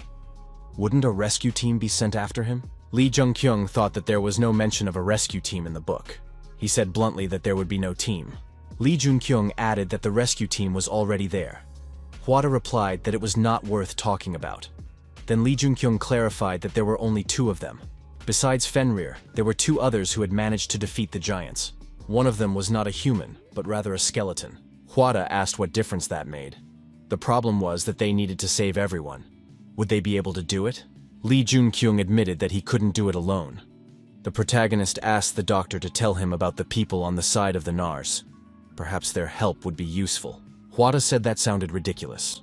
The young man knew nothing about them. Lee Junkyung replied that this was precisely why he was asking. The number of surviving hunters living in Utgard was critically low. This meant that most of them had gone over to the side of the Nars. Hwada said that when he went out to gather medicinal herbs, most of the hunters had just left Utgard. Lee Junkyung wondered who could lead all these hunters, but no one came to mind. To take the people and leave, he would need the hunters' help. He needed to prepare for the coming cataclysm by becoming stronger. Lee Junkyung said again that he had a request. He wanted to learn Qi cultivation. He thought that if he could master it, he would be one step closer to the power of the Demon King. Lee Junkyung and his companions watched Utgard from afar. The city was covered in snow, as always. However, that was not the main thing. Hwada had completed the construction of a barrier around the territory. Not a single stream of mana would leak out. Even if Lee Jung-kyung trained inside, no one would suspect anything. The protagonist was surprised. Was such a measure really necessary during training? Hwada said it was undoubtedly necessary. Internal changes require the absorption of external energy, and in the process, there may be surges that the giants will notice. The doctor noted that gathering energy in one place is not an easy task. To begin with, they need a barrier that will allow mana to flow freely around it. Lee Jun-kyung said that he really felt and gathered energy flowing around him naturally. Hwada was extremely surprised. Did his interlocutor really collect energy from outside without any special technique? Who was his teacher? What school of internal energy did he study? This is impossible, even hypothetically. Lee Jun-kyung asked what was so incredible about it. Hwada suggested that Lee Jung-kyung had an incredible predisposition to controlling internal energy. He exceeded all expectations. The doctor added that although the young man's technique was impressive, after listening to him, it was clear that, in principle, it was possible. This meant that they would be able to solve the problem together. At the winter camp, the hunters discussed pressing issues. One of them asked in surprise if there were really no strong fighters among them. His interlocutor confirmed this. The young man thought, had a rescue team finally been sent? The senior hunter said that was not the case. If it were a rescue team, the Nars would have spotted them long ago. Most likely, it was a small team of less than 10 people. The hunter thought that he had been too careless before, and now he had no idea where all this would lead. The young man asked how quickly the hunters could become stronger. The bearded man replied that they were making progress. Having gone over to their side, they had also gathered a decent supply of provisions. The hunters told the young man that this certainly applied to him as well. The young man acknowledged that they all needed to become stronger. The process of learning chi cultivation was in full swing, and Hwada was doing everything he could. The protagonist never thought that a stream of mana could radiate such pleasant warmth. When he created the stream of mana, it felt as if a storm was rising inside him. Hwada told Lee Jun-kyung to focus on his rhythm. They were almost there, and now it had to hurt as much as possible. Hwada warned Lee Jun-kyung not to make any sounds. Hwada realized that the destructive energy was stronger than previously thought. It not only absorbed the mana inside a person, but also literally devoured their body from within. The doctor knew that he couldn't stop now. If he had already started, he had to take responsibility and complete the process. A powerful beam of light shot through the protective dome toward the sky. The observers saw it clearly. Shachi clearly sensed a dense source of energy in the frozen lands. Who could it be? Kavada, the chief. Even those two would not have enough power. The only one capable of releasing such an amount of mana was Shrim. Shrim unexpectedly appeared nearby and demonstrated his abilities to his former comrade. Shachi understood everything, and called on all the warriors of Utgard to prepare for battle. The warriors were surprised by the call, because the chieftain would not approve of it. Shachi asked the warriors how long they would put up with this. How long would they hide and tremble at the enemy's attack, waiting for the chieftain's orders? Where had the pride and honor of the ice giants gone? Shachi added that all responsibility for further actions would lie with him. Today, they would restore the honor of the ice giants. The warriors bowed and said they would obey Shachi's command. Shrim heard the horn and was surprised because Shachi was not capable of such a thing. Shrim thought, could it be the head of Utgard, the chief himself? He also thought that the chief must be busy with other matters. What was really going on? Was this a trap? Shrim rejoiced and decided that he would not have a better chance. He must take advantage of this. A general assembly was announced, and Shrim shouted that today they would capture Utgard. The opposing forces approached the territory surrounded by a protective barrier. Shachi said he understood. It turned out to be Shrim's doing. Was the same thing happening? Shrim thought the same thing about his opponent and asked himself the same question. He also assumed that the leader was present. Fenrir stood at the edge of the protective barrier, ready to engage in battle. Jong and Chung thought that Fenrir's reaction could only mean one thing. Lee Jun-kyung was inside the barrier. Shrim declared that he no longer trusted his opponent, let alone a truce. Shrim regretted that the leader was not there. However, he intended to put an end to everything. Shachi said he had no choice. Each of the giants was fully armed. Shachi and Shrim called on their warriors to attack, and the giants rushed at each other, wall to wall. At that moment, Lee Jun-kyung jumped to his feet. Hwaja said that the young man had finally regained consciousness. The aging doctor noted that this was not all. Powerful technique and enormous energy had been demonstrated. Li Junkyung rushed to the exhausted doctor. Hwata fell to the ground. The young man checked his pulse and thought, "The doctor is still alive, so everything is fine." Hwata sacrificed his youth to save him. An energy-charged apple appeared in the hero's hand. Li Junkyung declared that he would not let the doctor die. The Demon King used the elixir to save Hwata, but now there was no such elixir available. The only option left was the Apple of Eden, which was called the Elixir of Edgard. Our hero took it from Odin just in case. Li Junkyung said he would absorb all the energy inside the device, as Hwata had instructed. He placed the apple on the doctor's chest and said that he must absorb the Apple of Eden. A stream of mana spread throughout his body. Zhong and Chang took part in the confrontation between the giant factions. She decided that Shachi was certainly strong, but he lacked power. One of the giants told the girl that they had met again and that she was still as strong as ever. In Chang looked at the hunter and assumed that he was definitely stronger than the giants. In Chang's pet, the ogre Gonza, rushed to her aid. The ogre took on his natural size and became much larger than In Chang's opponent. The opponent realized that he was facing a monster. Yin Chang told the ogre that she would fight the man, and Gonza had to make sure that no one interfered. The ogre made it clear that he would fulfill her every wish. The girl prepared her sword and said she was ready to begin this extremely interesting activity. Her opponent said with a satisfied look that he was beginning to like this girl. During the battle between the two groups, Shrim had to admit that Shachi had become much stronger. Shachi replied that Shrim had not changed at all during that time. Shachi added that he had trained a lot since their last battle, but the difference in strength was still great, as expected of the strongest warrior of the giants. Shachi asked loudly, "Why did such a revered warrior betray his people?" Shrim replied that he could no longer bear to see the chieftain playing king. Perhaps Shachi did not know this, but the chieftain had destroyed everything that was dear to him. Shrim added that it was the chief who had destroyed his friend and Shachi's father, Ovaldi. Shachi was so surprised that he even stopped fighting. Shrim repeated, "That scoundrel Loki destroyed Ovaldi." Li Junkyung continued to look at the exhausted Hwatu. The hero noticed that Hwata's condition had improved, but things were not going as planned. The Apple of Eden was a treasure many times more powerful than the elixir, but it looked as if it had barely survived. There was no flow of mana. Li Junkyung assumed that it was all because of him. Most likely he absorbed the effect of the Apple of Eden while collecting mana. Perhaps that was why he was now feeling such a huge flow of mana. The young man thought that right now, he could defeat even Hercules. The protagonist did not understand what was happening. What was this flow of mana around him? An armed Zhong In Chang approached the young man at close range. The girl asked if the young man was okay, and added that she was glad to see him. However, the fallen angel expressed contempt. This was very surprising for the hero. His rivals said that he was just a human being and that this was their chance. A call to attack was heard. Hyunmu's skeleton appeared on the battlefield. He said he was waiting for his master's instructions. Hyunmu added that his master could trust him with anything. Right now, he was capable of destroying those giants. Li Junkyung admitted that Hyunmu had changed a little. The young man ordered Hyunmu to take Hwata to a safe place. Hyunmu smiled and said he would carry out his master's orders.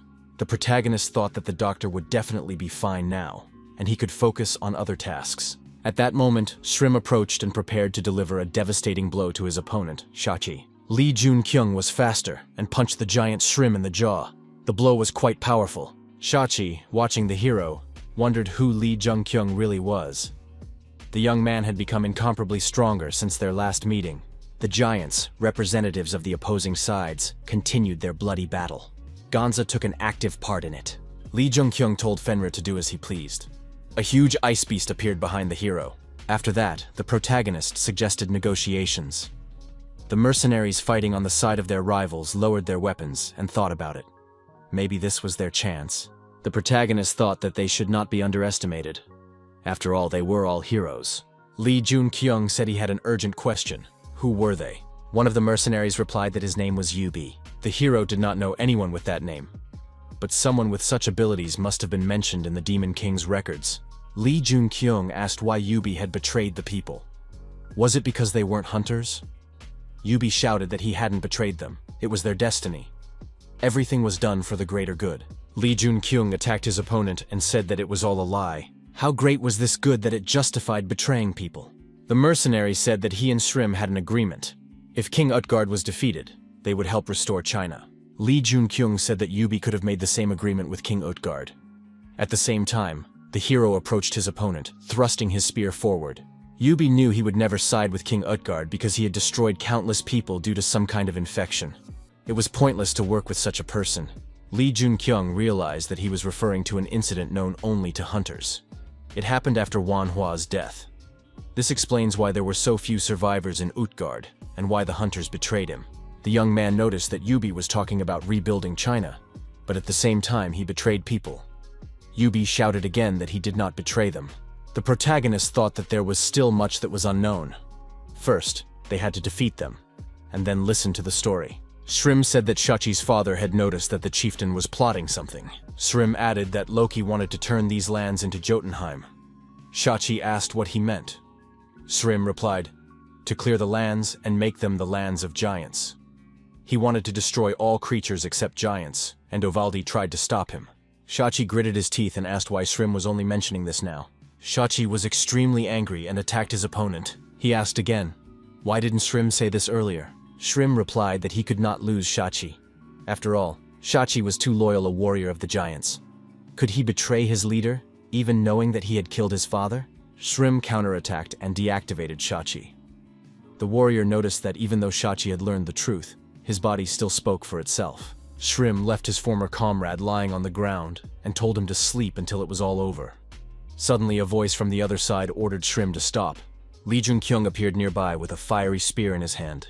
Shrim said that this was getting interesting. The giant decided that this special man was now more dangerous than Shachi. He was as dangerous as Loki. Shrim thought he was saving his strength for the battle with the king. But now, apparently, there was nothing he could do. Lee Jun-kyung raised his spear, raised his hands, and said he was surrendering. Yubi and all the wounded received packets of potion to help them recover. Lee Jun-kyung suggested they drink them. The young man declared that he no longer had any reason to fight. The protagonist thought that Commander Utgard was now deactivated and unconscious. The hero also understood why people had chosen the side of the Nars. Lee Jun-kyung added that now he, a simple mercenary, was leaving this battle. Shrim said that in that case, it was wonderful. He accepted the surrender. Shrim's followers celebrated their victory. Shachi's followers were depressed by their defeat. Shrim said that now no one should fight anyone else. There was already enough blood and ice giants in this civil war. Lee Jun-kyung said he would follow their exploits and hoped they would not let him down. The giants and humans said they would advance towards Utgard and deal with King Loki. The protagonist did not understand what was going on, but the fallen angel was extremely dissatisfied. Perhaps this was because he heard the name of the king of Utgard, Loki. Shrim asked why this man had retreated. Lee Jun-kyung explained that, first and foremost, he was just a mercenary. If Shrim paid him well, then perhaps he could help.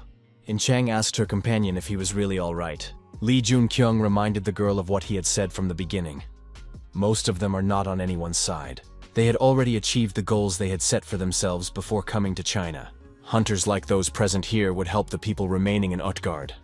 Wasn't that the best outcome? The girl replied that she understood. The Nars' attack went smoothly, as most people lost the battle against the giant warriors. Because the Nars retained most of their strength, they easily penetrated the city. After Mr. Wanhua regained consciousness, Lee Jun-kyung asked the doctor if he was okay. Wanhua angrily asked if Lee Jun-kyung had been a traitor from the beginning. He had no idea. Lee Jun-kyung was surprised. What was the doctor talking about? They had discussed this topic before. Although it was a little late, the rescue team had arrived. Lee Jun-kyung turned to Mr. Yubi and asked him to gather Utgard's people. If they saw a way out, it would be worth leaving the fortress. The protagonist asked the doctor to go with these people and help them. If they had someone they trusted with them, gathering people would be no problem. Wanhua thought that Lee Jun-kyung really wanted to help. The doctor said he didn't really understand what was going on, but he agreed. Lee Jun-kyung said that in that case, he would return to his duties as a mercenary. The doctor asked the protagonist how he was feeling. Lee Jun-kyung replied that he felt great. His appetite and sleep were excellent. He had even gained muscle mass. Wanhua went with the hunters to gather people from all over Utgard. The doctor thought that Lee Jun-kyung should be careful, because the king was very strong. However, Shrim and his men arrived at the throne room to see the king. The king asked how a dirty traitor dared to enter the castle. Shrim replied that now it was Utgard Loki's turn. Shrim declared that Loki should have dealt with him when he had the chance. Lee Jun-kyung thought that this giant was calm despite the 100 opponents in front of him. The king's aura was very strong. Probably not everything is known about him. Shrim asked if Loki regretted not being able to deal with him as he had with Ovaldi. Loki said he knew that Ovaldi was the reason for Shrim's betrayal. Shrim became angry and was ready to pounce on the king at any moment. Loki said that it looked quite good. At that moment, the crypt in the throne room shook. The lid of the crypt burst open, and a red giant with glowing eyes appeared. His face showed complete determination. There were many such crypts, and from each one jumped out a similar giant. Within minutes, an entire army of these red-skinned giants appeared before Loki. Lee Jun-kyung thought that these were real giants without self-awareness, like the ones he had encountered here for the first time. He gloated and smiled. Now he no longer felt vulnerable. Shrim cursed loudly. How dare this scoundrel treat them this way? Lee Jun-kyung had heard that most of the giants had died from an infectious disease. Was that not the case? They were simply on a different level than those the young man had seen in the world of ice. They were too strong, they had no consciousness, and when they fell into a frenzy of destruction, they became obedient to the king. Lee Jun-kyung thought that the pieces of the puzzle had finally fallen into place. The king sacrificed his own people to create such an army. Loki said he needed an army that obeyed only him. These giants became that army. This is the highest reward. Loki ordered his loyal soldiers to tear the rebel apart. Shrim was thrown back with a single blow and flew to the side, breaking through the castle roof. The giants, without self-awareness, rushed to carry out the orders. The warriors were frightened. What should they do now since even Shrim was gone? However, Shrim survived and, overcoming obstacles, began to return. Shrim shouted that the Nars should not be afraid and should put up a worthy resistance. The warriors rejoiced that their leader had returned and rushed into the attack. In Chang traditionally did not understand what was happening. The young man explained that the local king needed a personal army, so he had localized some giants for this purpose. Jung In Chang was surprised. Had Loki really destroyed his own people and conducted experiments on them? Lee Jun-kyung admitted that he was a mad king who saw people only as tools. He was a real monster. Lee Jun-kyung thought that the reassembled giants had no consciousness. That's why they attack like mad berserkers. If this continues, the Nars will definitely not win. Loki declared that he would tear all traitors apart so that others would not be tempted to follow suit. The protagonist charged his spear with mana and prepared to attack the king. The young man swung his spear and declared that he would destroy this king. Loki said that he had been watching this man and realized that his power surpassed that of the others. The king also prepared for battle. Lee Jun-kyung thought he would not be able to dodge his opponent's blow. The king was surprised. Had this man suppressed his release? Who was he anyway? Shachi appeared in the room. He passionately desired to destroy the king. Lee Jun-kyung shouted for Shachi to exercise extreme caution. Shachi declared that he would set the giants on this man. Shachi was attacked by the king and fell face down. Loki said that Shachi was weak. Why was he even asking a human for a favor? When this battle was over, he would turn him into his soldier. Lee Jun-kyung called on Fenrir for help. The ice beast appeared immediately. Loki noted that the ice beast had become weaker than before. In Chang noticed that the enemy was very persistent. Lee Jun-kyung asked to delay him for at least a minute. Shrim shouted loudly and rushed at Loki. Lee Jun-kyung said that Shrim alone would not be able to handle it. He needed Jung In Chang's help. The girl said she would try to delay the enemy for an hour. Lee Jun-kyung thought that this would not be enough. More time was needed. Loki was attacked and wounded in the arm. The protagonist's spear increased in power due to the high temperature, but the young man felt that it was still not enough. He had to finish it off with one strike. The spear reached the maximum temperature it could withstand. It began to break apart. Lee Jun-kyung swung and threw the spear at the enemy with all his might. The mission was accomplished. The fallen angel was satisfied. There was a huge hole in Loki's chest, made by the spear. The doctor and the hunters said it was an incredible job. The sun, which had disappeared during the Ice Age in China, once again illuminated the city of Utgard. Under the incredible light of the sun, Loki perished. The king and his castle were burned to the ground and disappeared without a trace. The giants under the king's influence were destroyed by the Nars. The four leaders gathered at the ruins of the castle. Shachi and Shrim were there. Yubi and Lee Jun-kyung were also present. However, the battle was not yet over. Shrim told the mercenary that he would keep his promise and asked Shachi to deal with him. Shrim added that whatever the reason, Yubi was a traitor and had the blood of his people on his hands. His revenge was complete. Shrim expressed his hope that Shachi would spare the Nars who had followed him. Shachi agreed. Lee Jun-kyung asked the giant if he hated him. Shachi replied that he was grateful to this man, because thanks to him, he was able to make the right decision. After surveying the territory from a high tower, The protagonist said that the restoration was going smoothly. Yubi replied that it was all thanks to Lee Jun-kyung. Yubi added that they had done everything in their power, but ordinary people would not be able to survive long in these inhospitable lands. The mercenary added that they were considering going beyond the wall. Could Lee Jun-kyung help them with that? Lee Jun-kyung said he could help, but he didn't think it was a good decision, as many things were about to change. The protagonist noted that it was better not to go beyond the wall. It was a bad decision. It was better to settle here because the whole world would soon become a gateway. Lee Jun-kyung held out a fruit and said it was a monster called a purimora. It could be used as a source of food. Lee Jun-kyung said that they can be fertilized with monster bones, and in the future, there will be no need to worry about hunger. Yubi was surprised. How does the young man know all this? The protagonist noted that he would most likely be able to help in the fight against the cold. Shrim asked if the new leader of the giants was doing well in his duties. Lee Jun-kyung replied that if he was interested, it would be better to ask him about it personally. Shrim was surprised. Would he really be happy to see his enemy? Lee Jun-kyung said that he should try it and then draw conclusions. Someone who has shed the blood of the people cannot become a leader. Therefore, he rejected Shachi's proposal and decided to lead the Nars. For the ice giants, who are aggressive and skilled in battle, growth is only possible in the presence of an enemy. Shrim added that when monsters are just prey, the only ones who can be enemies are humans. Lee Jun-kyung suggested that because of their attention to humans, there would be heavy losses on both sides in the future when they became enemies. Lee Jun-kyung said that the reason he was here was to learn from the giants. Shrim replied that if that was what Loft Loki wanted, he would give it to the man. After all, he was the one who saved the giants. Lee Jun-kyung asked who Loft Loki was. Shrim explained that in the ancient language of the giants, it meant the one who destroyed Loki. The young man said he would like to learn the technique of release. Shrim said he could grant this request, but he wasn't sure if it was possible. Release is a technique that allows one to maximize the dormant abilities and power of mana in the body. However, it requires a tremendous amount of mana. Without the physiology of giants, who have enough mana to sustain their bodies, others are unable to learn this technique. Sachi looked away and wondered in surprise, what kind of enormous amount of mana is that? Could it be Lee Jun-kyung? In Chang noticed that Lee Jun-kyung made her wonder, was he really human? The protagonist, now possessing a large amount of concentrated mana, got what he wanted from the giants. He was sure that he had more mana than Shrim.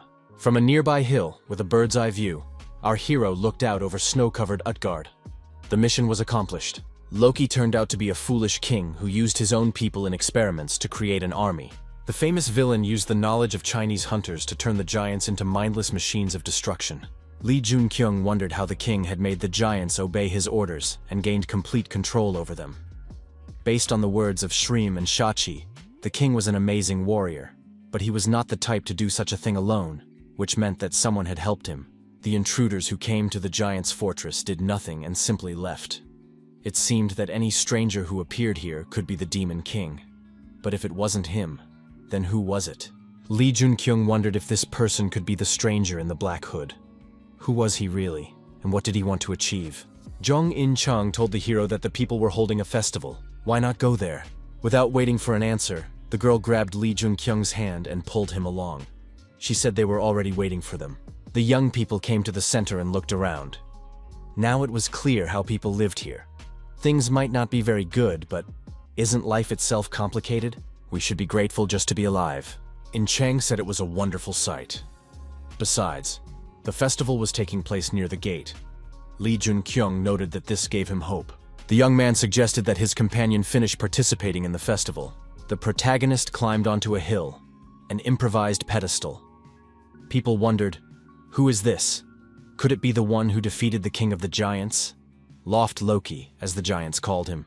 Lee Jun-kyung initiated an increase in the flow of mana, increasing the level and amount of magical power. The young man was literally covered in fire. The entire population in the vicinity moved to the square to see Loft Loki. Shrim said that this man was truly amazing. Lee Jun-kyung raised his hand to the sky and sent concentrated energy in the right direction. The locals were surprised to see that the sun had appeared. Was a human being capable of such a thing? The magical power concentrated, forming a core. Thanks to the dragon bloodstone, a weak dragon heart was formed, an unimaginable achievement. Yubi asked if Lee Jun-kyung was ready to leave. He received an affirmative answer and added that he had infused warmth into all the supports outside the settlement. Using the magical power of infusion, which he had studied by observing Park Ji-hyun, he also applied the protective magic of Merlin's necklace, stopping the flames from spreading. As long as the supports did not break, the flames would remain stable. Yubi wondered if it was really necessary to go. He was upset that he had not yet been able to repay his debt. Lee Jun-kyung reassured him, noting that they would see each other again. The protagonist successfully jumped off the observation tower and found himself in front of In Chang. The girl called him the one who raised the sun. He had finally arrived. The young man said that now there was no need to worry about the people. He made sure that they could keep themselves warm even after he left. Lee Jun-kyung thought that this girl was truly very kind. Lee Jun-kyung turned to Fenrir again with the same request. A moment later, a huge ice beast appeared before the travelers. Lee Jun-kyung expressed his hope that the next time they met, he would be better. Yubi truly believed that they would meet again. Night fell while the young people were still on the road. They had to spend the night in the snowy terrain. Fenrir and Gon slept comfortably in their sleeping bags, while Lee Jun-kyung and In Chang had a leisurely conversation by the campfire. In Chang said that it had been stressful, although the trip had not been so bad. The young man admitted that after such a difficult journey, he did not want to repeat it again. In Chang noted that she hadn't heard him joke around in a long time. Gons got out of his sleeping bag and said that he liked it too. Lee Jun-kyung asked seriously how her internal cultivation training was going. He had warned her earlier that it would not be easy. In Chang reported that she had found a clue for internal cultivation and the flow of mana. The young man said that she needed to hurry. Lee Jun-kyung added that there was little time left. Even now, the dragon's heart, located not far from his own, continued to charge. Although he did not want it to, it continued to saturate his magical power, increasing his development. Everyone was becoming stronger without even realizing it, a sign that everything would soon change. The young man thought that everyone was indeed becoming stronger, even monsters. The whole world was changing. The saturation of China with mana was only the beginning. In Chang turned her attention to the top of the mountain. Mount Paektu was burning. Bloodthirsty monsters took advantage of the situation and approached the burning settlement. Peaceful residents fled, while armed hunters prepared to fight back. The monsters fell under the hot hand and were destroyed by the brave hunters. However, this was only the beginning. The hunters noted that all the peaceful citizens had managed to get to safety. Now they could descend from Mount Paektaesan. A huge giant appeared before the hunters. Something was wrong with him. He was emitting a huge concentration of mana.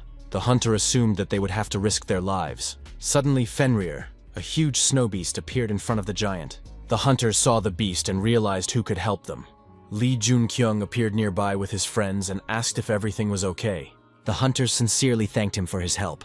Lee Jun-kyung asked where the Mountain King and the female bear were now. He did not sense their presence. A local hunter reported that the chief had gone to the village of Heavenly Lake to seal the Mountain King. Lee Jun-kyung asked In Chang to take care of this place together with the doctor. At that time, the bear woman was at the appointed place in front of the Mountain King. The Mountain King was displeased. The tiger roared loudly and behaved irritably. The girl said she couldn't stand to watch it anymore. The girl said that the Mountain King was like a father to her, having grown up without parents. She couldn't hurt him. The big beast did not want to listen to explanations. He had a completely different goal. The girl suggested that the Mountain King destroy her instead and threw the sword on the ground. She said it was time to end it, and that she was too tired. The tiger flew into a rage. His eyes lit up and he roared loudly. Suddenly, Lee Jun-kyung appeared between the girl and the beast. The young man asked if everything was all right. Without waiting for an answer, the protagonist picked up the girl and moved her to a safe place. Once they were in a safe area, he put the girl down and asked what had happened to her appearance and what had happened in general. Eungnyo said that the man in black was to blame for everything. After he made contact with the Mountain King, Mount Paektaesan took on this appearance. Lee Jun-kyung immediately understood who she was talking about. It was the man in the black hood. Eungnyo noted that it had been several days since his disappearance. She believed that the Mountain King had become like this because of this man.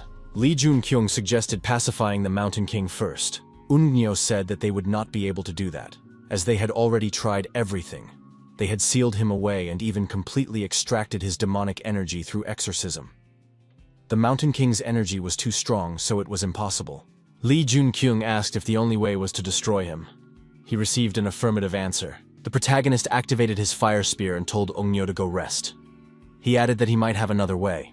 Lee Junkyung decided to use shock therapy. He attacked the Mountain King with his spear, firing small bursts of fire. Ungnyo couldn't believe her eyes. Had he really become so strong in such a short time? In just a few days, he had changed as if several years had passed. The Mountain King continued to be aggressive, and no therapy helped. Lee Junkyung did not give up and continued to attack the huge beast.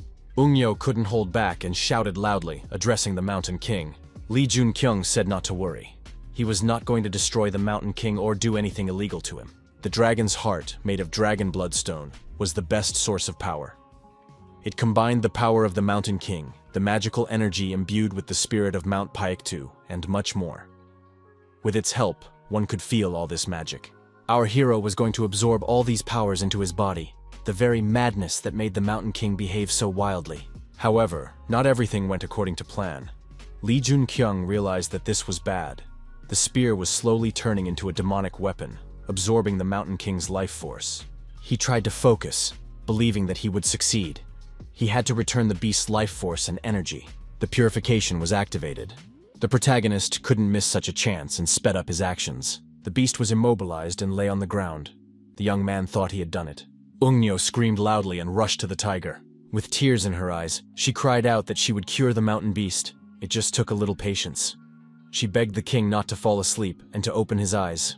Time passed, but nothing changed.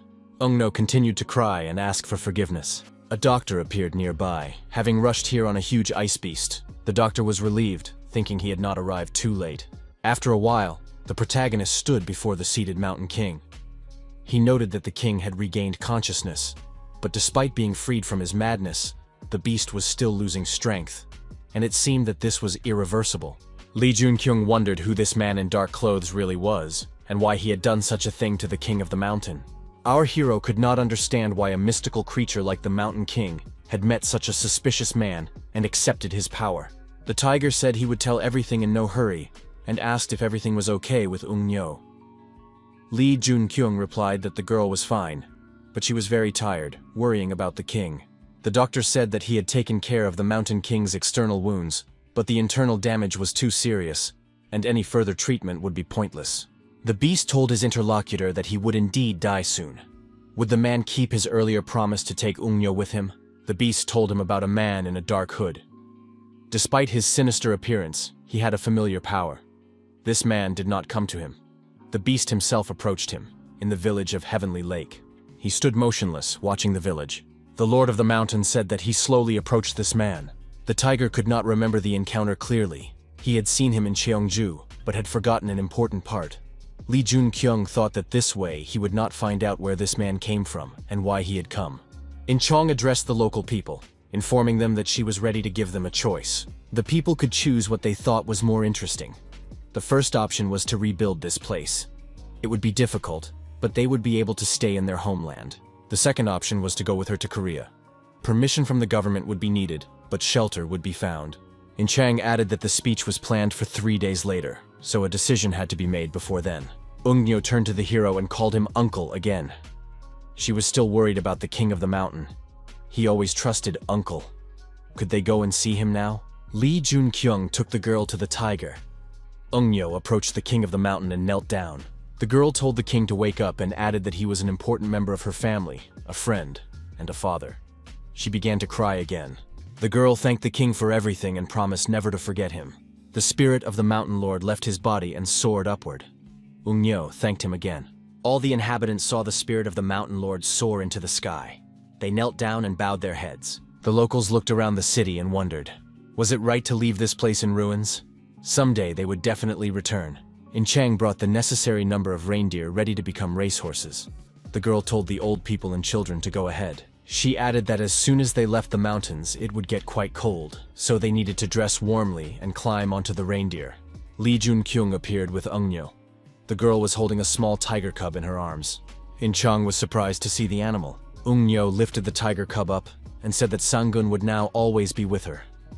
Lee Junkyung added that the same thing had happened to the huge Gon. The patron, the big man, placed the deceased king of the mountain in Ungnyo's family. However, he was reborn with multiple memory loss and without strength. Lee Junkyung told his companion that they would soon return to Korea. The girl was already happy at the mere thought of it. In Chang asked what their plans were after their return. Li Junkyung said that there was a lot to do, and a new glowing sword appeared in his hand. In Chang asked with interest what kind of weapon it was, because its magical mana was incredible. Li Junkyung thought that Ungnyo had done a good job.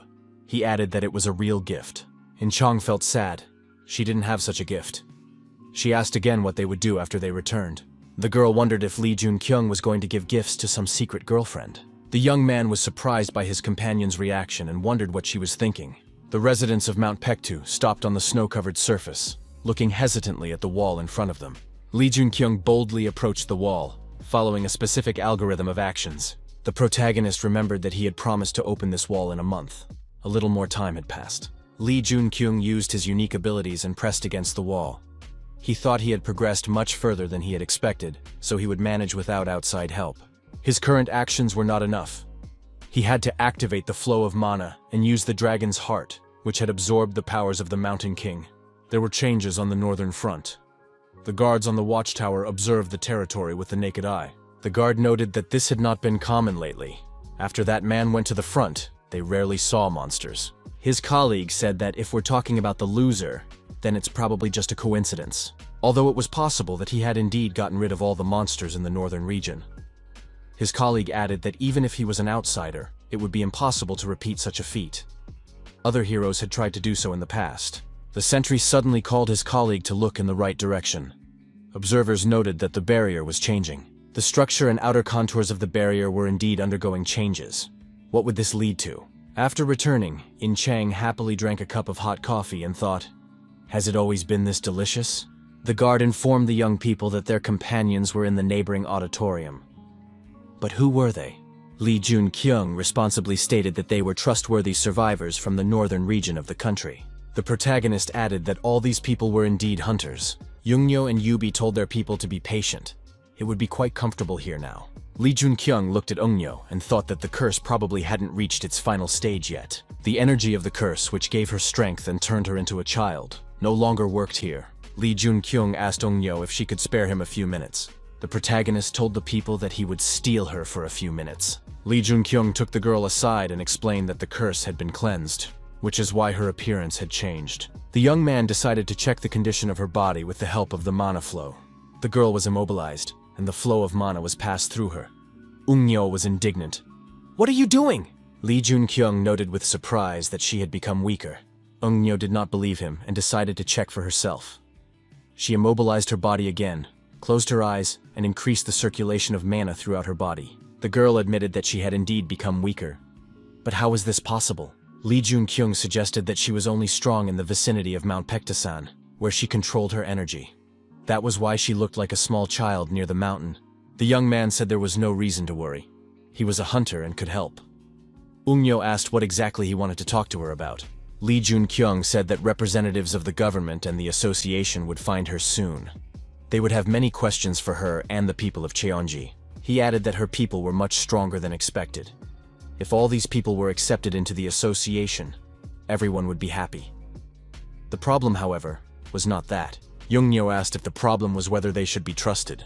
Li Junkyung agreed. There was a risk of being expelled from the country or signing an unfair contract with the government or the association. The young man knew that the president of the Asgard Association, Yang Hyojin, would most likely come in person to take control of their power. Li Junkyung said he wanted to offer them a good option, but the choice would be theirs. A white SUV parked near the building. A young man wearing dark glasses got out, greeted Li Junkyung, and said it had been a long time. He welcomed the young man back. Li Junkyung admitted that he hadn't seen him since their school days. The man in glasses said he was impressed by Li Junkyung's actions. He had successfully completed a dangerous mission, returned safe and sound, and brought back the surviving northerners, who turned out to be hunters. Li Junkyung thought that the association had approached them first. His interlocutor noted that there was a problem. Could these people be trusted? The president of the association wanted to offer them something. The young man thought that Asgard was finally making its move. The man with glasses added that the president wanted to sign contracts with all the hunters.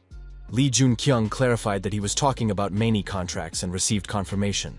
Signing such a contract allows people to be controlled like slaves, using penalties specified in the documents. Lee Jun-kyung noted that these people had already signed a contract with him. The protagonist added that he had brought them here of his own free will and could not take any risks. Everyone signed mana contracts, but a person can only sign one such contract. The man in dark glasses said he would inform the president of the association and asked them to wait a moment. Our hero was curious to see how Odin would react to this. Soon, everything would be revealed. Yubi tried on the uniform and said that it was really comfortable and easy to move in. The residents of the northern region also liked the food in the local canteen. In Cheongjin, there are only potatoes. Is this really paradise? In Chang admitted that the food was really not bad. Lee Jun-kyung agreed and added that they didn't get to eat properly in the neighboring country. The girl admitted that she missed the workload and couldn't just sit around doing nothing for long. Lee Jun-kyung realized that In Chang already wanted to resume hunting. The young man promised that they would find something to do as soon as they returned. Standing on the top of a nearby mountain, Lee Jun-kyung looked around at the quiet place. He thought that the world was about to turn into hell, so it was better to enjoy the peace while he could. Lee Jun-kyung turned around and saw a girl in front of him. She introduced herself as Choi Yoon-sung. The young man replied that he would remember her name, but wondered how she had managed to hide her presence. The protagonist did not notice her until she came close, even though he could sense most of the mana flows. Lee Jun-kyung thought that if she had been an enemy, he could have already been killed. Choi Yoon-sung explained that it was her talent. The young man asked why she had come here. The girl replied that she was interested in Lee Jun-kyung's future plans. Because of the mana contracts, they had no choice but to follow him, which frightened some of them. Lee Jun-kyung stated that they were heading to the capital. The protagonist thought that Odin must already know that these people had signed a contract with him. As long as he was bound to Asgard, the hunters from Cheongjin would follow him, and the association would not be able to interfere. Choi Yoon-sung asked what would happen after that. Lee Jun-kyung replied that he would like to entrust them with something. The young man explained that he would not force them to do anything. With such power comes responsibility. He just wants the hunters to fulfill their duties. The girl left, and the dragon's weak heart stabilized. The young man thought that the ability was finally ready to be used. How strong was it now?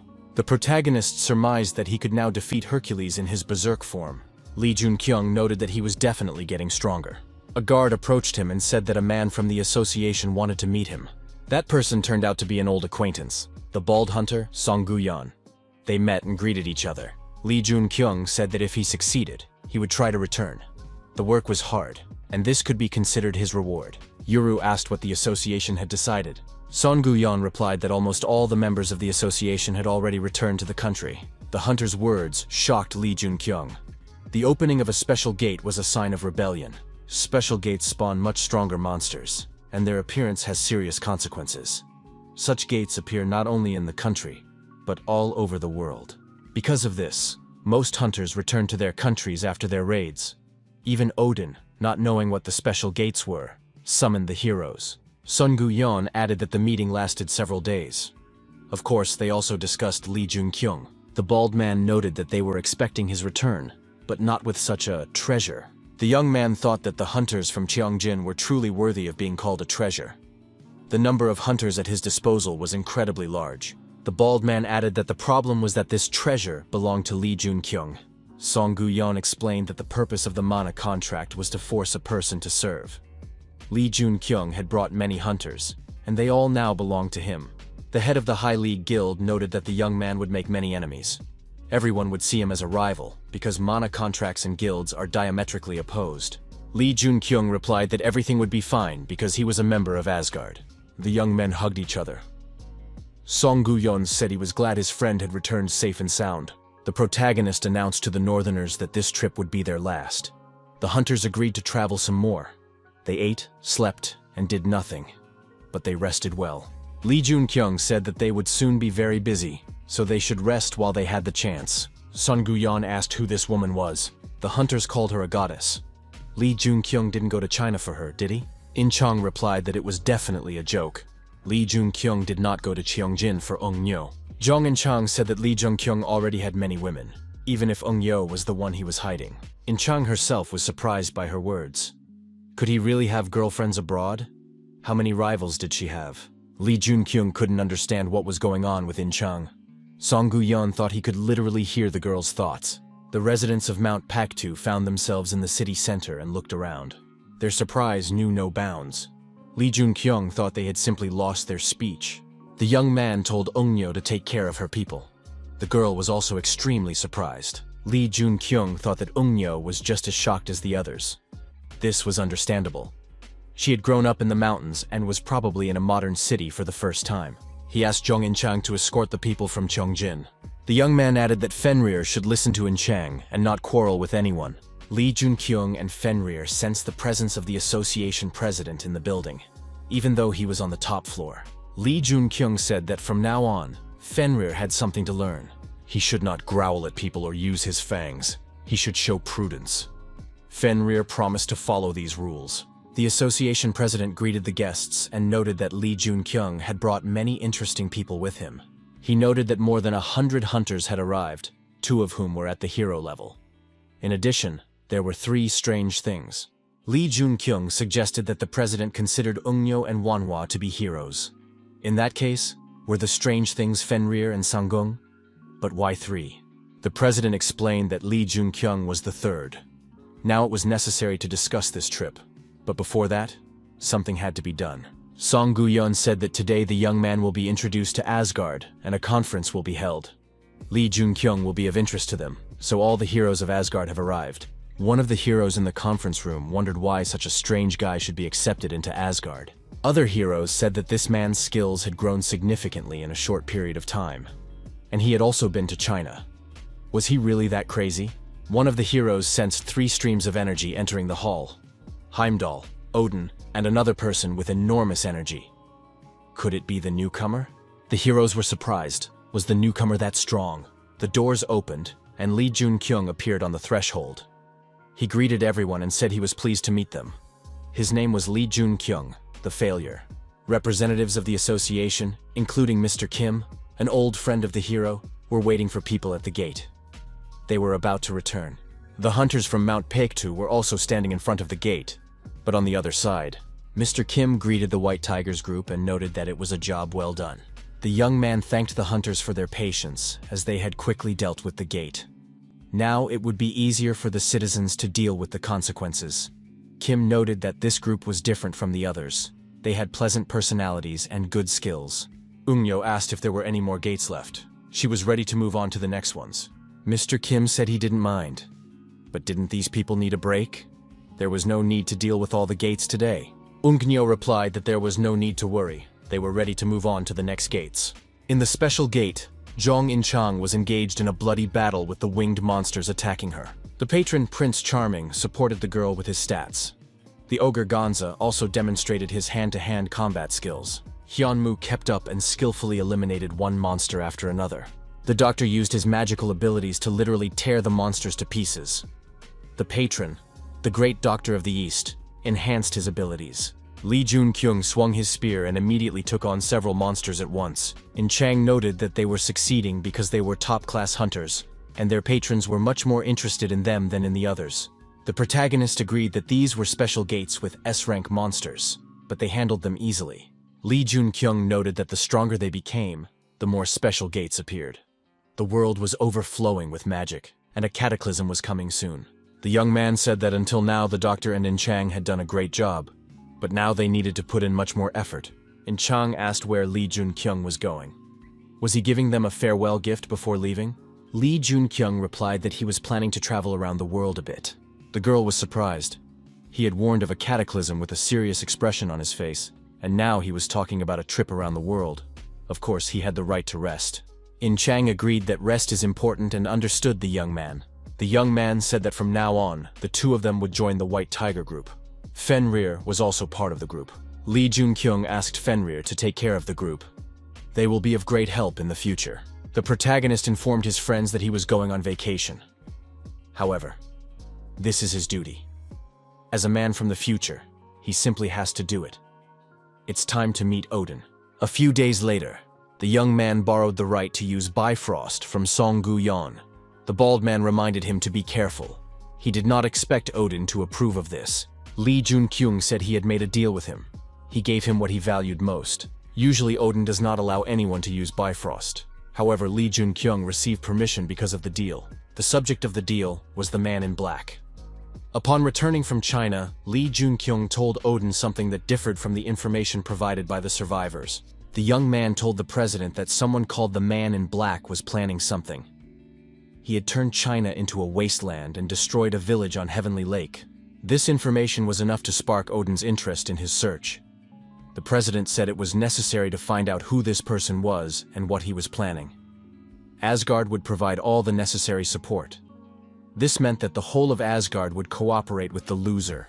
When they met, the knight told the hero that he had been waiting for him. Lee Junkyung replied that it was a great honor for him to meet the lone knight Lancelot. This was beyond all expectations. He thought they would send a simple manager from the council. Lancelot said he sympathized with the young man, and noted that it was a great honor to see the loser with his own eyes.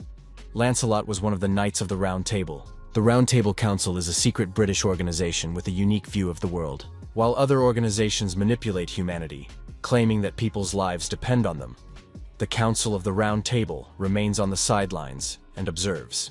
They have power, but they do nothing. They are neither good nor evil. The main source of the Council's power is Merlin, who is at the epicenter of the organization. Even without Merlin, the Council is quite powerful, as they have the Order of the Knights of the Round Table at their disposal.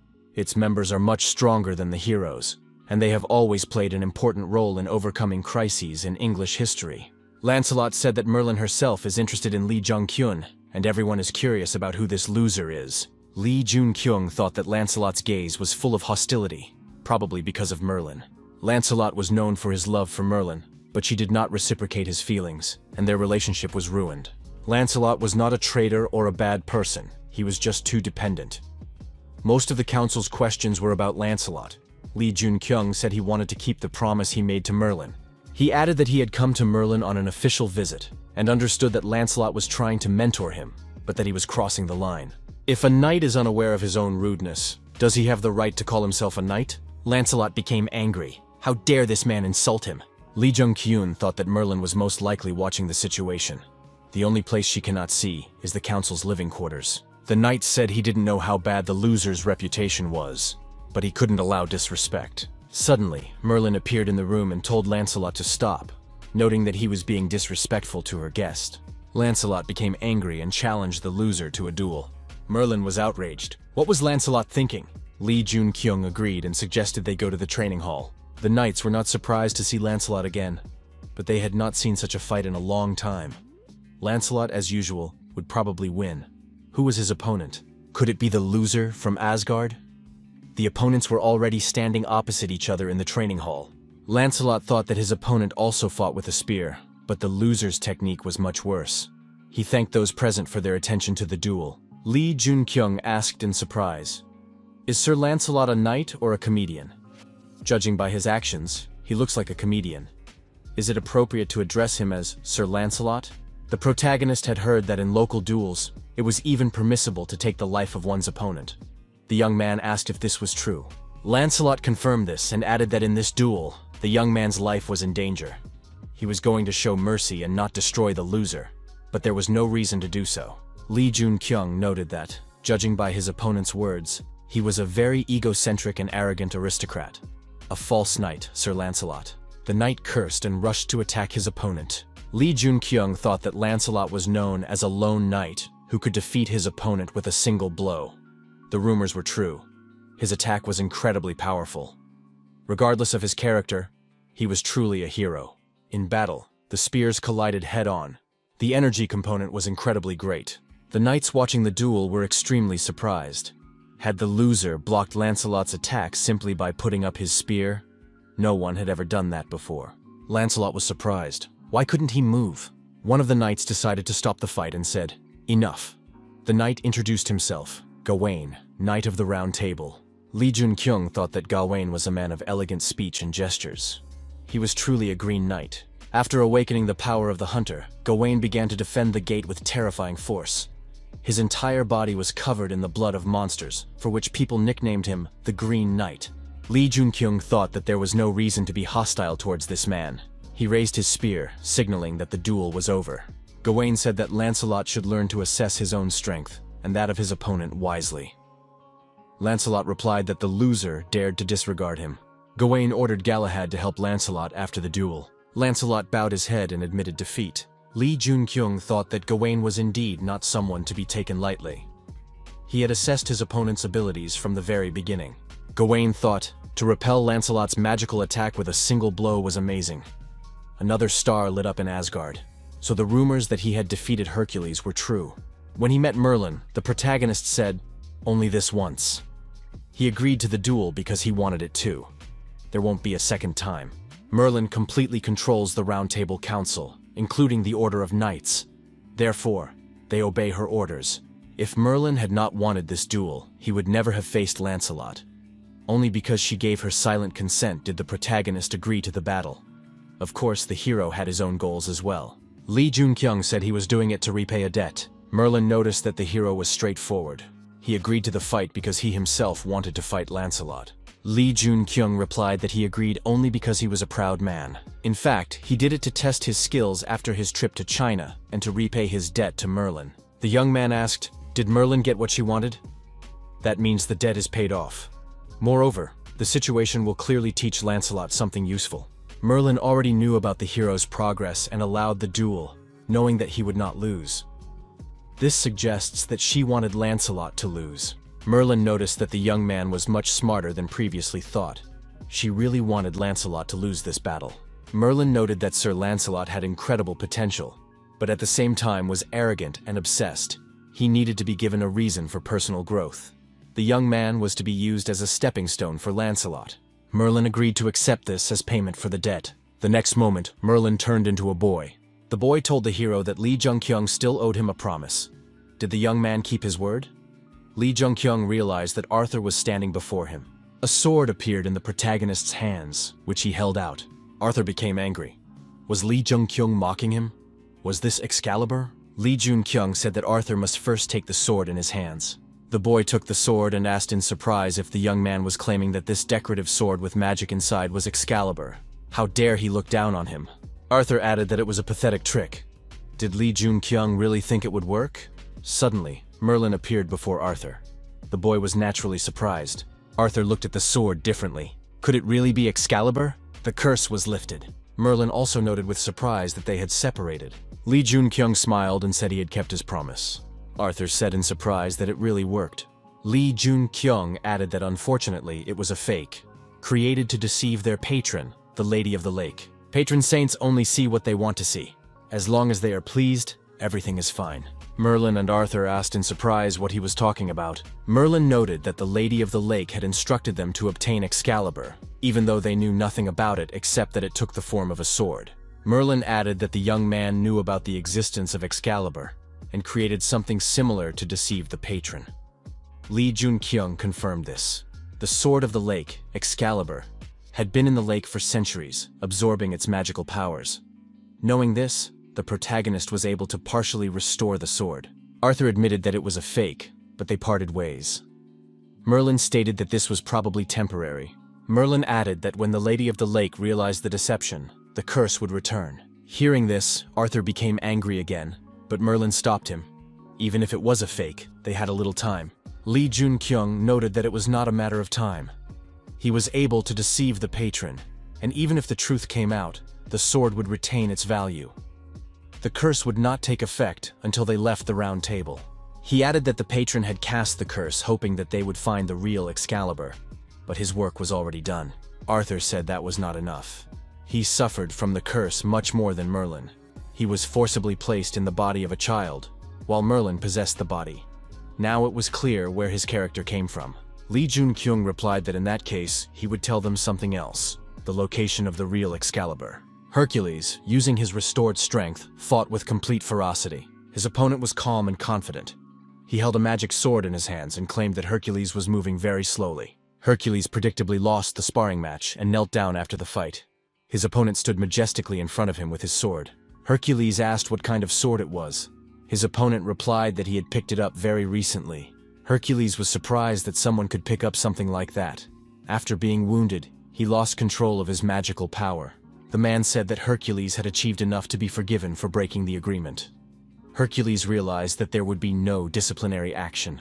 His interlocutor clarified that the forgiveness applied only to him. Athena planned to hold Hercules accountable. Hercules looked back and saw Athena standing nearby. How long had she been there? He hadn't noticed her presence earlier. Hercules' opponent asked Athena, "Is something wrong?" Athena said she had come to tell him something. Athena reminded him that she had recently been asked about the loser.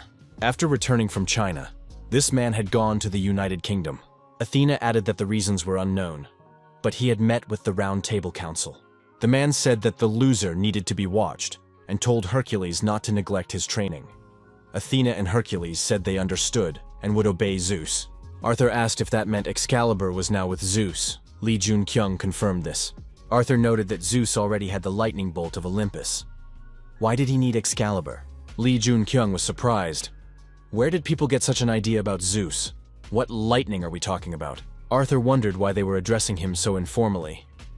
The young man replied that Arthur was doing the same thing. Was that really a problem?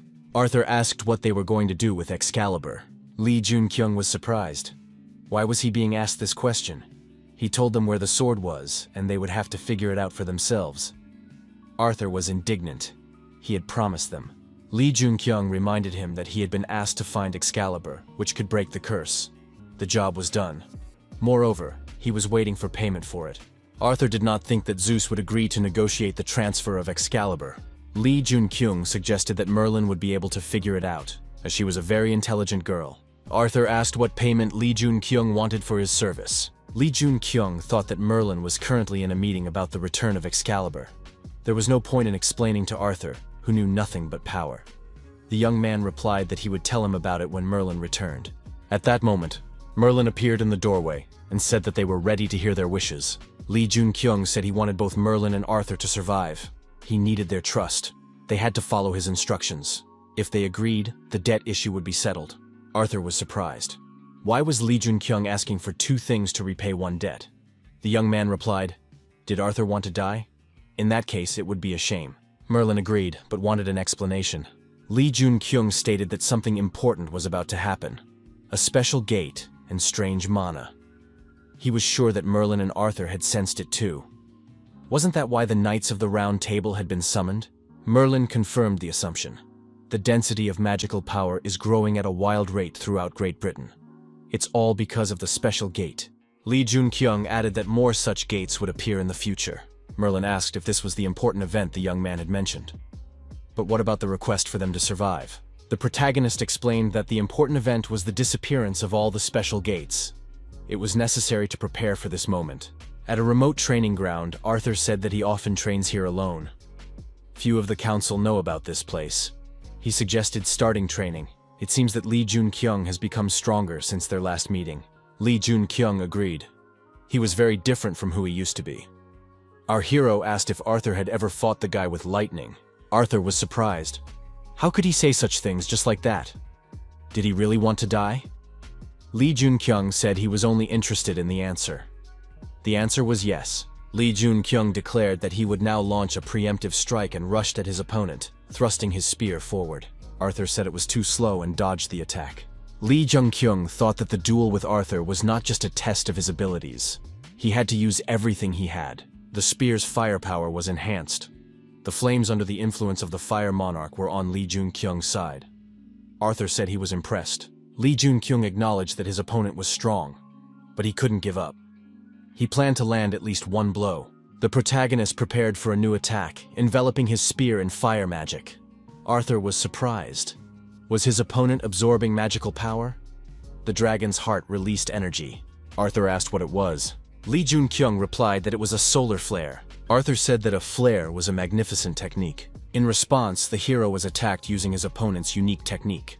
Arthur apologized. He hadn't been so excited in a long time and couldn't control his power. Lee Jun-kyung was deactivated and fell face down. Arthur reminded him that Lee Jun-kyung was interested in white lightning. Well, he doesn't stand a chance. However, who knows? Maybe this guy will be able to defeat Zeus. Towards evening, the hero came to his senses. He needed rest. He realized that he had recovered only thanks to Merlin's abilities. Now he was fine. Lee Jun-kyung knew he had lost the fight, but he managed to land one blow on his opponent. The young man noted that the spear had reached the head of a huge organization. He had indeed become stronger. Gawain asked if Lee Jun-kyung was present. Gawain added that he had heard from Merlin about the young man's arrival to warn them of the disaster threatening Great Britain. Gawain apologized again for the rudeness of one of the knights and thanked Li Zhengqiang for his reliability and righteousness. Li Zhengqiang said that everything was fine, but Sir Gawain had not come only for this reason, had he? Gawain said he knew about yesterday's battle with Arthur. To duel with him was his dream, which was never meant to come true. He asked if Li Zhengqiang would agree to duel in Arthur's place. The protagonist replied that he did not mind. He was interested in assessing Gawain's abilities. Perhaps this is a characteristic trait of English knights. While Li Zhengqiang was at the Round Table Council, Gawain, Galahad, and even Lancelot fought him. Realizing this, Gawain offered an informal apology and proposed a duel. Li Zhengqiang thought he had come here for Excalibur, but instead he was fighting again. Merlin handed the young man a necklace and said that it would slightly enhance his skills. One day, it would definitely come in handy. Li Zhengqiang thought that China had also helped him a lot and thanked Merlin. Merlin asked if he could visit the Nile if he had time. Li Zhengqiang remembered the hunter who came from the Nile, Inaba, who caused a commotion. He wondered why Merlin suddenly remembered him. Last year, after Li Zhengqiang was injured during the English Battle of the Great Warriors, Inaba found him and offered to take him to the Nile. Rumor had it that he was punished for this. Merlin noted that her interlocutor did indeed remember the desperate child Inaba. He asked her to persuade Li Zhengqiang to meet him on the banks of the Nile. The ban has been lifted. Li Zhengqiang thought that the Round Table Council was a neutral association and that they would warn the others about the impending tragedy. His business here was done, but there was something else to take care of. He replied to Merlin that he would think about it. Li Zhengqiang looked at Arthur and thought that he would give his all during the cataclysm. The protagonist entered the shop to meet Park Yu-jin. The girl behind the counter asked who the visitor was. Li Zhengqiang was surprised. Wasn't this Park Yu-jin's shop? The girl replied that the visitor did not look like a moneylender or a hunter who had bought a bad potion. The girl in the shop, through logical conclusions, came to the conclusion that she was dealing with a customer. Li Zhengqiang said he was not a customer and asked again who she was. The girl replied that she was looking after the shop at Park Yu-jin's request. Yu-jin herself would not be coming here. The young man explained that he had come at the request of her older brother. The girl said that Park Yu-jin had told her about this young man. She asked her to convey something, namely that Yu-jin had joined Olympus. Li Zhengqiang thought that the past had changed again. Park Yu-jin wasn't supposed to join Olympus so early. What prompted her to do this? The young man thought it was all because of him. History continues to change. The protagonist took out his smartphone and called the necessary number. Zhang In-chang answered the call and asked what had happened. The girl was relaxing on the beach at the time. Li Zhengqiang told her to get ready. The young man added that he needed In-chang to come there. Song Guyan will tell you more about everything. Everyone except the white tigers must come to Egypt. In-chang said she didn't mind because she was bored sitting in one place. In-chang contacted Bald and informed him that she was in Egypt. Song Guyan was surprised. What was she doing there? In-chang said she had something to do. Song Guyan asked if it was related to the cataclysm. In-chang replied that it might be related to something worse. Heimdall said that a sudden transition there would cause many problems. Egypt was already unstable. In-chang's arrival would only exacerbate existing diplomatic difficulties. Li Zhengqiang stopped in the middle of the street in front of the armed men and raised his hands. The Egyptian asked why the Dark Horse had visited Egypt and what he knew. The Egyptian decided that he needed to ask for the help of an interpreter. Two Egyptians with painted faces approached and said that the visitor should be left to them. They were representatives of the executive branch. Neil made his move. A young man approached our hero. He introduced himself as a representative of the Egyptian branch of the Korean Association. His name was Yoon Kyung-tae. It was an honor for him to meet the hero of Asgard. Yoon Kyung-tae added that he had been contacted by headquarters. They said that Li Zhengqiang was expected to arrive today. Li Zhengqiang thought it must be In-chang, and the others warned him. Everything was done quickly. The hero said he was aware of the rumors about the unstable situation in Egypt. What was really going on?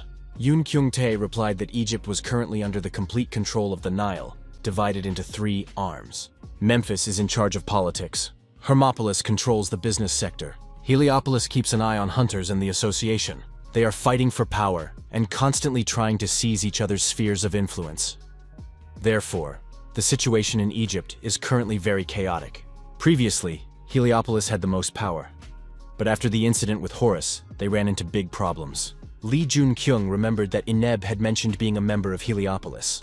But what incident was he referring to? Yong-gyong-tae replied that it was not known for certain. Even their sources were unable to get to the bottom of the incident. However, it is known that it happened during an attack on the gate and led to tragedy. Lee Jun-kyung remembered Ineb's words that it was all because of the red ore. Lee Jun-kyung said that he would like to meet with a hunter first. The young man added that this hunter's name was Ineb, an Egyptian captain and a hunter of heroic rank. At the airport, our hero met In Chang and told her that they hadn't seen each other in a long time. The girl agreed and added that she had brought everyone here. Ogre Gonza, Fenrir, and even Dr. Manhwa were present. The red-haired young man asked if Lee Jun-kyung was not happy to see him. It was Balder. He is one of the strongest heroes of Asgard. Balder noted that he had not been to the resort in a long time. He was Odin's right-hand man. Lee Jun-kyung asked why Balder was here. Balder was surprised. Was Lee Jun-kyung showing his true colors from the very beginning? He shouldn't disappoint him. Balder added that it was a joke. The president of the association had sent him here to help the Dark Horse successfully complete the expedition abroad. With the special gates that had appeared in the country, they would deal with it faster than expected. So there was no need to worry. Balder added that he was looking forward to working with the Dark Horse. Lee Jun-kyung thought that this trip would probably not be a pleasant one. Yong-kyung-tae reported that the young man had been denied a meeting with a hunter named Ineb from the Nile. Apparently, something had happened inside the Nile. Lee Jun-kyung wondered what could have gone wrong. Yong-kyung-tae said that Egypt, like other countries, was recalling its hunters. The second commander of Heliopolis, Seth, had recently returned. If Horus was unable to regain his status, which had been damaged by the incident, Seth would take his place. The protagonist received this information with undisguised concern. Yoon-kyung-tae added that this hunter is currently the strongest in the Nile. Lee Jun-kyung thought that the Nile was the strongest organization behind Egypt and their strongest hunter. The young man thought that he had given his all in the duel with Arthur. All he could do was scratch his cheek. If Seth is the strongest in Egypt, how much stronger is he than Arthur? Lee Jun-kyung asked Mr. Yoon-kyung-tae to continue sending requests to meet with Ineb. They had to find a way to meet him. Heimdall met with Odin. Odin noted that he had not asked any questions so far. He does not know what kind of relationship Heimdall has with the Dark Horse and what secrets they keep. Odin added that the young man continues to pique his curiosity, but does not give a direct answer at all. The president of the association did not understand why Sun Guyan was overly kind to this young man. Odin found it strange that Heimdall showed such trust in him. It seemed as if they had known each other for a long time. Odin wondered what this underdog's goal was. It was completely unclear what he wanted. Heimdall said that Lee Jun-kyung was someone whose goals coincided with Odin's. Odin replied that in that case, he would take a look. Song Guyon knew that in such a case, he had to respond. The bald man added that they had the same goal, to destroy the sponsors. The hunters sponsored by the one who rules beyond the river have all lost their abilities. This is the first time a hunter has lost his powers for a reason other than his own death. The bald man added that this happened after the underdog destroyed Gunther. Lee Jun-kyung and Balder met in a separate office for a private conversation. Balder asked what Lee Jun-kyung wanted to talk about. The hero asked which hunter from Nile was connected to Asgard. When the president of the association ordered Balder to appear here, how highly did he rate the need for cooperation? Balder replied that the president had ordered him to cooperate and assist in everything within his power. Lee Jun-kyung repeated the question. In that case, which hero of Nila is connected to Asgard? Balder replied that he would contact his interlocutor about this. This is, in a way, confidential information. Lee Jun-kyung recalled Yoon-kyung-tae's words that they couldn't figure it out even using their sources. The protagonist thought that, based on the words of the manager of the Egyptian branch of the Korean Association, they really should be here. Heroic class hunters. That should be enough. After this conversation, Lee Jun-kyung and his team continued on their planned route. The doctor asked Lee Jun-kyung what his ultimate goal was. Jung-in Chang said that she had not heard about his ultimate goal either. The doctor suggested that Lee Jun-kyung was always working toward some goal. Even if he knew his short-term goals, no one understood what his ultimate goal was. He couldn't be dreaming of world domination, could he? Lee Jun-kyung smiled and replied that he was indeed thinking about world domination. In Chang noted that when Lee Jun-kyung said things like that, it was impossible to tell whether he was serious or joking. The protagonist saw a group of people surrounded by dark, demonic energy. The young man told everyone to stop and remain vigilant. The leader of this group headed straight for Lee Jun-kyung. It was Seth. And he was much stronger than Arthur. Seth asked the protagonist if he was the underdog. The answer was yes. Seth said he was here to briefly discuss one issue. After Egypt became independent from the kingdom, it was named the Arab Republic of Egypt.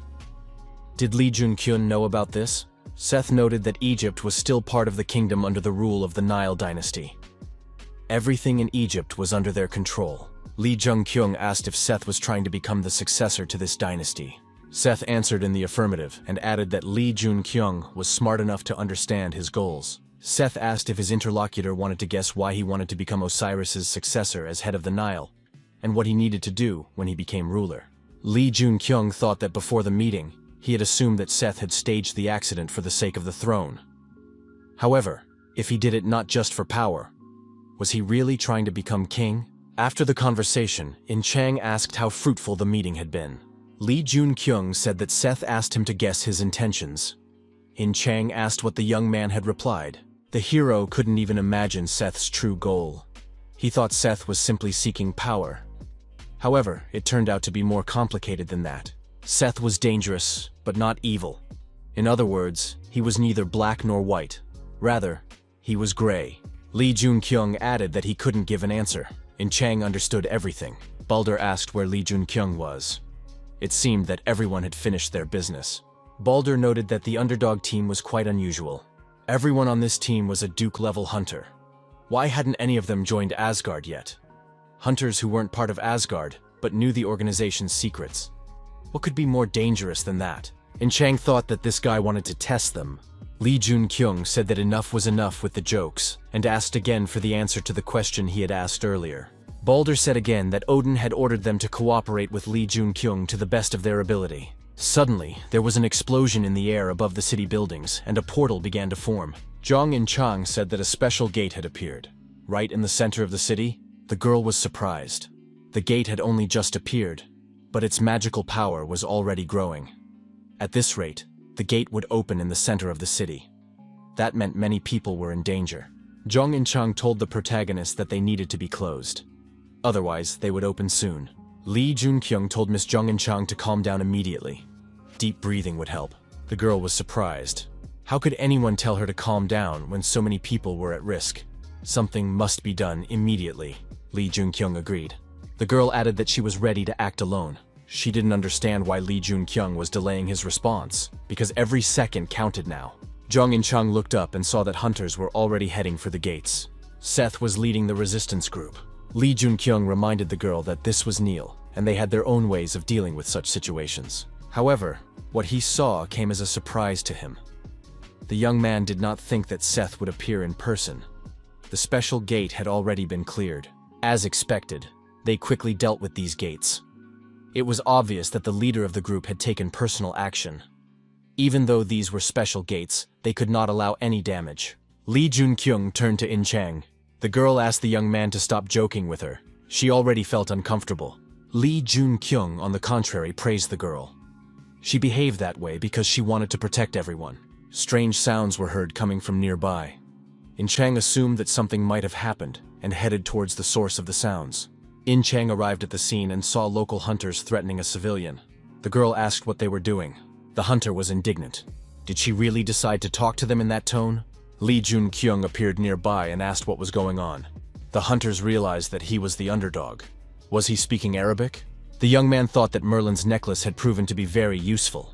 The hero asked what had happened, if these people had seized someone by force. A local hunter said that this was not a matter for a foreigner to interfere in. Lee Jun-kyung said that after seeing them attack a person, he couldn't just walk by. He was interested in what had happened. He noted that he would have to contact the association. It didn't matter why. A hunter had no right to attack an ordinary person. The local hunter said that in Egypt, the difference in strength between an ordinary person and a hunter is completely different. Here, hunters can punish ordinary people whenever they want, and they won't be punished for it. Suddenly, Seth appeared on the roof of the neighboring house. He said that Egypt also has its own laws.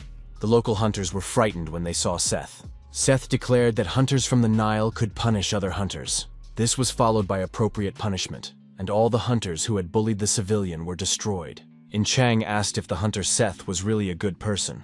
Of course, he did it to save a person. But wasn't that going too far? Lee Jun-kyung thought that he was going to save the man without caring about the influence of the Nile. Seth must have understood that too. However, he still destroyed hunters who should not have died. Jung and Chang asked again if Lee Jun-kyung was sure that Seth was a good person. The young man replied that he didn't know. Ineb appeared nearby and said that they hadn't seen each other in a long time. The protagonist asked who the girl next to him was. His companion replied that her name was Lamia. Her pseudonym was Bastet. The hero thought he wanted to meet with Ineb alone. However, as expected, Neil and Asgard were watching them closely. Ineb asked why Lee Jun-kyung wanted to meet him. The young man replied that he wanted to meet for no reason. The protagonist then announced that he had set up a mode in which only Mr. Ineb could hear him. If Ineb wanted to say something, he had to give a positive response, and vice versa. Ineb was surprised. Could this man really use magic? He said that he also wanted to meet Lee Jun-kyung. Lee Jun-kyung noticed that Ineb had lost a lot of weight. Was he being fed well? In a secret conversation, the young man said that he had come here because of the red ore. Was it connected to the power of Hercules? Ineb replied that Neil feeds him quite well. Lee Jun-kyung reminded him that last time, Ineb had asked him to save the city. Was the Gorus incident related to the red ore? Ineb confirmed this and added that he was quite picky about food. Lee Jun-kyung asked if Numek, who had also helped him during the Battle of the Great Warriors, was doing well. In a secret conversation, the young man asked if the red ore had affected Gorus in the same way it had affected Hercules. Ineb replied that Numek was doing well. Lee Jun-kyung said he understood. Baldur wondered what the two were really talking about. Lee Jun-kyung asked if Ineb liked Numek. In a secret conversation, the question was asked, is Seth to blame? Ineb said that Lee Jun-kyung was a real joker. He didn't know how Numek felt. Lee Jun-kyung realized that Ineb was unsure whether Seth was to blame. He said it would be great if the two of them worked out, and asked if he could help in any way. Ineb replied that it would be good if Lee Jun-kyung gave him a helping hand. Lee Jun-kyung agreed, and added that in that case, it would be necessary to set aside time for a meeting. After the conversation, Baldur was puzzled. Did Lee Jun-kyung really ask him to arrange a meeting just for such a conversation? If Lee Jun-kyung was using Asgard for something like this, Odin would be unhappy. Lee Jun-kyung asked if Odin was not a consistent person. The protagonist added that Odin would be satisfied later. Lee Jun-kyung must ensure that he shows the proper results. The protagonist stated that he had finished his business in Egypt and that they would return in 3 days. Lee Jun-kyung clarified that he needed 3 more days to settle all matters here. Lee Jun-kyung asked his interlocutor who the hero who infiltrated the Nile was. Baldur replied that Lee Jun-kyung had already met him. Away from the residential buildings, another meeting took place.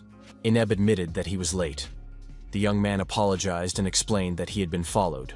Ineb suggested that many people were still following them. Lee Jun-kyung noted that it was worth paying attention to the situation on the Nile. The hero replied that there was no need to worry. A protective dome had been activated. Lee Jun-kyung stated that now they could not be observed. Space distortion had been activated. Ineb noted once again that his interlocutor knew how to use magic. Ineb added that this might not be enough. There was no place where the Eye of Osiris could not see them. Lee Jun-kyung thought that this might be true. Even with Merlin's power, could they still see everything inside? There was no complete certainty. Lee Jun-kyung suggested getting down to business. Why had Ineb called him to the Nile? Ineb replied that it was because of the red ore that Horus was currently unconscious. Red ore is a source of enormous power, comparable to that shown by Hercules in his previous battle with Lee Jun-kyung. It all started after Seth brought the red ore. Lee Jun-kyung was surprised. Had they already found the red ore? The past had indeed changed. This mysterious object significantly increases the monster's power and demonstrates a staggering level of enhancement. Everyone began to study the red ore, conducting numerous experiments. The research was successful, and they managed to increase the rate of enhancement several times over. However, the problem was that it was impossible to control this power. Ineb added that after that, all research was suspended. Lee Jun-kyung thought, madness is poison. Although this phenomenon cannot be fully understood through research, among the hunters, Hercules was the only one who could withstand it by controlling this madness. Ineb stated that Horus personally participated in the red ore experiments as a test subject. The successor to a large organization used himself as a test subject. Lee Jun-kyung asked if this was the same incident. Ineb confirmed it. Despite attempts to dissuade him, Horus was determined to participate in the experiments. Lee Jun-kyung asked why Horus was trying to obtain the power of red ore. Eneb replied that it was all because of Set. Even though Horus was the rightful heir to the Nile, Set wanted to control it himself. Osiris and Set often argued. Horus wanted more power to stop Set, considering him too strong a hunter to be ignored. The protagonist wondered if it was really dangerous for him to gain control of the Nile. From what he had seen, he didn't seem like such a bad person. Was he ostracized simply because he wanted the throne to belong only to him? If it was just a hidden struggle for the throne of the Nile, then everything was clear. Eneb replied that this was not the case. Horus was a righteous man who planned to pass the throne to Seth. Suddenly, they heard Set's voice asking which of them he had visited. Set was approaching them. Lee Jun-kyung thought that Set had been following Eneb, but Merlin's barrier was still in effect. Lee Jun-kyung said that Seth had been there from the beginning. Seth apologized for accidentally overhearing them and added that he wanted to ask something. Seth said he knew that Horus had tried to pass the throne on to him. Nevertheless, he was still trying to take control of this dangerous power in order to control it. But why? Eneb replied that Horus had said that someone was controlling Eneb. Seth asked how many people had heard this. Eneb replied that only he had. Seth said he didn't believe that. Eneb added that he had mentioned this before the experiments with the red ore. Perhaps Horus had already told someone else, but he did not know. Lee Jun-kyung thought that Seth had been relaxed all this time, but now he was acting anxious. It seemed that Horus was right. Lee Jun-kyung said it would be better if Eneb returned now. As for Horus's treatment, the protagonist said he would think about it. He couldn't guarantee the outcome, so it was best not to get one's hopes up. Seth also told Eneb to return. The young man replied that he would follow this order. Lee Jun-kyung thought that if Eneb had already made up his mind, it would be impossible to stop him. Seth said there was something they needed to talk about. He added that he had been watching Lee Jun-kyung.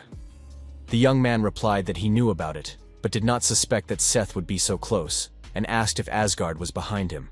Lee Jun-kyung remembered Baldur's words that he had already met with a spy. Since Seth wants to take the throne, it is quite possible that he is working with Asgard to achieve this. Seth said that Lee Jun-kyung was not wrong. However, the young man was not entirely right either. Seth added that he was not a spy, they were just helping each other. Lee Jun-kyung replied that these were quite shocking statements. But who is behind Seth? Who controls him from the shadows? Seth agreed that the rumors are true and noted that Lee Jun-kyung is indeed brave. Lee Jun-kyung thought that Seth was working with Asgard. One can only judge by the way he holds his sword. But who is behind Seth? That means there is a person capable of controlling the leader of an entire organization. The protagonist thought he didn't stand a chance of winning. He would have to risk his life. Seth said that now it would be fun, adding that he did not get the red ore by accident. The duel was inevitable, and both opponents drew their weapons. Lee Jun-kyung thought that it was all thanks to the Knights of the Round Table. He had acquired a skill that allowed him to dodge Seth's attack. Seth said that his eyes had not deceived him. Lee Jun-kyung was truly amazing. The red ore really did come to him by chance. That man gave it to him on purpose. Seth said that now Lee Jun-kyung understood what he would do first when he became king. Lee Jun-kyung said that Seth was not real. It was a pitiful sight to think that Seth was even remotely similar to him. A hunter who was known for making others tremble. A hunter who tried to change the situation with his shame. When our hero saw Seth, he immediately thought that he was looking at a demonic king. Lee Jun-kyung said that the reason Seth wants to gain control of Neil and become king is because he wants to be a dictator. Seth laughed in response and confirmed that this was indeed the case. Later, the protagonist continued to wonder whether Asgard knew that someone else was behind Seth. If Asgard didn't know about it, he wouldn't have let him go here just like that. Or maybe they think Lee Jun-kyung won't tell. In Chang entered the room and asked why Lee Jun-kyung was still awake. She said that there was definitely something wrong with Seth. She didn't think he was a good person. Maybe it was just a feeling. The way he seemed and the way he really was were like two different personalities. It felt like he was just pretending. Lee Jun-kyung only realized this after their meeting last night. This girl really has unusual intuition. Baldur still didn't understand what Lee Jun-kyung was doing. The protagonist said he didn't understand what she was talking about. Then Baldur announced that the liberator of Asgard he had mentioned earlier was Seth. This morning, Seth announced that he was ending the exchange of information with Asgard. The reason he suddenly did this was because of the underdog. What is Lee Jun-kyung up to? Lee Jun-kyung said he was going to join Neil's debate. The welcoming party said that it was a great honor for them to meet the heroes of Asgard. Lee Jun-kyung greeted the hosts and said he was happy to see them again. Today he really came as a representative of Asgard. The girl replied that they had been notified in advance by Asgard. Lee Jun-kyung thought it was a really good idea to use Odin. So far, everything was going according to plan. Lee Jun-kyung easily penetrated the central part of the Nile. Seth appeared ahead on the course. Lee Jun-kyung wondered with surprise.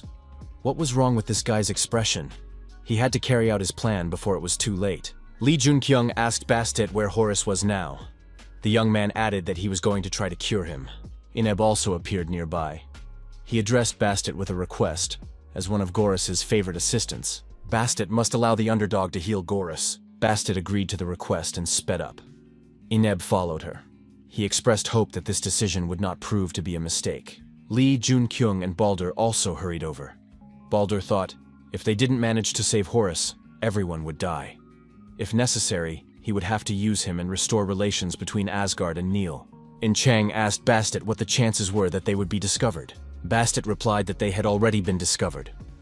But could the Dark Horse really save him? Lee Jun-kyung said it was a little late to ask that question. He couldn't say for sure, but he was going to do everything in his power. Our hero could not guarantee anything. However, if he failed, they would not be able to stop Seth. Government officials blocked the road and demanded that the young people stop. It was reckless of them to try to invade the heart of Nile. Bastet told these people to clear the way immediately. She didn't want to hurt them, so they shouldn't force her to. One of the hunters asked why Bastet was here. It was not too late to make the right decision. Bastet drew her blades and deactivated everyone who stood in her way. In Chang was surprised. Why did she do that? After all, they trusted her and could help her. Bastet said that was exactly why she did it. Lee Jun-kyung replied that Bastet had been caring towards them. If they failed to save Horus, they too would be in danger. In Chang apologized and admitted that she had been short-sighted. Lee Jun-kyung thought again that Merlin's necklace was really useful. Lee Jun-kyung, his team, and the representatives of Nil arrived at the huge gate. Bastet said that Horus was right behind that door. She asked if Numek would be able to protect this place with her. If Numek didn't believe her, he could leave right now. Numek said that it was an honor for her to fight side by side with Bastet. Bastet thought that Numek was determined. Numek added that if they succeeded, she wanted Ineb to be with her. Ineb said that they would definitely succeed. In Chang declared that now they really couldn't fail. The protagonist thought the same thing. The young people moved through the tunnel, approaching the exit. Light was already visible. The woman standing near the sarcophagus said she knew these people would come to find her son. Ineb said that she was Lady Isis. Our hero had heard that name before. Osiris was the ruler of the Nile, and Isis was his wife and the mother of Horus. She was also one of the 3 most powerful people in the Nile. Isis ordered them not to approach. Everything around her lit up. Lee Jun-kyung realized that the barrier had been activated. Now they would not be able to get closer by normal means. A monster was hiding in the Nile. Isis said that her son thought highly of Ineb, and she had heard many times that he would find the person who could save him. Isida asked if Ineb really believed that this person could save her son. Ineb replied that he firmly believed so. Then Isis turned to the protagonist. Was he really capable of saving her son? The answer was no. Lee Jun-kyung explained that he was not sure if he could do it, but added that he would do his best to save him. Isida deactivated the protective barrier. The woman warned that as soon as the sarcophagus opened, the seal would be broken, and it would last for half an hour. After that, it would be impossible to seal it again. If they failed to save her son, no one would leave this place alive. Lee Jun-kyung declared that he had no intention of dying here. Seth thought that the Dark Horse must have already started treatment. Isida was probably there too. Seth considered Isida his first love.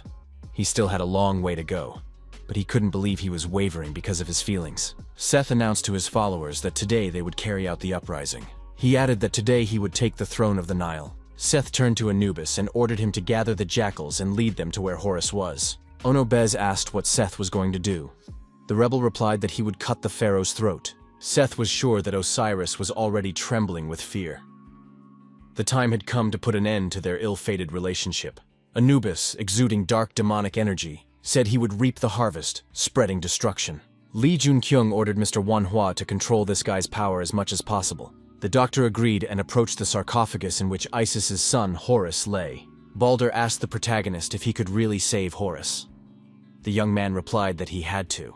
Lee Jun-kyung said he trusts everything else to Chang, Fenrir, and Hyunmoo. The hero's support group assured him that they would not let him down and would carry out his orders. Manhwa reported that all preparations were complete. Lee Jun-kyung thought he would leave Balder to deal with Seth. Once Horus's treatment began, he would be completely defenseless. The hero decided to trust his team to take care of everything else. He approached the sarcophagus. The protagonist understood that he now had a powerful ally on his side, equal to Seth. He was talking about Isis. Now there was no need to fight against the entire Nile. Many would be with him. All thanks to Isis.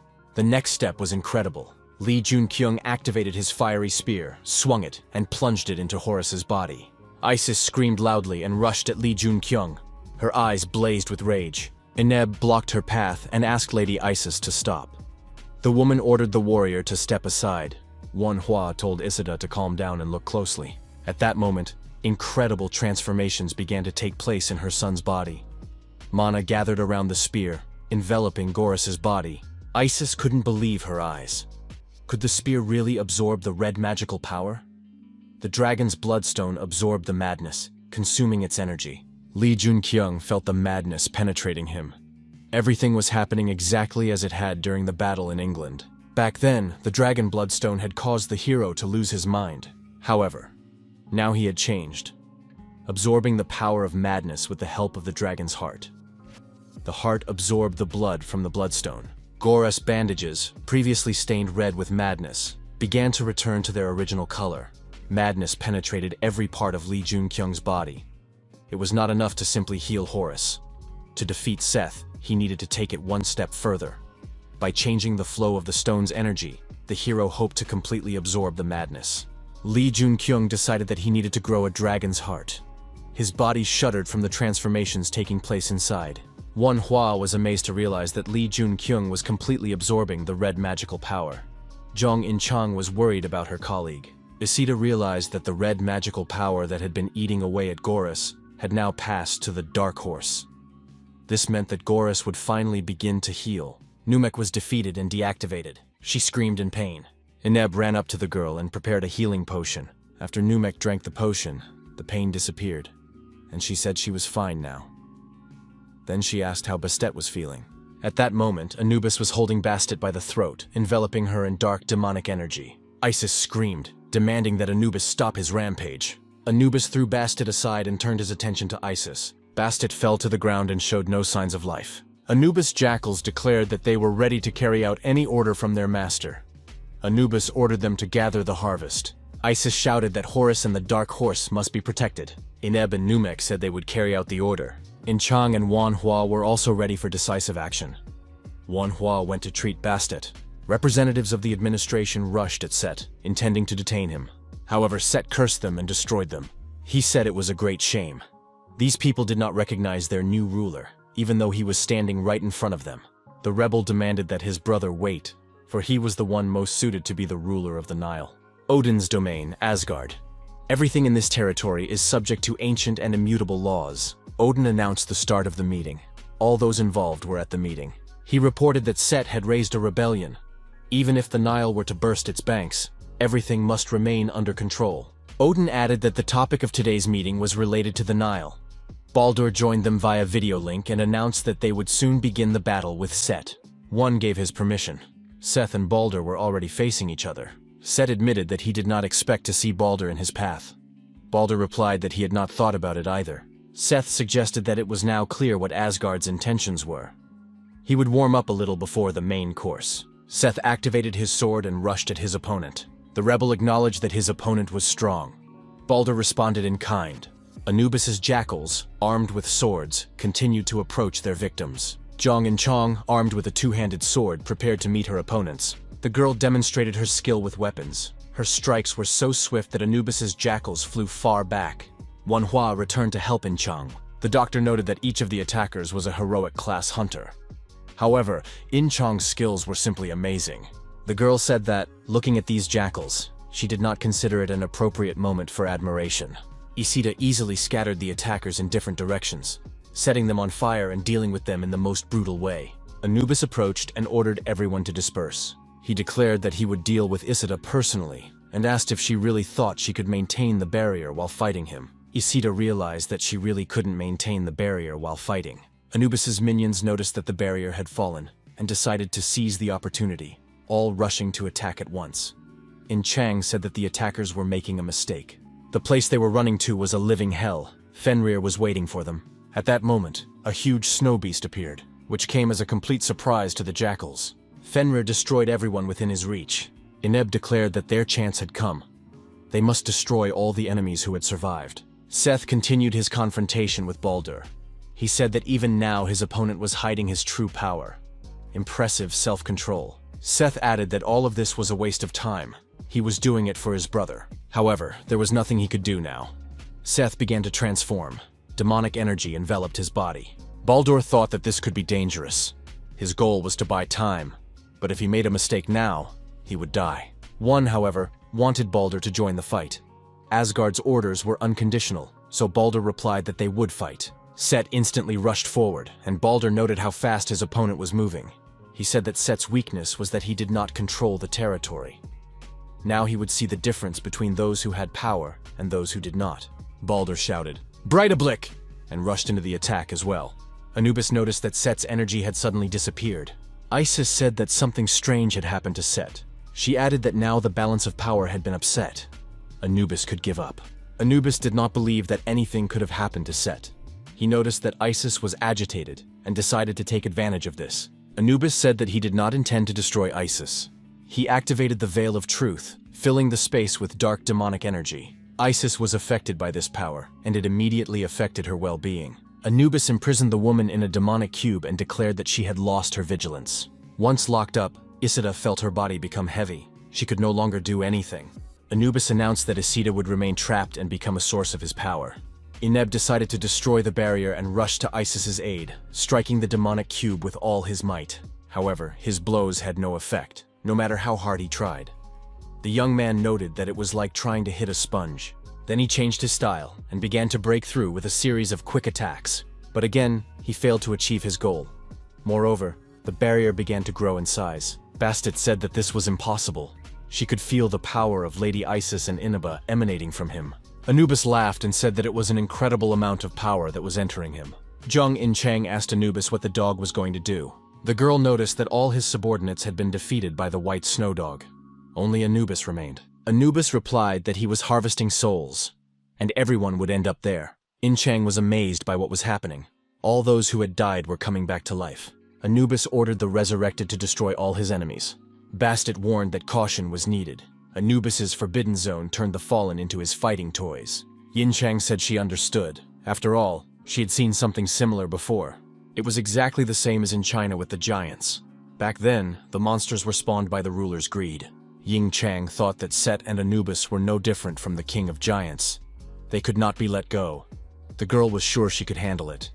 After all, she had already fought similar creatures. Baldur said that there was no point. Breidablik was shattered to pieces. Control over the territory was a space that gave its owner absolute power. Although his control was still in effect, Seth managed to break free, destroying the rules of the territory that hid him and escaping from the enclosed space. Baldur decided that Seth was just trying to scare him. He was puzzled. Why didn't control over the territory work? Was this the only means he had left? Baldur intended to continue and use it, but he needed Odin's permission. Odin ordered Baldur to retreat. This would lead to losses, so it was better to give up on Neil. They needed to take the Dark Horse and leave.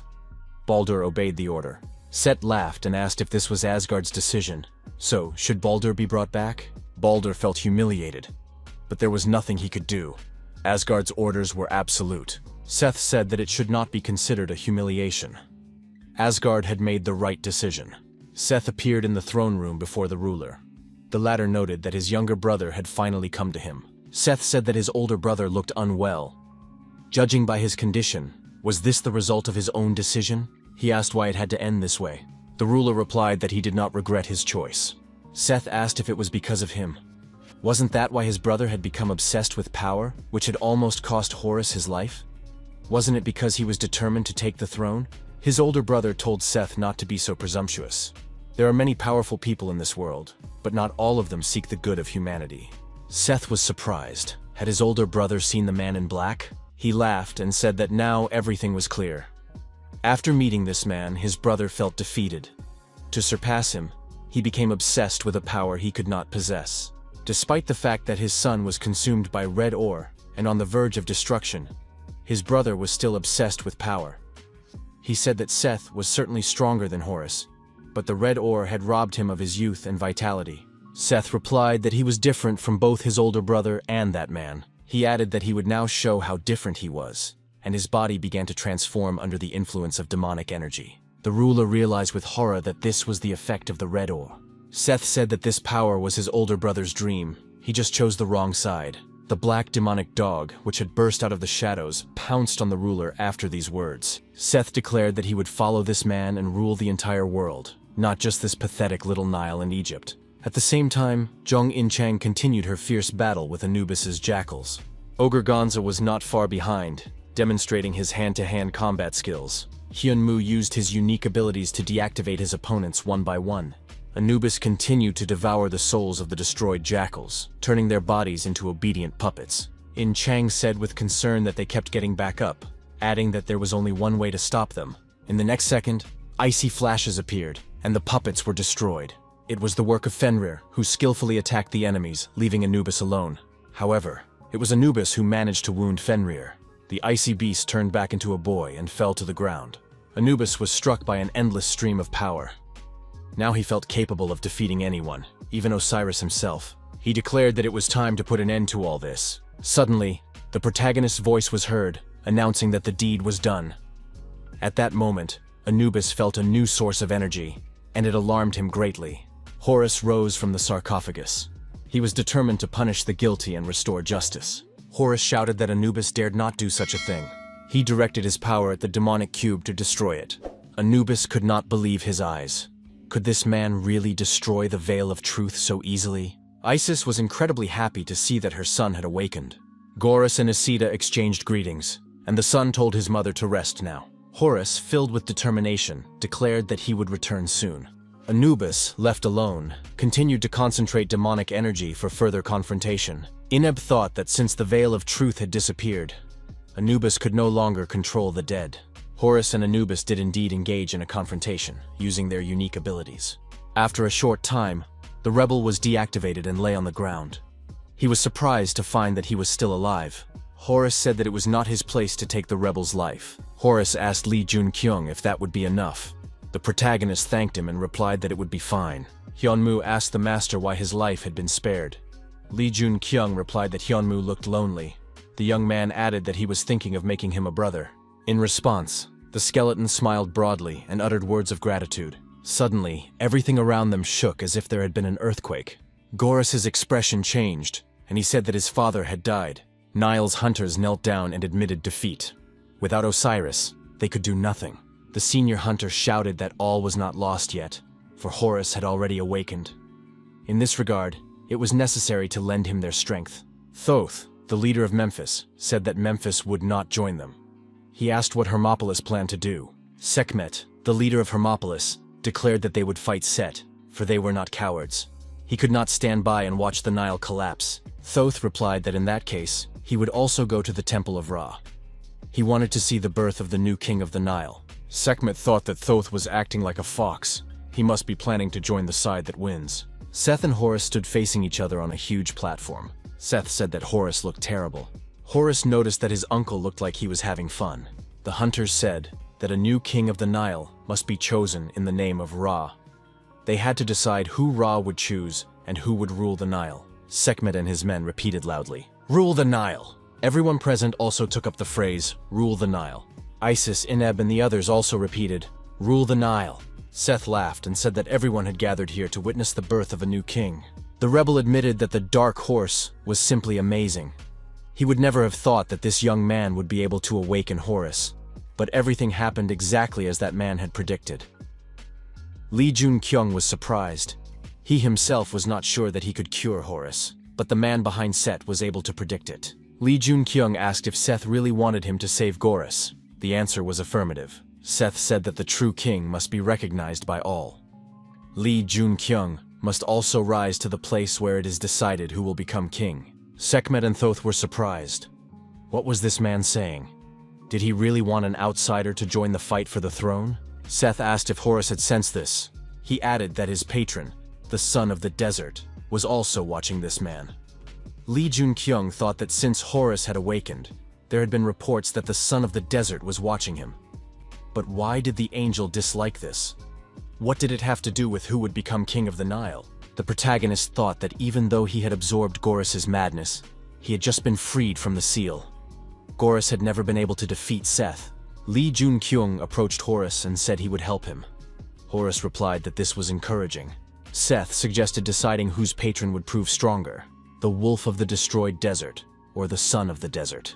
Goros and Lee Jun-kyung were now on the same team. They prepared for a serious confrontation. Alone in his office, he was deep in thought. Neil would be the perfect place to absorb. However, Seth possessed a dark red magical power that destroyed control over the territory. Odin remembered fear, a feeling he had already forgotten. Then he experienced a strange pleasure as he activated the dark demonic energy. One thought he had found an opportunity. With the unknown power that Seth possessed, it might even be possible to destroy the patrons. He decided that he was done with Neil, but with Seth, it was different. As soon as this rebellion was over, it would be necessary to intervene. One turned around and saw a man in dark clothes in his office. How could he be here, on his territory? No one was allowed to enter without permission. Odin asked who he was and how he got there. The stranger held out his hand and said he would give Odin strength. Horus fought selflessly against Set, confirming his right to be king. He said that Ra would be his witness. Seth was forced to admit that Horus had become stronger, but was not yet accustomed to his new power. Seth summoned a sandstorm with unbearable heat. Horus was attacked and thrown far back. At that moment, Lee Jun-kyung got close enough and attacked his opponent with a spear. Seth caught the spear with his hand and neutralized his opponent's attack. Seth acknowledged that Lee Jun-kyung had become much stronger than before. The protagonist realized that he had no choice but to use the madness he had absorbed. Lee Jun-kyung activated this madness and began to prepare for a new attack. Seth was surprised. How was his opponent able to use the power of red ore? Apparently, when he was healing Goros, he absorbed some of that power. Lee Jun-kyung asked Seth if he wanted to reveal the identity of that person to him. Seth replied that even if he did, it would be meaningless. In any case, his opponent would die today. Seth attacked with a series of powerful blows, but Lee Jun-kyung blocked them using his spear and his unique abilities. Goros asked why Seth had killed his father. The confrontation continued, but there was no clear winner yet. Lee Jun-kyung said he had one proposal. If they could win, Seth would have to answer their questions. Seth said that would never happen. Lee Jun-kyung replied that he would not be so sure if he were in his opponent's place. Using the power of madness, the hero was filled with mana. Right now, he could use sun glare. An energy surge of a fiery nature was activated. Seth now understood why the Dark Horse was so confident. However, that was not enough. In response, he activated a sandstorm with an increased temperature. The hunters nearby tried to escape, but it was clear that it was too late. In Chang, despite everything, rushed towards the storm. The girl skillfully wielded her sword, deflecting huge fragments of rock flying towards her and the hunters. Zhong and Chang ordered everyone to retreat to a safe distance. She promised to hold the defense while the retreat was underway. The hunters thanked the girl and began to change position, retreating to a safer area. They understood that this was not a battle between ordinary hunters. Goros asked his partner if they had really defeated Seth. Lee Jun-kyung replied that even though his attack had hit its target, it wasn't enough. The enemy's magical power hadn't diminished at all. Set told his opponent that his attacks were beyond imagination. He did not think that the Dark Horse would be able to break through his sandstorm. Now the hero understood why Baldur had lost to Seth. Seth was amazed that his opponent was forcing him to use his true power. Sekhmet thought that the Dark Horse didn't stand a chance. What was this sinister mana that Seth possessed? This mana was more powerful than that of Horus and the Dark Horse combined. It was greater than that of all the hunters present. Everyone present understood that no one could defeat Set in this battle. Seth told Horus that his nephew looked exhausted. It seemed that the new Ra would be the wolf of the ruined desert, so he would allow his nephew to rest in peace. The hero understood why Baldur had fled. Anyone who saw this dark red aura would feel that they were facing an abyss of power that would never run dry. It was terrifying, and he wanted to run away immediately. But Lee Jun-kyung was not one to retreat. Seth had to admit that his opponent had the true spirit of a warrior. It was assumed that the Dark Horse would flee back to Asgard with his tail between his legs, like Baldur. But now it didn't matter. Even Odin couldn't defeat him now. Lee Jun-kyung thought that victory in this battle was impossible, but he could not retreat. Such is the duty of those who possess power. Suddenly the sun broke through the clouds in the sky. Its powerful and bright rays illuminated the earth. The patron of the desert sun watched over the people. Isida said that this was the true light of Ra.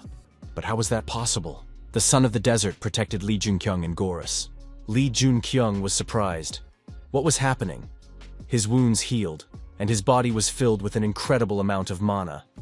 The patron son of the desert supported both hunters. Lee Junkyun thought in amazement that this patron was helping them both. The fallen angel did not object. The hunters were amazed. Could it be that Ra's light had fallen on two people at once? Seth was also surprised. Was this Ra's desperate struggle? At one point, something incredible happened. Lee Junkyung gained wings. The dragon's weak heart was temporarily strengthened under the influence of the son of the desert. Lee Junkyung flew into the sky and realized that his patron had given him his power. Now the hero could see mana floating in the air. The young man realized that thanks to this flow, he could use the mana from the air. Now he had to try to use the Demon King's signature attack and activate the decisive blow. The flow of mana accelerated. The weak dragon heart absorbed the magical power that filled the air. The activation process was in full swing. Despite the support of his patron, the hero was still inferior to Seth in strength. It was necessary to gather as much mana as possible. Lee Junkyung acquired the skill, King of Fire. It was truly an incredible achievement. Now he had become someone who forged his own path. A person who had grown up without a patron. All of his stats had increased significantly. The hunters looked up and saw two suns in the sky. Seth was surprised. Was that all? As he had thought, the true patron of Ra was not the son of the desert, but the wolf of the destroyed desert. Seth continued to escalate the situation, trying to confuse his opponents and find a moment to attack. Lee Junkyung spread his wings and ordered Gorus to immediately step aside. The hero realized that he had managed to break free before losing control of his body. Seth was now doomed. A dark sun appeared on the battlefield. Lee Junkyung began to be pulled into this sun, and there was nothing he could do about it. He gathered all his strength and activated the King of Fire skill. The hero had no strength left to break free. He felt helpless and began to sink into the abyss. What kind of place was this? There was no sky, no light, no warmth, no people. It was an abyss where nothing existed. Lee Junkyung felt himself falling. Was this how he would die? He gathered his will and decided that he had to pull himself together. At that moment, Baldur grabbed Lee Junkyung and headed away from the abyss. Gaining speed, Baldur managed to break free from the dark sun and carry Lee Junkyung out of it. Baldur continued to move away from the dark sun, but its energy was still expanding. Baldur shouted for Lee Junkyung to use Bifrost, otherwise he would explode. Soon, an explosion did occur, causing a huge amount of dark energy to be released. Baldur was furious. What had Lee Junkyung done now? They needed to use Bifrost to escape from here. Why did the Dark Horse use it as a barrier to protect the temple? Was Lee Junkyung willing to die with everyone else? Lee Junkyung replied that if he hadn't done so, the others would have died. In any case, nothing could be changed now. Manhwa realized that Lee Junkyung had erected a barrier around the epicenter of the explosion to protect them. However, no one could survive an explosion of this magnitude. Manhwa rushed to the barrier, intending to save Lee Junkyung. However, In-chong grabbed his arm and stopped him. The doctor was surprised. Why did she do that? Lee Junkyung was inside. He needed to be saved. Jong In-chong calmly said that there was no need. Manhwa had to get used to it. In a short time, he would return as if nothing had happened. The doctor understood what was going on.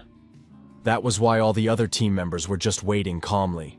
In-chang added that he was just that kind of person. And the barrier was still intact, which meant that Lee Junkyung was alive. Gorus and his mother waited anxiously to see how the situation would end. Seth had said earlier that Lee Junkyung must also enter the arena to be chosen as the new king. He thought that this was another candidate for the throne, because he was the one who received the light of Ra. The dark sun, which appeared briefly on the battlefield, and the explosive energy emitted by the explosion, collided with the barrier of Bifrost and came under the control of Baldur's territory. This turned the once beautiful lands of Baldur into ruins. Lee Junkyung thought that at least it had worked, as it had managed to block the explosion. The protagonist realized that Baldur was in fact unconditionally loyal to Odin.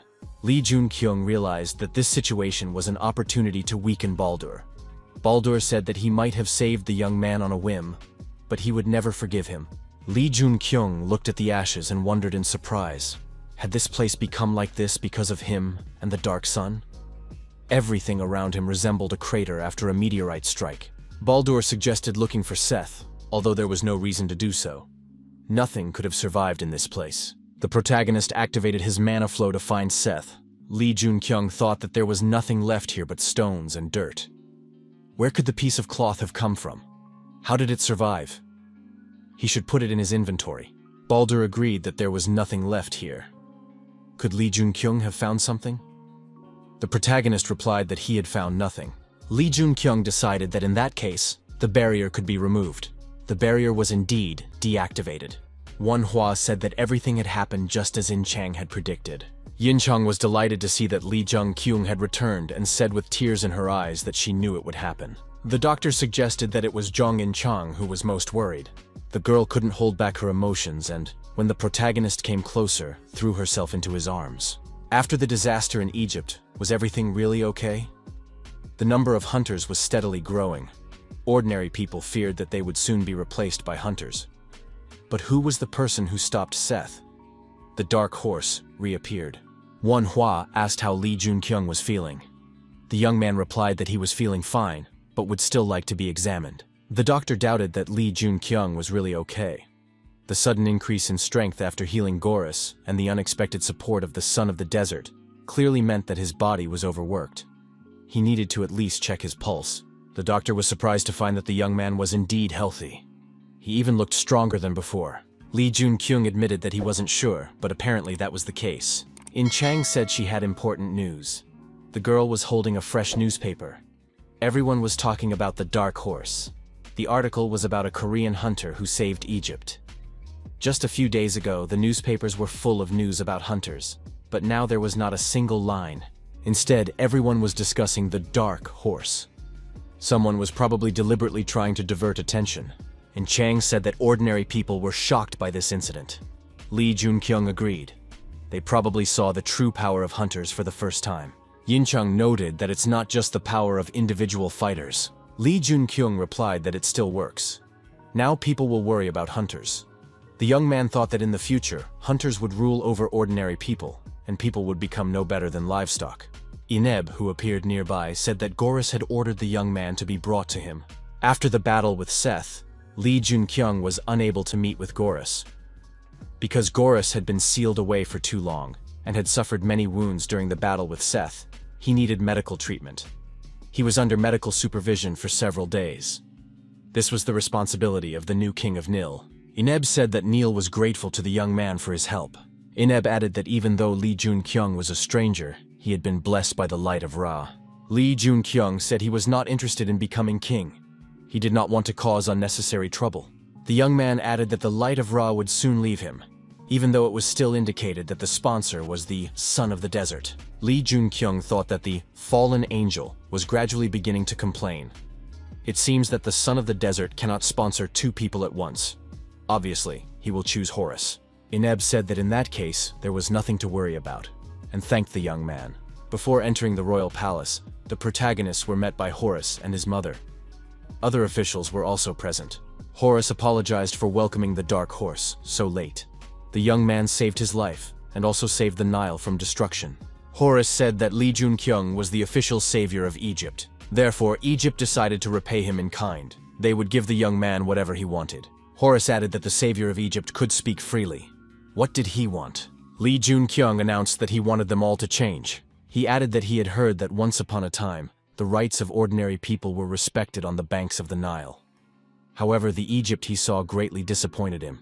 Hunters violated the rights of ordinary people as they pleased.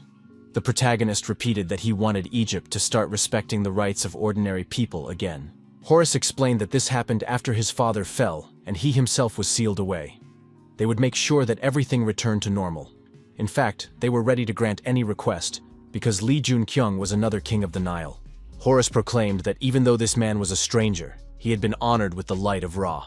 Everyone knew this, and no one could deny it. Lee Jun-kyung admitted that the light of Ra would soon leave him. Gorus replied that he knew this. However, this does not change the fact that the Dark Horse was the one blessed by the light of Ra. Even if this light disappears, a particle of it will remain inside him forever. It turns out that they are bound together forever. Horus added that Lee Jun-kyung was once a stranger, but now he has become the hidden king of the Nile. The young man must accept the title of Amun, and together with him, as the bearer of the title of Ra, they will lead the Nile to a new system of Amun-Ra. Horus said that, as Amun commanded, they would change the course of the Nile.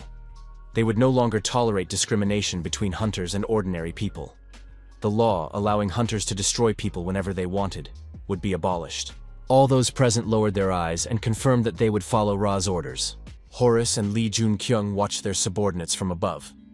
The hero thought that none of those who called themselves rulers were truly normal. The king of the giants was no exception. Seth was exactly the same. Gorys said that now that they were alone, he felt much calmer. There was no need to worry too much. He added that he himself did not like the king's position. Gorys asked if Lee Jun-kyung was upset that his feelings were so easy to read. He replied that he was not. Gorys admitted that he felt relieved and added that he was considering abolishing the title of king. Lee Jun-kyung was surprised. Why make such extreme decisions? Gorys explained that times had changed. In some cases, the life of a hunter was not endless. It was too dangerous to give them absolute power. Lee Jun-kyung thought that right now, Gorys was a good man with power. But if he changed, things could end up even worse than under Seth. The protagonist said it was a reasonable idea.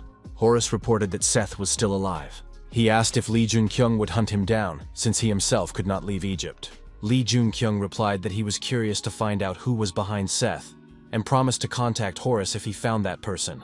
The passenger plane was landing at the international airport. Journalists and other members of the press were already waiting for him to land. As he left the airport building, questions were heard. What does the young man plan to do in the future? How much international aid does he plan to send to Egypt? The journalists were disappointed. He didn't say a word. It's hard to get used to this, even when it comes to hunters. Then representatives of North Korea appeared. The Dark Horse is a member of their association. The man who is called the next president of the Korean Association and head of the Major League Guild, Song Gu-yong, appeared at the door. Next, the hero of Egypt, the Dark Horse, emerged from the airport building. Song Gu-yong met his friend. Journalists reported that they met to discuss the assistance that the Korean Hunters Association would provide to Egypt.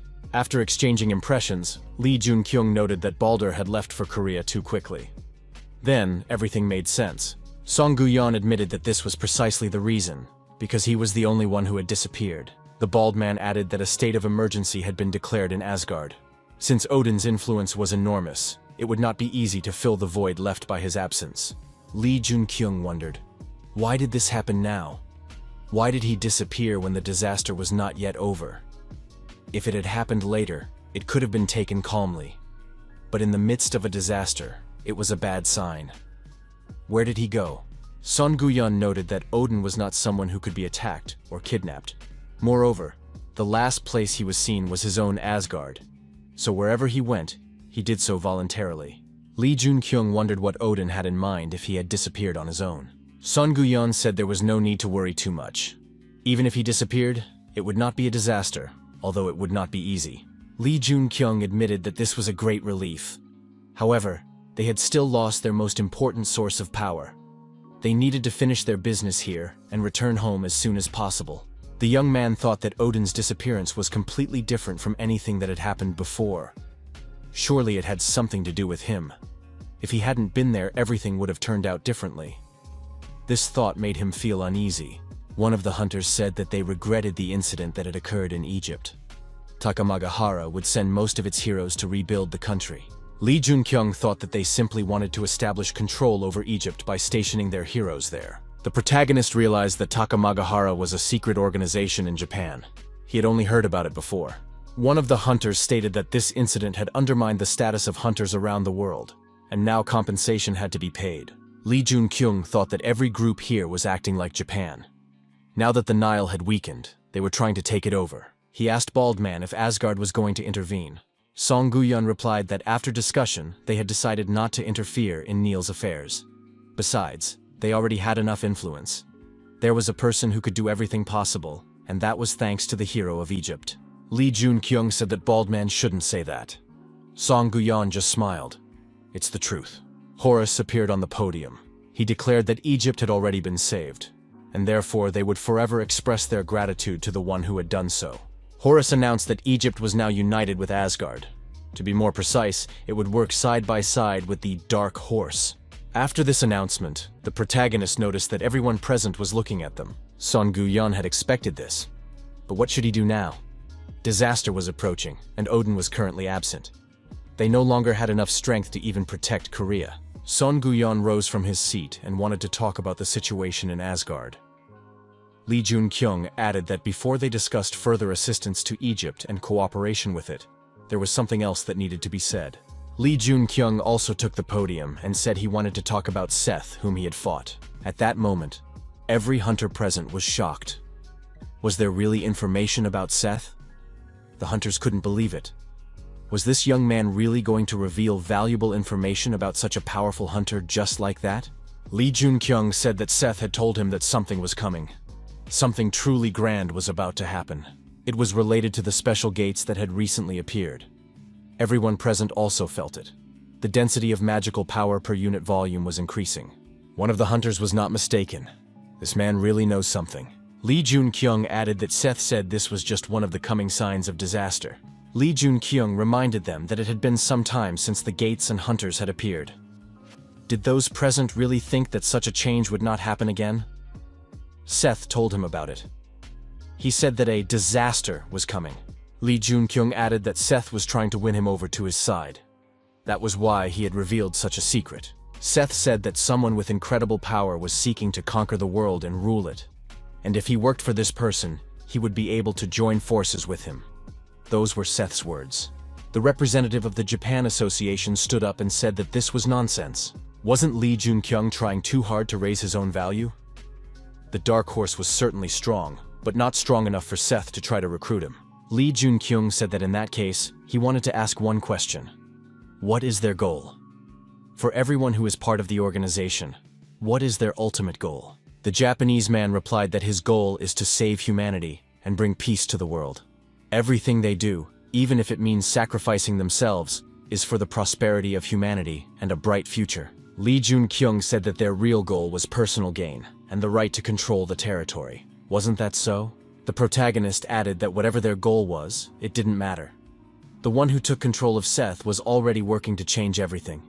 Isn't the fact that Seth warned them about the disaster important? Of course, the issue with Egypt is important. But if his goal is to rule the world, it means that none of their theories will ensure safety. Left alone, Son Gohan asked what Lee Jun-kyung was thinking. Why is he telling them about the disaster? After this story, no one knows what will happen now. Son Gohan added that these people are capable of turning the world upside down. They have the power to radically change everything. The protagonist replied that he was sure of only one thing.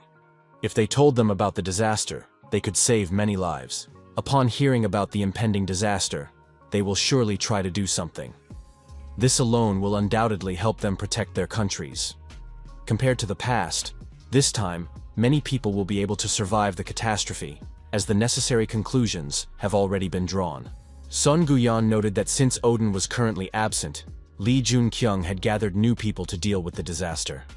It was a very smart move. The protagonist suggested praying that everything would work out. The Japanese man never parted with his katanas.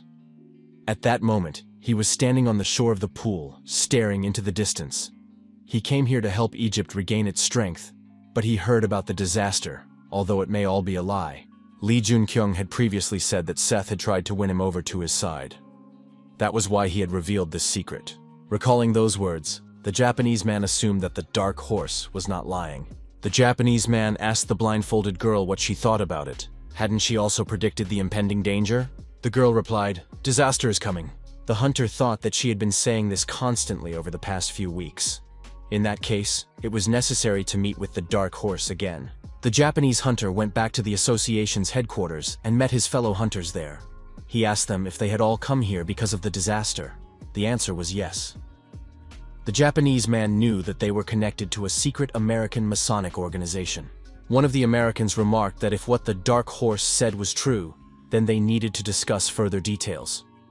If the disaster was a problem they had not yet encountered, it would be even more dangerous for them, because they had much more land. The Japanese man asked where the Dark Horse was in that case. The Freemason replied that he was currently talking to Horus. The patron of the Son of the Desert was watching them with his two incarnations. During the conversation, Gorus asked if his uncle had really said that. Gorus added that he hadn't heard anything that was said.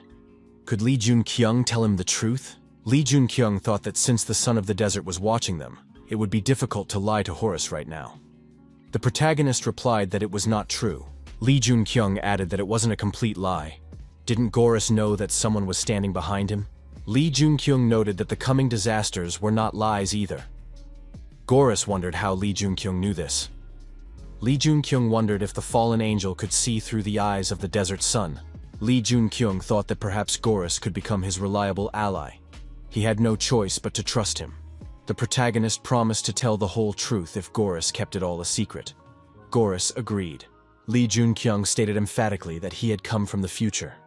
Gorus was naturally astonished. Li Junqiang asked the American representatives why they had come here. Mason asked the Dark Horse to go with him to America. He promised that he would get everything he wanted. The protagonist, of course, did not anticipate this. Were they trying to recruit him this way? Mason said that there were too few hunters in America for the amount of land they had. Assuming that the Dark Horse was telling the truth, they would face serious danger. That is why they were inviting him to America and promising him anything he wanted. The other hunters thought, is America really going to lure away the Dark Horse? Is the Dark Horse really that valuable? A representative of the Philippine Association also welcomed the Dark Horse. The Australian representative also wanted to recruit him. A Japanese hunter invited our hero to visit his country. Li Junqiang thought that the Japanese Yashin was intimidating everyone present with his powerful magical strength. Yashin said he would do whatever the Dark Horse wanted, within reason, of course. Suddenly, everything around them began to shake. Was it an earthquake? It turned out that the gates had collapsed. It was necessary to rescue the victims as quickly as possible. The monsters that had broken out began to rampage. The hunters were surprised. There had been no signs that this would happen. Why did the gate collapse so suddenly? Gorus acknowledged that there were no active gates nearby. The American Mason suggested that the gate collapse the moment it appeared. Li Junqiang said that they did not have time to evacuate or prepare measures to deal with it. First, they needed to deal with the incident, and then they could talk calmly. At one point, Chang reported that more than 100 people had died. Fortunately, the hunters and Neil were able to take quick action. However, the gate collapsed in a residential area. The gate really did collapse the moment it appeared. There was no way to prepare. Could this really be the disaster? Li Junqiang said it was just a harbinger. We need to take everyone back to the capital and work with the White Tiger group. Chang asked what Li Junqiang was going to do. The young man replied that right now, this place was their chance. Heroes from all over the world had gathered here and seen the harbinger of disaster with their own eyes. This would convince them to strengthen their defenses and save countless lives. The young man added that the same event that happened in China would happen in Korea. That is why Korea needs all the hunters they can get. However, right now, the president of the association is missing. Li Junqiang said he would send everyone back through Bivrist. Right now, Korea needs their help. Li Junqiang thought that they had no time to spare, and he did not know how things would turn out now. It was necessary to do everything possible to convince the others. Li Junqiang told those present that there were 3 harbingers of disaster. He learned this from Seth. The first sign is the collapse of the gates. The gates appear and collapse at the same time, just like yesterday. The second sign is the strengthening of monsters. Usually, C-rank hunters can easily deal with monsters inside gates of the same level, but now even A-rank hunters may be needed to defeat them. The third sign is gatification. Li Junqiang added that he doesn't know the details, but he thinks there will be big changes, similar to what happened in China. Similar to the gates, access to them will be closed, and they will be filled with concentrated magical power. This will lead to the deaths of many people. As in the second case, the monsters will become significantly stronger. One of the hunters asked if there was no way to stop this disaster. Li Junqiang replied that he did not know. He did not know what could stop the disaster. Yashin said he wanted to ask one more question. What would happen to the world after all these omens appeared and the disaster began? Li Junqiang thought that the disaster was that everything would change. The gates would be filled with even more magical power. Because of this, the monsters will become even stronger, and even more people will die. Suddenly, there would be more hunters. Their numbers would double. Just as the monsters were getting stronger, the hunters would also begin to grow stronger. Thanks to more powerful hunters, the world will be reborn. However, those who saved humanity will turn the rest into slaves. But that was not something the young man could say now. The protagonist declared that he needed to save people. Despite the approaching disaster, there are not enough hunters. They cannot appear out of nowhere, so it is necessary to take care of protecting ordinary people. Yashin said that everything was clear. This is what war is. Soldiers must protect people. Japanese hunter Yashin once again invited the Dark Horse to visit Japan, and promised to give the young man a position equal to his own. The other hunters thought Yashin had shown excessive initiative. How could he offer such a deal to a nameless newcomer? Goris couldn't believe it. Had the gate really collapsed? Besides, it was at least an S-rank gate. Lee Junkyung stated that he had provided all the information he had. He had no plans to move to another country. Lee Junkyung expressed his hope that the hunters would return to their countries soon, because something similar could happen even in their own homes. The huge monster that appeared from the gate began to claim the surrounding territory. The hunter said that these were not the trolls he knew. There were many more of them, and they moved faster. Lee Junkyung took the initiative and deactivated the monster. The hunter thanked the protagonist, saying that thanks to the young man, he was able to survive. Lee Junkyung said that they would stop the monsters. It was necessary to evacuate everyone else to a safe place. Our hero thought that these trolls were similar in size to the giants of Utgard. This was the level of monsters that came out of the S-rank gate. Lee Junkyung continued to defend himself, staying close to the gate. He thought that there was someone else who hadn't come here yet. He was referring to the boss of the S-rank gate. He was trying to break out. He had to be stopped. The Japanese man, Yashin, looked up at the sky and saw Lee Junkyung flying. He was like a diving bomber. Yashin remembered the words of the blindfolded assistant. She said that this young man would help him complete his mission. Yashin thought that this young man was connected to his destiny. At that moment, the monster boss really did approach the gate. The Japanese hunter felt his heart beat faster when he looked at the young man. Lee Junkyung seemed to draw him in. He had to catch up with him. At that moment, the monster boss appeared from the gate. The protagonist thought that this monster was simply enormous. Compared to it, all the buildings looked like toys. It was definitely a scarecrow. Before the monster passed through the gate, he had to destroy it. The solar flare skill was activated. The attack continued. The monster boss completely emerged from the gate. Lee Junkyung circled around it, flapping his demonic wings. Lee Junkyung used his unique abilities to get close enough to attack the monster's head. The attack was successful, resulting in a hole in the boss's head. Lee Junkyung shouted that he had defeated the monster. The monster lost its balance and began to fall backward. Lee Junkyung thought that this would not work. If this giant fell like this, the people below would be hurt. This could not be allowed to happen. At that moment, the Japanese hunter Yashin soared into the sky. With quick and precise movements of his sword, he cut the falling monster into many small pieces. As a result of this action, the monster scattered over the city like rain. The danger to civilians was averted. The young people looked into each other's eyes, standing in close proximity. Lee Junkyung thought it was impressive. Why did someone so skilled not become widely known in the future? Suddenly, the protagonist grabbed his head, lost his bearings, and began to fall like a bullet. The young man managed to pull himself together, regroup, and land smoothly on the ground. Yashin approached and asked if the Korean hunter was okay. Unexpectedly, the Japanese hunter's assistant, who had been moving around the city blindfolded, appeared at this spot. The Japanese man said he felt relieved when he realized that Lee Junkyung was all right. Lee Junkyung was surprised. What was going on here? As soon as this woman appeared, his head began to ache. Why was the fallen angel paying so much attention to her? Lee Junkyung thought that even though these were S-rank gates, they were quickly dealt with.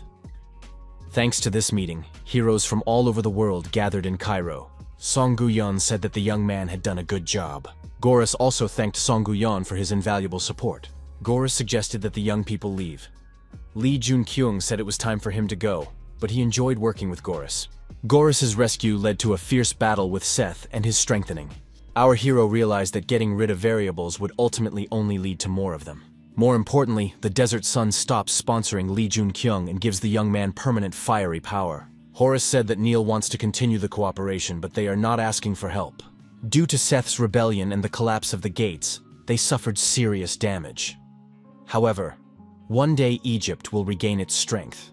Lee Junkyung said that if they can overcome this disaster, Egypt will undoubtedly see the light again. Horus said that Lee Jun-kyung is the light of Egypt. Wherever he goes, he must remember this. Egypt will always be there to help. Horus said he wanted to ask for a favor. Due to a series of events, Egypt had suffered considerable damage. Therefore, he would not be able to leave the country for the time being. Since Lee Jun-kyung is also looking for Seth, if he manages to find him, will the Dark Horse be able to find the Eye of Osiris? The young man wondered how Horus could be so sure of this. Perhaps that is why he is so sure that Seth escaped with the Eye of Osiris. The protagonist felt a fragment of Osiris's energy emanating from him. Son Guyon had already said on the plane that dealing with Set and the power that supported him would be no easy task. Lee Jun-kyung noted that they could return in an instant with the help of Bifrost, but for some reason they were flying by plane. Son Guyon pointed out that the Bifrost was not an unlimited power. However, they had been using it constantly since the time of England. Lee Jun-kyung said that this time they used it to save people in Egypt. The rift has indeed been through a lot. Bald admitted that this time they were able to save quite a few people. Now they are almost back in Korea.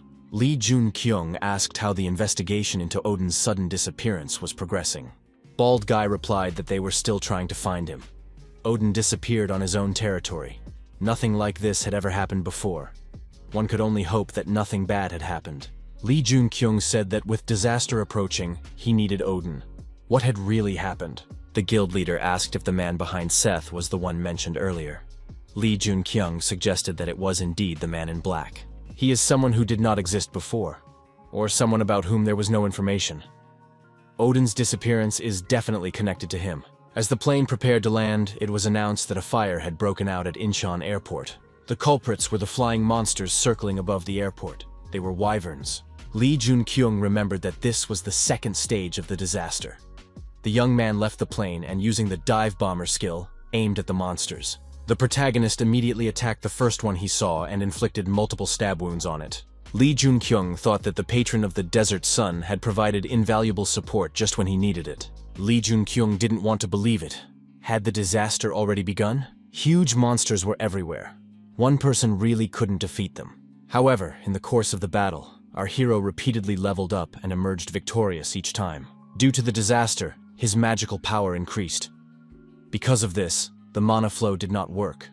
Our hero could not find any survivors. Suddenly, civilians appeared nearby, trying to escape the impending disaster. The bloodthirsty monster was already close, and it seemed that no one could save these people. Top-tier hunter Son Guyon came to the civilians' defense.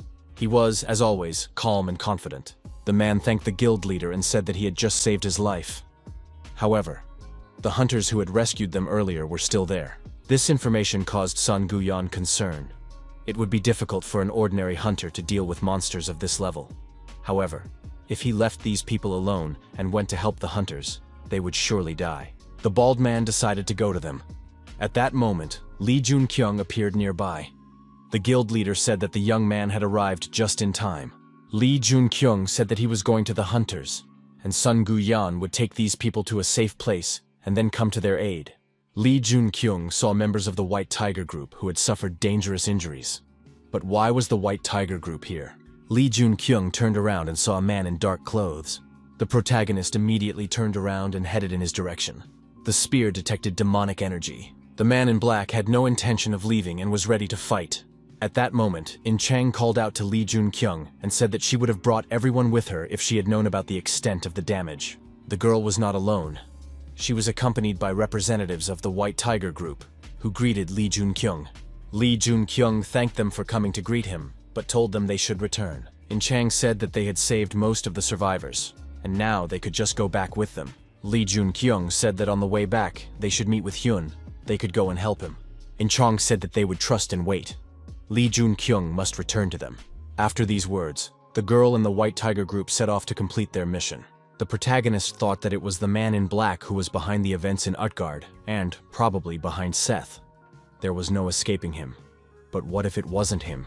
Our hero decided that he needed to check, and preparing his spear, rushed towards the man in black. Our hero decided that he would finally remove the black cloak from the stranger's head.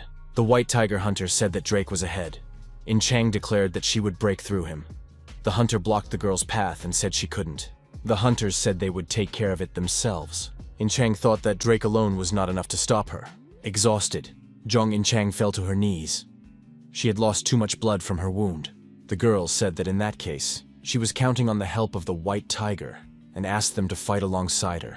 In-chang understood that she was getting stronger, although she had not yet reached the level of Lee Jun-kyung. Information emerged that the patron, beautiful Prince Ogre Siegfried, was sponsoring In-chang. The girl was overflowing with mana. Lee Jun-kyung thought that even when he used the power of madness, bloodlust, mana flow, and the heart of a dragon, this opponent easily blocked his attacks. What tremendous power! The man in the black robe easily blocked the protagonist's attack. Blocking the blow, the man in black threw his opponent aside, and Lee Jun-kyung, losing his balance, stumbled backward. The young man regrouped and prepared to attack again. Our hero was almost certain that this was the same man behind the actions of Utgard and Seth. Even if it was dangerous, he would have to take the risk and try to reveal his identity. Our hero thought once again that he must remove this black cloak. Demonic energy was eating away at our hero's body. The protagonist could no longer stop. Lee Jun-kyung noted that the man in black was only defending himself. Did he really have no intention of attacking and destroying his opponent? However, our hero was unable to even scratch his opponent, let alone remove the cloak. The demonic energy began to provoke madness. The dragon bloodstone resonated with the dragon's heart. Now the protagonist's attacks began to work. The man in the black cloak grabbed his hood and pulled it tighter over his eyes. He said it wasn't worth doing. In-chang told the hunters to step aside. She would take care of it. The hunters were surprised. What had happened? Had In-chang just accumulated an incredible amount of magical power? The girl said it was great. Now she had to try to use the power of her new sponsor. A huge monster appeared in front of In-chang. The monster began to approach, growling loudly. However, the girl didn't even blink. In the next moment, the monster was destroyed in the most unusual way. In-chang wondered who it could be. He instantly destroyed Drake. Son Gu-yeon, with a sword on his shoulder, said he had come to help as much as he could. Lee Jun-kyung told the man in black that he had been fooling everyone until that moment. The man replied that this was not true. The stranger said he had seen a new future. The protagonist's condition was deteriorating. At that moment, a crow landed on the shoulder of the man in black. The stranger suggested that Hyugen return. In-chang and Seong Gu-yeon looked at the results of their actions. Everything around them was destroyed. The stranger in black approached the protagonist lying on the ground. The man performed the necessary manipulations with his hand. Lee Jun-kyung moved through space, landing at In-chang's feet. The girl screamed in fear and rushed to the protagonist. Son Gu-yeon was surprised. Why was the man in black doing this? The stranger replied that this boy would still be useful. Song Gu-yeon asked the man in black if he was really renouncing Asgard. The man took off his hood. It was Odin. He told Heimdall to help Lee Jun-kyung, the man in the black robe. Even though the young man knew he couldn't defeat him, he ran forward anyway. The protagonist thought that with the strength and speed of his spear, he could at least tear off his cloak. Lee Jun-kyung planned to use Merlin's necklace, which gave him extra speed, and the reinforcement of mana flow to overcome the demonic energy. However, there was one problem. The demonic energy contained in the spear was stronger than expected. Added to this was madness. But then, for some unknown reason, Lee Jun-kyung was able to overcome it with the help of Odin. It turned out that the man in the black cloak he was chasing was Odin. No, this man couldn't be Odin. He was someone else. Lee Jun-kyung woke up lying in a hospital bed. Merlin's necklace rested on his chest.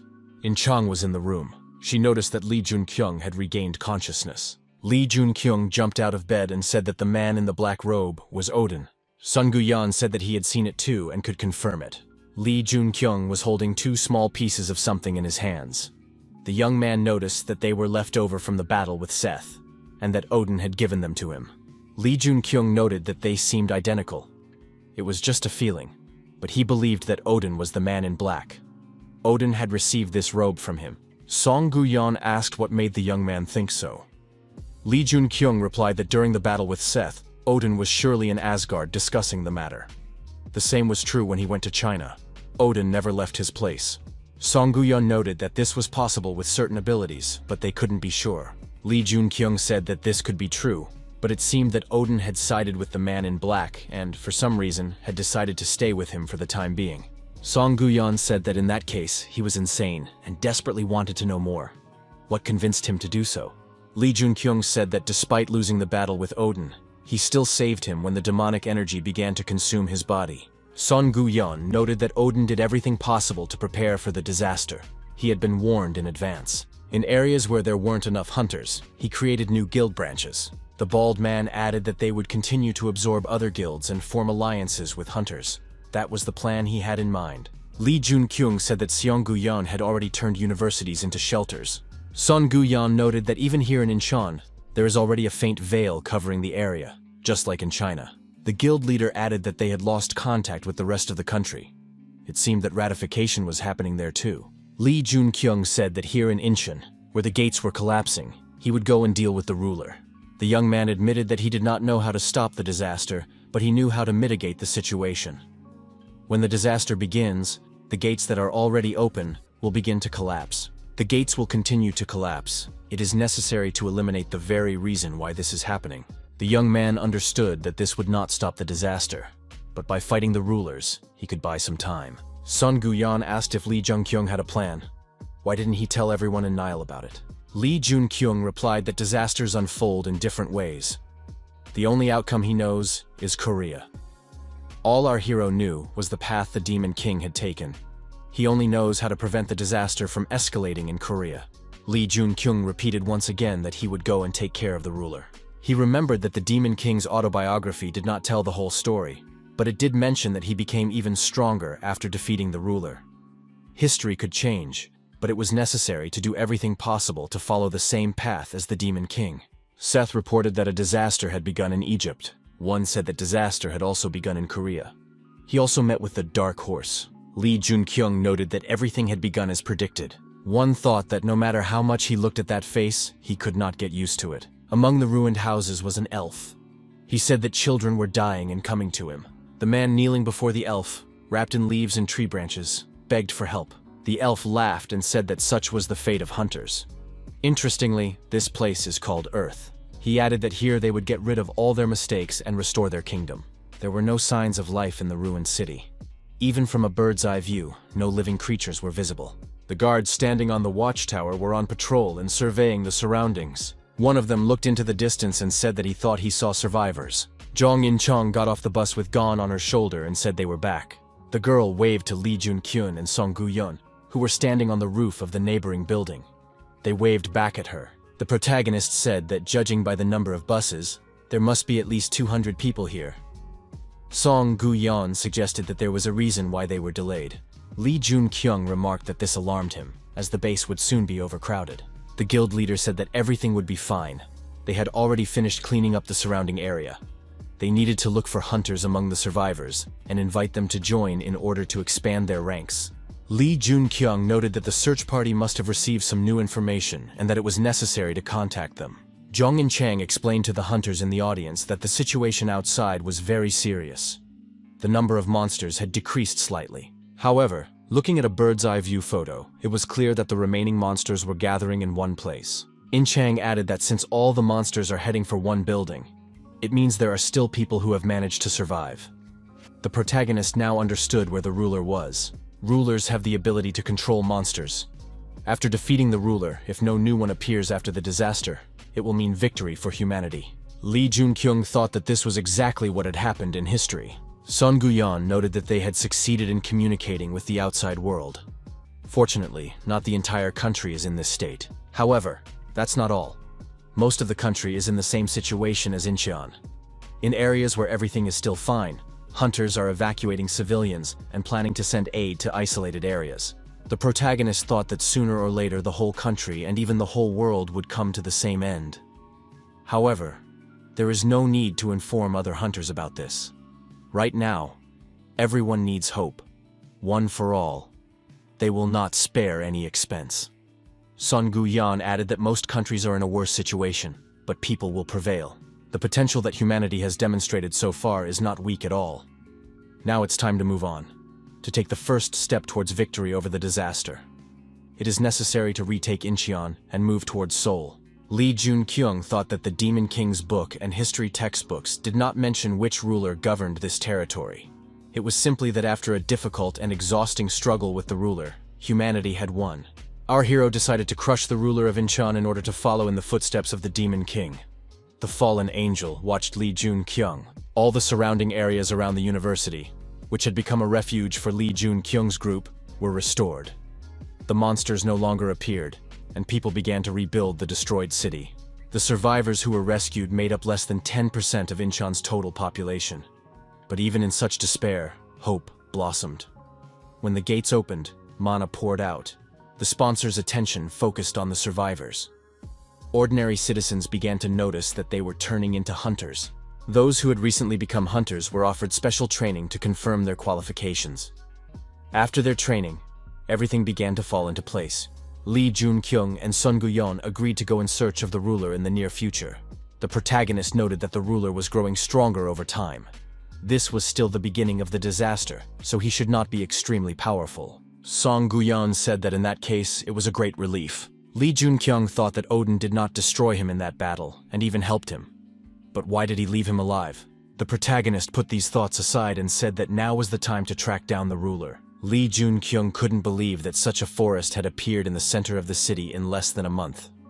In-chang showed the direction of movement. Aggressive, heavily armed monsters were nearby.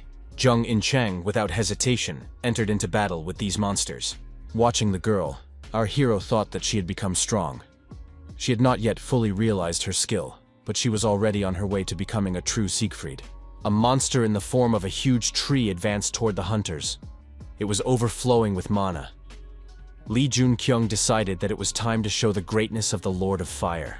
Lee Jun-kyung suggested that his comrades rest a little before continuing on their way. Song Gu-yeon supported the idea. During the break, the protagonist activated the status window and checked his tactical and technical characteristics. The indicators were normal.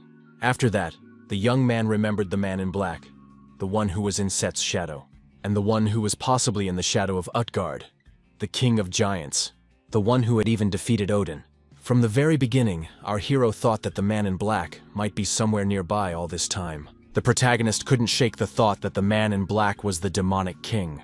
If the man in black is the demon king, will he have the same type of status window? The Book of the Demon King stated that when one reaches 100 points in attributes, significant changes occur. The same applies to levels. However, levels gave our hero power that was incomparable to attributes. It was not just growth, it was evolution. Lee Jun-kyung thought that it would only be a short time before he reached level 100. Due to the disaster, his growth rate had accelerated significantly. In addition, the skeleton that collected souls would soon be activated. The power of the Demon King, which once forced all the powerful hunters in the world to submit, was about to awaken. The hunters looked up and wondered, what was this overwhelming mana that had appeared in the atmosphere? What were they facing? Lee Jun-kyung told Baldman that he could do it. He and the ruler were a perfect match. Sun Gu-yeon replied that he would trust Lee Jun-kyung. Lee Jun-kyung declared that they would immediately go to where the ruler was.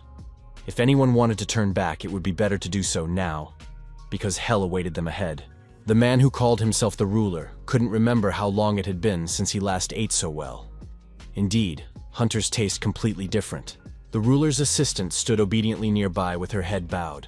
The ruler told her to catch more of them. It seemed that some of them had already reached these lands. The ruler ordered Rubiel to use all means necessary. The hunters, led by Lee Jun-kyung and Song Gu-yeon, approached the hot zone. They had seen many S-rank hunters, but had never before encountered such a powerful skill covering such a vast area. The protagonist thought that the path to the ruler might be easier than previously expected. In addition, our hero's growth was in full swing. A monster tree blocked the road. It was clearly aggressive and was swinging its branches in all directions. In-chang said there was not much left. She would take care of it. The girl approached the tree and saw a man hanging from the branches. The man saw the hunter and asked her for help. This came as a complete surprise to In-chang. At that moment, Rubiel jumped out from behind cover and attacked In-chang with her sword. However, the girl managed to put her sword forward and block her opponent's blow. In-chang immediately realized that she was facing a very skilled monster. To support his comrade, Lee Jun-kyung joined the fight. The young man used his unique abilities. Rubiel was forced to retreat and settled on a large branch of the monster tree. Lee Jun-kyung thought she was a very experienced opponent because, when attacking, he assumed she would not be able to dodge his blow. The hostage was freed from the tree and ended up in the arms of Song Gu-yeon. In-chang told her rival that she was just a pathetic coward. She used the hostage and jumped out of ambush. But what would she do now that the hostage was gone? In-chang understood that this monster girl was quite experienced.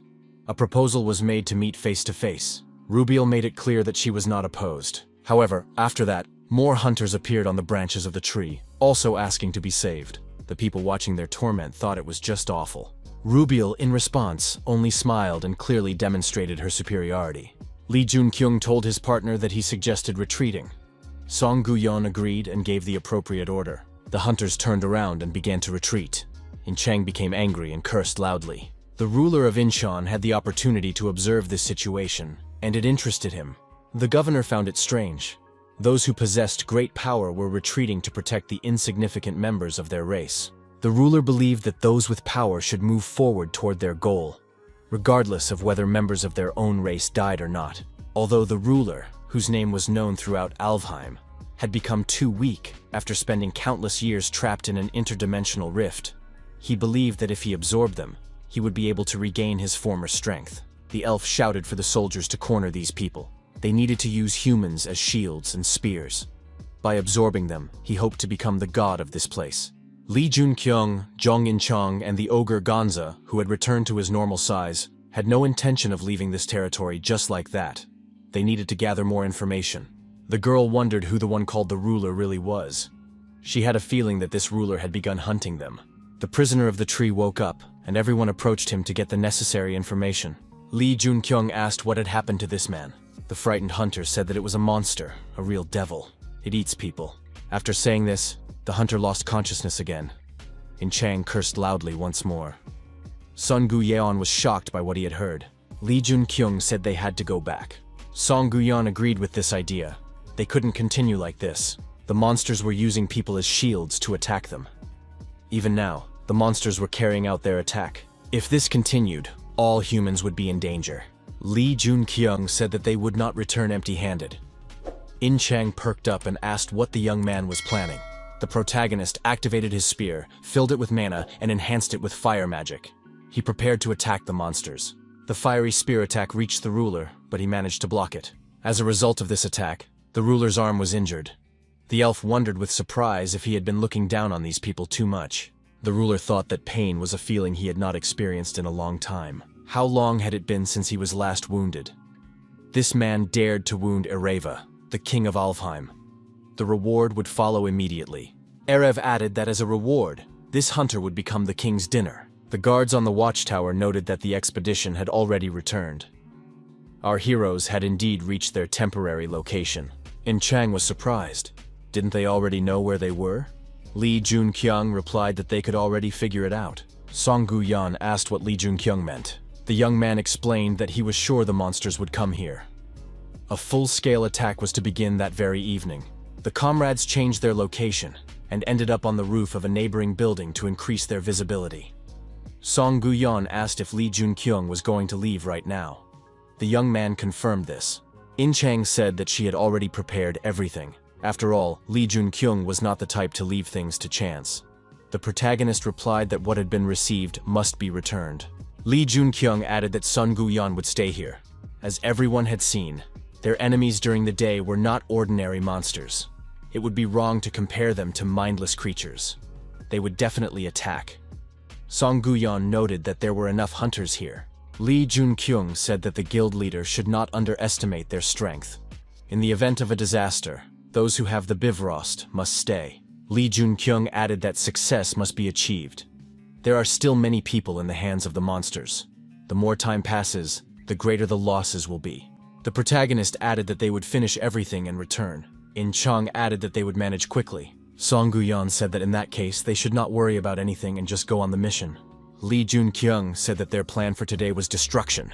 A multitude of monsters, accompanied by a monster tree, were moving towards the location of the people. In Chang saw how many monsters there were and asked if they should turn back. Lee Jun-kyung replied that they were ready. In Chang pointed out that they didn't know how many there were.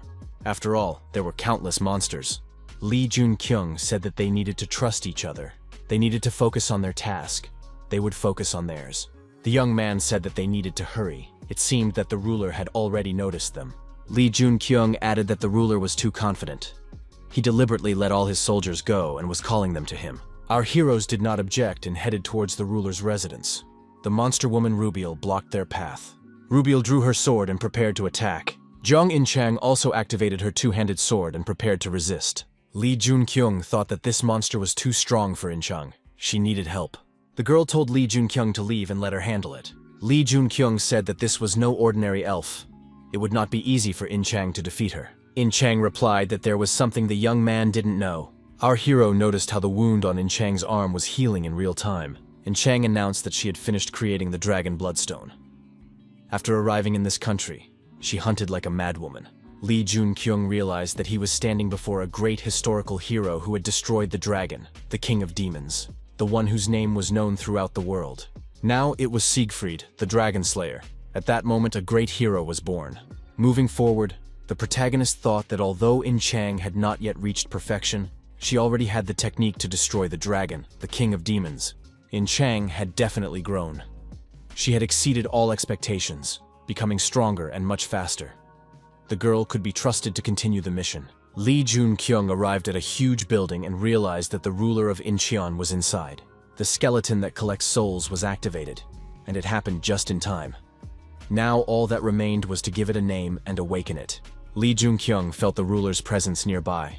A cruel, oppressive mana descended upon him. The ruler of Erive greeted the hunter and invited him in, calling him a warrior from another world.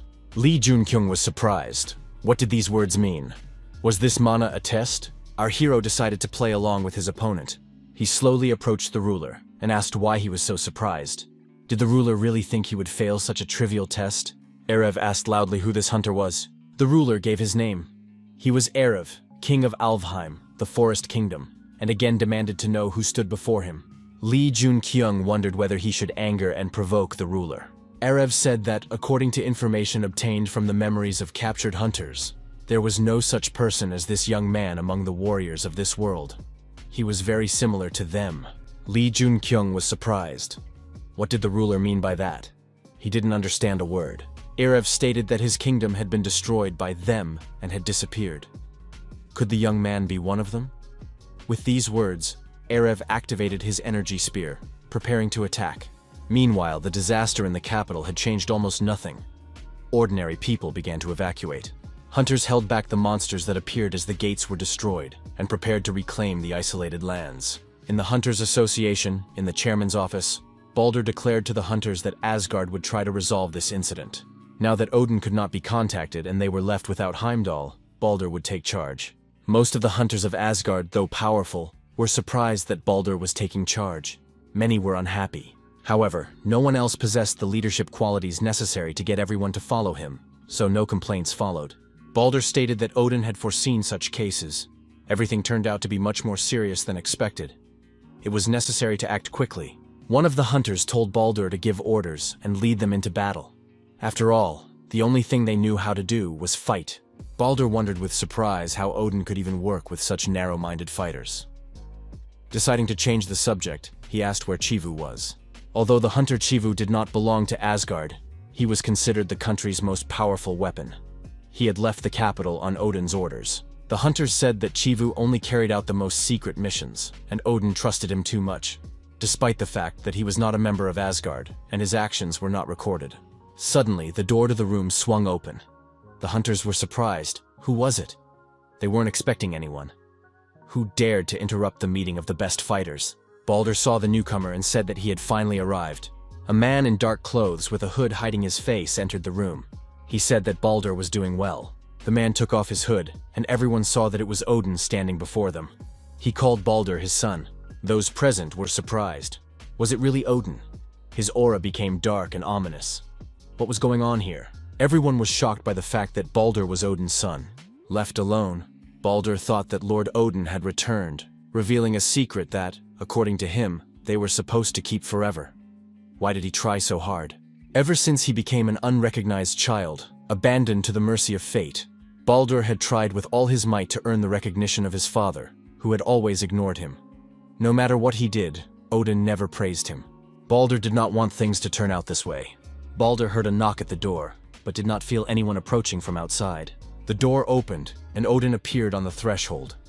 He called Baldur his son again. Baldur asked if Odin really intended to acknowledge him in this way. He would not want that. Odin said he understood his son's sadness and suffering. Although the young man had not lived up to his expectations, he had never felt any animosity towards him. Baldur thought, this warm voice and kind hands, He was sure they belonged to Odin. However, it was difficult to believe. The young man said he could not understand the hidden motives of the association's president. Odin replied that he had no hidden motives. He simply wanted to recognize Baldur as his son. Moreover, he intended to declare him his heir if he proved himself worthy. Baldur was surprised. Hadn't the heir already been chosen? Although that was exactly what he had always dreamed of. One said that in connection with this, he would like to ask Baldur for a favor. It was necessary to make up for the missing abilities and become his ruler. Baldur did not understand what was happening, and said that he needed time to think it over. Odin hugged his son and said that he needed an answer right now. He needed Baldur. Odin added that he needed this sacrifice. Baldur was taken aback. Dr. Manhwa and the hunters of the White Tiger Guild tested the barrier for strength. There should be no other place that could contain the disaster as well as the capital. Once these people left the city, they might never return to Safe Soul. If anyone wanted to stay, they were free to do so. The hunters were surprised. What was the doctor talking about? Even if these weren't their families, they were their friends' families. Of course, they had to help. If it weren't for Lee Jun-kyung, they wouldn't be alive. They couldn't just sit idly by. Fenrir said they needed to find Lee Jun-kyung. Hyunmoo said he had to go to his master.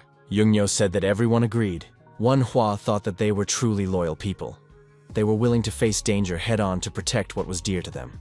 Wonhwa announced that in that case, they would move forward, and he manipulated the barrier to make a passage through it. The barrier was overcome. However, after that, Wonhwa noticed that the barrier in the center of Seoul was beginning to crumble. The ruler of Eriv asked his opponent again if he was on the same side as these black creatures. Lee Jun-kyung caught the arrow fired at him by the ruler of Ereve with his hand and easily broke it. Erev realized he was wrong. Even though this man possessed their energy, he was not one of them. Lee Jun-kyung asked if they were talking about patrons. Erevi was surprised. Did this man call them patrons? The rulers of certain regions who appeared during the disaster. Only the Demon King could destroy them. But why only him? The protagonist thought he needed more information and asked Erev if he was a patron. Erev laughed and fired a volley of arrows in response. Was the young man asking if he was one of them? The Dark Ones? Erev replied that he was not one of them, and yet he almost became one of them. Erev laughed and added that if he ate this man now, he could become one of them. Lee Jun-kyung was surprised. Could this ruler really become a patron if he ate him? Besides, he said that he almost became one of them before. Lee Jun-kyung decided that he needed to focus on the battle first. He couldn't dodge all the arrows, so he created a fire barrier. Erev thought that his arrows couldn't pierce this fire barrier. It didn't work that way. The protagonist pondered the personalities of the patrons and rulers that only the Demon King could destroy. He needed more information. The young man asked the elf if he had met other hunters. Erev replied that he had eaten so-called hunters many times, although it was difficult to call it an encounter. Lee Jun-kyung was surprised. Did Erev really think he was different from other hunters?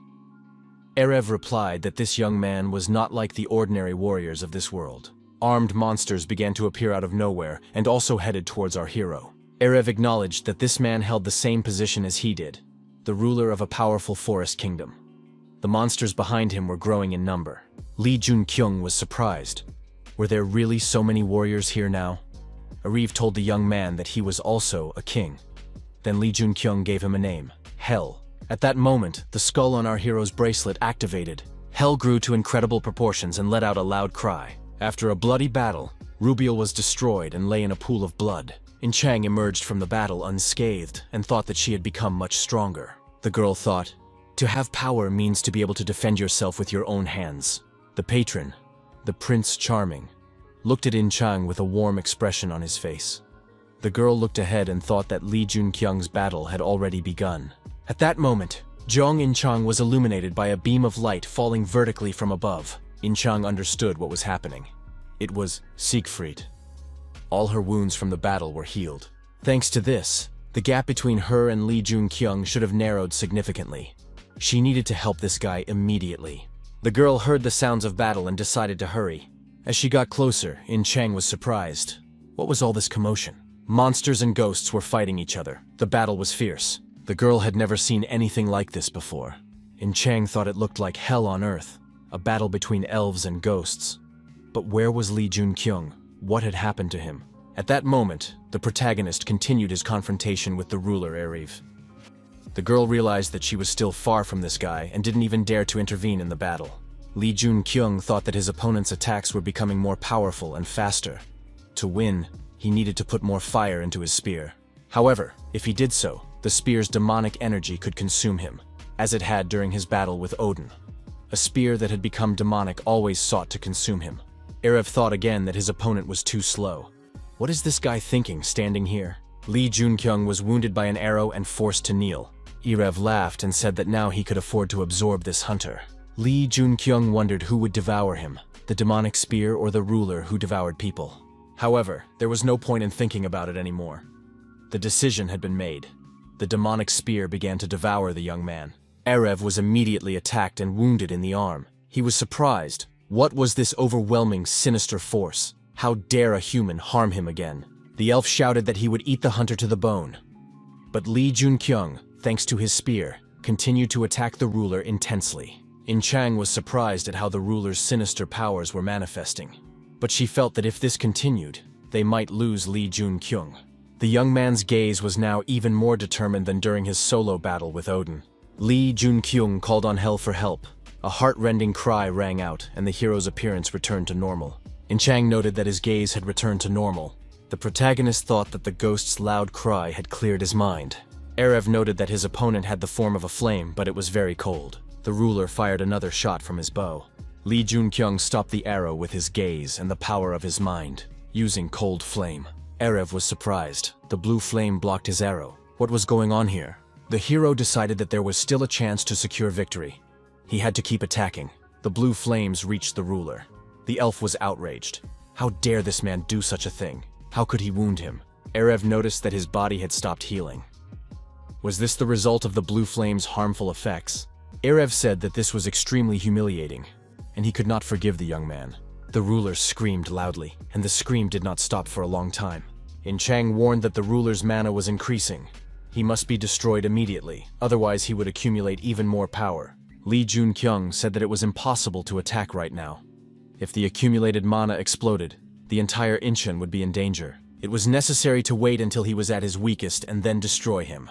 In Chang noted that all the mana of the elven soldiers was being directed toward the ruler. Did Lee Jun-kyung really think he could win? Erev laughed again. A blade appeared before him, and he felt better. Lee Jun-kyung noted that the Fire Monarch, who had been unable to grow stronger after reaching the master level, had unexpectedly improved. Now, someone's blood would be spilled. After another attack, the ruler was wounded. His chest was pierced by a spear. Erev's strength began to leave him. He said he was the king of Alfheim. Lee Jun-kyung thought it was a disgrace. If he had been alone, he would not have been able to stop the ruler. Even the power of the king of a great kingdom could not overcome the wrath of those he had destroyed. In the end, Erev was destroyed because of karma. Erev said that once they came and looked for him, Lee Jun-kyung noted that the ruler's gaze had changed. By saying, "they," did the ruler mean his patrons? Erev added that Alfheim was united under his rule after a long war and subsequent period of peace. Lee Jun-kyung thought that it was similar to the history of Earth. One might think that peace reigned in Eden, but inside, everything was rotten.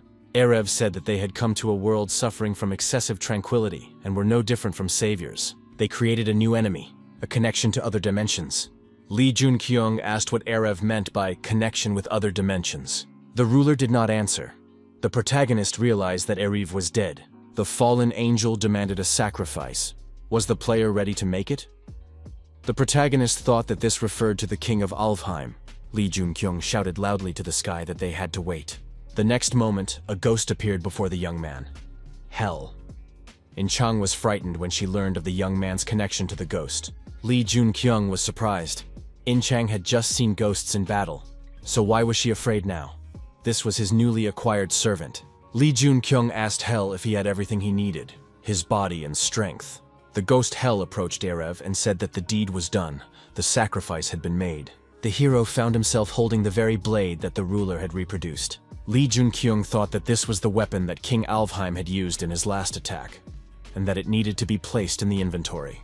The fallen angel smiled contentedly, baring his blood-stained teeth. Lee Jun-kyung asked Hell how long it would take. Hell replied, "Since the soul clings to many things, it will take quite a long time." Lee Jun-kyung said that it didn't matter how long it took. The memories had to be extracted without losing anything. In Chang looked around.